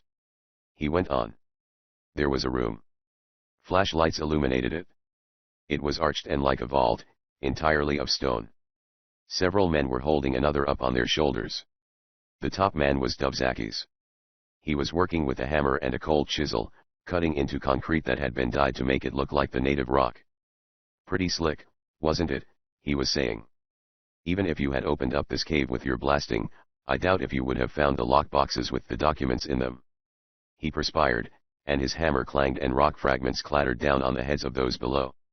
I guess I ought to listen to reason at the first, Zakis said. But you see, I've been gathering this stuff for years.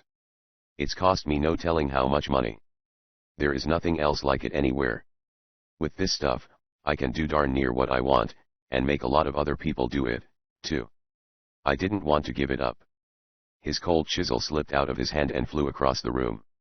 Someone found it and brought it back, requesting him, profanely, to be careful. Doc Savage shifted position slightly. He was looking for the mastermind, the person who had been designated as the Roar Devil. He did not see him. Monk, Ham, and the other prisoners stood along one wall, each with handcuffs on his wrists. Dubzakis beat the cold chisel steadily with the hammer. He seemed worried, almost terrified, and he talked in a wild, hurried voice. Possibly, it relieved his mind in some manner. I first got the idea of getting this stuff together more than 10 years ago, he said. That was when a bird in my mob made a deathbed statement about a judge who had killed a man in a fight and nobody ever suspected. You can bet that judge was very good to me after that. The hammer banged. Concrete bits sprayed out, even to as far as where Doc Savage crouched, just outside the room. Most of the stuff is genuine evidence on somebody, Dubzakis went on. Some of it has been framed. But the victims don't know that. Hurry up, someone said. Getting to it, Zakis chuckled wildly. Now you take my dope on the lad who's slated for mayor. He's an up-and-coming young politician and people think he's straight. They think he doesn't show favor to anybody. That's true except for me. That lad will do anything I say, just about, because in this lockbox I'm digging out of the ceiling here, I've got proof that his sister killed a guy. The killing was a frame-up, but the sister and nobody else knows that. Take that paper alone. It's worth $500,000 to the right guy, easy. Sure it is. It's just like having the key to the city. And there is plenty of more like it in this box. He gave a few more ordinarily lusty blows with the hammer. The cold chisel made sounds of hitting metal. We're all gonna go places with this stuff, Dubzakis said expansively, to those below him. The Roar Devil has drawn you birds together in one of the biggest and best mobs ever organized. With this stuff I've got in my tin boxes here, we can take over the whole eastern part of the United States. He had enlarged the hole above him. He inserted the chisel and wrenched. A metal box came out. It was a tin container of the type commonly used to hold documents. He passed it down, continued prying, and 5 more of the metal boxes came out. "I've got the keys," he said. They lowered him. The men crowded in a compact group, except for those watching the prisoners. Doc Savage took a chance and stared into the room, even shoving his head and shoulders inside. He could not see the Roar Devil. The man was hidden by his followers. Sounds indicated the boxes were being opened. Then documents crackled. There were grunts of satisfaction. "I could peddle this stuff to professional blackmailers for $1 million, easy," Dubzakis said loudly. "It's taken me years and thousands of dollars to assemble that stuff." A man said, "Shall we shoot Zakis now?" Zakis must have looked at the Roar Devil's face. You're gonna double-cross me," he screamed. There was a scuffle, short and ferocious. Dubzakis screamed all during the struggle, his voice a frenzied bleating remindful of a rabbit caught by dogs. Then they tossed him out with the other prisoners. He could not stand, his legs shook so, and he sagged down on the floor and began to blubber and sob in horror. Then the sing-song voice of the Roar Devil began to speak. "These documents are all that I wanted," he said. "They are, as Zakis says, invaluable. There is blackmail evidence of every kind here. It is all on wealthy men and men high in public office. With it, we can get for ourselves all kinds of privileges. These papers are the one link necessary to complete my organization." He apparently riffled through more of the papers. But he was still behind the jam of men in the room, and Doc Savage could not see him. "Wonderful," the Roar Devil resumed. "Here is evidence that would hang several of our best-known criminals. I have tried to get these men to join me, and they have refused. They will change their minds, now." On the floor, Dubzakis bubbled, "You can't kill me. You can't. You told me." "Shut up," he was told. "Yes, do be a man," the Roar Devil suggested. "Of course, you should have known you would not be turned free, no more than the others, those men of Doc Savage's." "What ya gonna do with me?" Zakis gasped. "As you know, we brought along some hundreds of pounds of TNT, Zakis was told. The plan was to set off a blast which would not only wipe out Doc Savage's aides, but destroy their bodies. That still seems an excellent scheme. We'll let you keep them company, Zakis." At that point, one of the prisoners spoke up. It was the gaunt geologist, Johnny. "Another explosion of consequence will cause a slippage of the earth along a subterranean fault line," he said. "That big dam above Powertown will undoubtedly collapse. It is under considerable strain now, although not in immediate danger of giving way. I suggest that you dispose of us, if you are going to insist on that, in a manner which will not menace other lives." Johnny spoke calmly enough that only one who knew him well could tell that he was probably scared as he had ever been in his not uneventful life. "It is probable that Doc Savage will have the police watching the roads for known criminals," the Roar Devil sing-songed.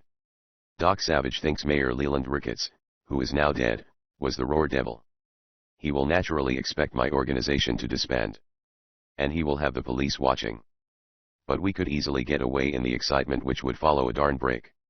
You see, we have merely to switch on my apparatus which so completely eliminates all sound, and..." There was a loud clatter and a stifled cry down the passage behind Doc Savage. The Roar Devil had not been speaking loudly. This new noise was as disturbing as the explosion of dynamite. Chapter XX. Hell in a Rock Box. A man pitched into the passage from the room. It happened with shocking abruptness. The fellow had not been with the others, but had stood just inside, and Doc Savage, thanks to the tableau in the center of the stone chamber, had been unaware of the man's presence. The man slammed headlong into Doc Savage. Doc struck him. The fellow was driven backward. But he was a big man and strong, and he had gotten a grip on the bronze man's coat. He kept the grip. The coat came apart in the middle of the back and was torn completely off the bronze giant, except for the sleeves. The man who had been struck carried it with him as he tumbled away. Losing the coat was little short of a disaster. In the pockets reposed the anesthetic bombs with which the bronze man had been intending to overcome those in the stone room. He lunged for the coat.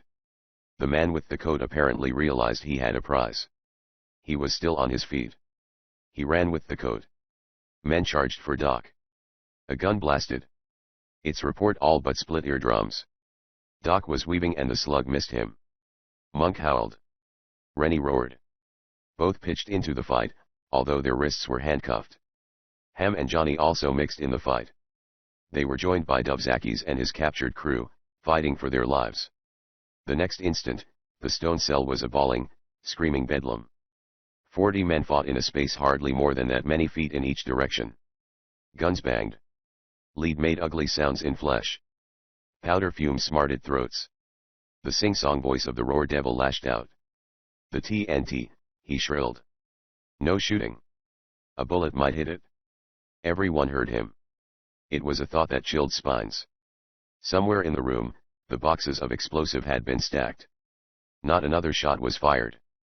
And men began to be very careful that they did not hit anything but other men when they swung blows. It dawned on Monk that there was going to be no more gunplay. He squalled. For years, I've looked for a fight like this. Doc Savage found a round, hard skull. He slipped his hands down to the back of the neck. An instant before he tightened his fingers, the victim emitted a howl and Doc knew it was Deodle. Doc did something to the back of Deodle's neck, something it would have taken one skilled in chiropractic and surgery to explain, something that induced a nerve paralysis that rendered most of the man's body temporarily useless. The bronze man had practiced that for years. He could do it with a squeeze and a twist, and get results that smacked of the touch of a genius. 3 men tried for the door in a fighting wedge. They did not make it. One was driven aside, so that he bumped his senses out against the wall. One was knocked out neatly and simply. The other ran the other way, after having his right arm nearly jerked from its socket. Monk was still yelling, a great, joyful senseless bawling. He always did that when he fought. He went completely haywire and had the time of his life. Only a sporadic rumble came from Rennie. But the awful impact of his great fists was a sound that could be picked out above all the rest. Johnny managed to fight in comparative dignity. I'll be super amalgamated, he said once, when something untoward happened to him. Over on the other side of the room, Ham swore a few educated vituperatives and wished mildly that he had his sword cane. Doc Savage, sidling along the wall, fell over something. The something squealed. It was the pig, habeas corpus, in a gunny sack. Someone had brought him along. Doc untied the sack and shook habeas out to add to the general uproar. The fray, to the death though it was, had its comical aspects. Monk started it off. He hit Rennie by mistake, and was knocked down for his pains. After that, Monk grabbed a figure in the intense darkness, asked, "Who is it?" and reacted according to the answer he got. Occasionally, flashlights came on. But they always went out quickly, because the light was certain to draw a rush of enemies. The roar devil was first to lose his nerve. "Get out," he shrilled. "Let them follow you outside where we can use our guns." Doc Savage made straight for the sound of the voice. He spread his arms wide, and he made no noise at all. Sure enough, he encountered his quarry. He took a terrific blow in the midriff, a blow that was like the sound of a hard-swung axe against wood. Doc chopped with a fist. The blow landed but glancingly, only driving the other back. The roar devil was moaning. He had hurt his fist, broken bones in it, with that first blow. Doc hit him again, very hard, just as the man fired a gun. The fellow's fear of personal injury had overcome his fear of hitting the TNT. The slug started the bronze man's shoulder smarting, and he hit again with his fist. That one landed squarely. The next instant, a slack body was in his arms. The roar devil had been knocked back against the stone side of the chamber and had bounced, senseless. Doc held him long enough to be sure that he still breathed. Then he let the fellow down on the floor. Men were escaping through the passage. They were not having an easy time of it, but they were getting away, one at a time, and as they escaped, the uproar became proportionately less. Finally, only 2 men were fighting. They battled viciously, and in silence. Then one of them landed a particularly hard blow. "Ouch," roared Monk. "You ugly ape," gritted the second combatant. "Ham." Monk squalled. "Was that you? I've been fighting the last 5 minutes. Ham said something blistering. "Why'd you stop yelling, you accident of nature? How was I to know that it was you?" "I got hoarse," Monk snarled. "Why didn't you say something?" "Say, I got a notion to paste you." Doc Savage found a flashlight and thumbed it on. He roved the beam. His 4 aides were on their feet.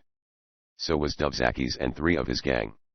Monk ceased glaring at Ham, looked about on the floor, found a submachine gun which someone had dropped, and managed to pick it up with his manacled hands. He maneuvered it into a position where he could fire it, and started for the door. "Wait," Doc said sharply. "I'm going out," Monk growled. "Them guys ain't gonna get away. They'll be watching the entrance," Doc told him. "They'll shoot you down as you go out."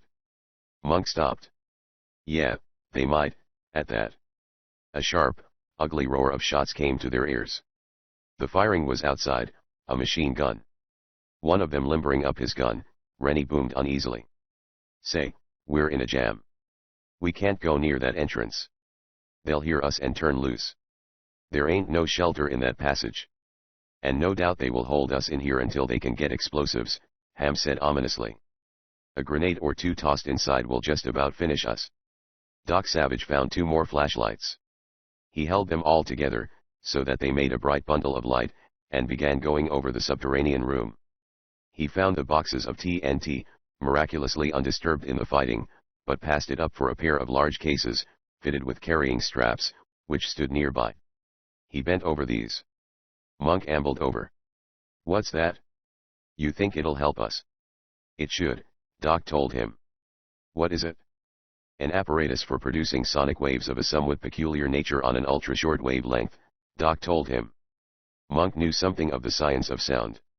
He looked interested, said, "Yeah." Doc Savage had gotten the cases over. They seemed to hook together with a flexible conductor.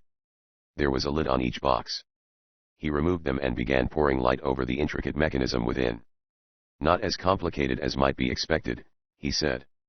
"This one, of course, only works over a short distance. They must have another, a larger one, which they used when setting off the blasts." "Yeah, I heard M say they did have," Monk replied. "How does that trap work?" "Ultra-short sound waves can do queer things," Doc said. "For instance, did you ever see certain insects exposed to sonic vibrations set up by the contraction and expansion of a quartz crystal as a high-frequency alternating current is passed through it?" "Long Tom monkeys with that stuff," Monk said. "I think he told me one time that it would kill the bugs, sometimes." "Exactly," Doc said, working over the mechanism. "Ultra-short sonic waves result in rather unusual phenomena. Scientists, as a matter of fact, do not know all that is to be known about them, by a good deal. Which adds up to what in this case?" Monk persisted. The machine gun stuttered again outside. They did not, however, hear any bullets enter the passage.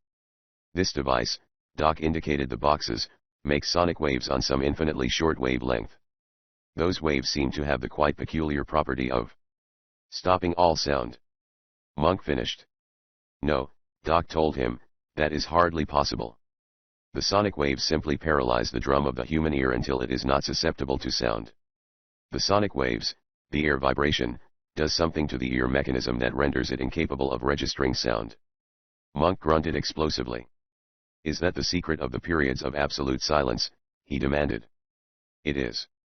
Doc Savage worked over the apparatus. He had put the connections together in the most obvious places. Now he began turning switches. The results were deafening. The cavern was filled with a tremendous, ear-splitting roar. The sound seemed everywhere, it made their heads ache with its power. It was a sound such as nothing conceivable might make. Doc turned the switches off. The roar died. "That explains something which was puzzling me," he said. "That roaring noise. What makes it?" Monk demanded. "This apparatus, when it is not adjusted properly," Doc told him. Rennie boomed, "So that mystery is cleared up. Boy, I heard that roar a time or two, and it sure had me buffaloed." Doc Savage scrutinized the instrument closely, obviously trying to fathom its secrets. "It requires very close adjustment," he decided aloud. "A thing of this kind naturally would. It is amazingly complicated." He continued his tinkering. Monk pointed at the apparatus. "What are you going to do, if you can make it work?" "Turn it on," Doc said. "It will be of some help in getting close to the mouth of that passage. They cannot hear us coming. We may be able to pick some of them off, then rush them." So unexpectedly that it surprised them all vastly, a feminine voice sounded. "Say," demanded Retican from outside, "isn't anybody left alive in there?" Doc Savage deserted the silence-making machine and ran through the passage. Redican was in the bright sunlight outside. She held a submachine gun, with which she menaced a cluster of cowed Roar Devil gunmen. "I made them line up as they came out," she said happily. "I got this gun from one of the guards you overcame outside the cave mouth." Doc Savage stared at her. He did not say anything. He looked as if he would have liked to say something. "I'm good," Redican said. "You'll have to admit it." Her face was a wreck. Most of the skin was gone from her nose and the end of her chin. Her face was also dirty. "I told you not to follow me," Doc said. "It's a good thing I did." She waved at her prisoners. "These would have gotten away." "You followed me," Doc told her. "You fell down those steps inside, and touched off the excitement before I was ready for it. Otherwise, I could have gotten them all with that anesthetic gas, and there would not have been any danger to anybody." She grinned at him impishly. "You know everything, don't you?" Doc Savage said nothing. He began searching the prisoners and disarming such of them as had weapons. On one, he found the keys to the handcuffs which secured his men, and he turned them loose. They transferred the handcuffs to the more belligerent of their prisoners. Monk blew on his wrists vigorously when the handcuffs were off. During the fight, the bracelets had scraped most of the skin and some of the flesh from his hairy wrist. He glowered at the captives, and said, "I got a notion to go right down the line and knock 'em all stiff." The prisoners squirmed. They apparently thought he meant it. "I know what I'll do," Monk decided. "I'll get that Roar Devil and tie him up. We don't want him to get away."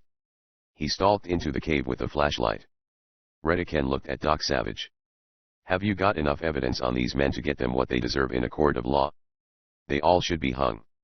"They will never see a court of law," Doc Savage said. "What do you mean?" she demanded. Doc Savage did not give her the satisfaction of knowing that all of the prisoners would be consigned to the crime college which he maintained farther upstate. The girl did not need to know about the college. Few individuals outside Doc Savage and his group of 5 men did know of the existence of the place. Monk came out of the cave, triumphantly dragging a limp figure. "Here he is," he grinned, and tossed the Roar Devil on the ground. Redican stared at the unconscious Roar Devil. "Why," she gasped, "it's my boss, Venerable Mir." Doc Savage went back into the cave, partially to make sure none of the unconscious men there came to their senses and tried to make a break, and partially to get away from Redican. She was a very capable young woman. She had as much nerve as any member of the feminine sex he had ever encountered. Sometimes he believed she had too much nerve. At times she was braver than anyone with good sense should be. And she irritated him. None of the fight victims seemed about to awaken, so Doc Savage devoted attention to the sonic transmitter which had caused so much mystery. It was an interesting device, something well ahead of current scientific discoveries. He resolved to take it to his skyscraper laboratory and ascertain fully the principles upon which it had worked. D'Ottel, no doubt, had invented it, and D'Ottel, with the proper persuasion, would tell all about it. The apparatus should prove an interesting study. And it, or some adaptation of it, might prove useful in the future. Doc would work hard at it. He was mistaken. He would work hard, but not at this. For there was another mystery that would occupy his attention. A mystery deeper than this, carrying with it peril and death in fantastic forms, a mystery chronicled in the history of the ancient Vikings, but written there in such a manner that, down through the ages, no man had dreamed its amazing significance. Unknown through history, because men had forgotten the meaning of one word, key. The quest of Key was to take Doc Savage into the bleak fastnesses of Labrador, and to an island which held a thing so fantastic that the world could not comprehend. Key was there, and the horror of Key, the mystery of Key, was to afford the Bronze Man and his aides adventure more perilous, danger more hideous, than they had ever before encountered. But Doc Savage, blissfully unaware of what was to come, left the sonic apparatus after a while and went out into the sunlight. Monk had Redican to one side. He had apparently been telling her things about Doc. "He's quite a guy," she said. "He'd make a swell husband for a gal who likes excitement." "Doc's not interested in women," Monk said. "But how about me for a husband?" "Heaven forbid," the girl said fervently. The end.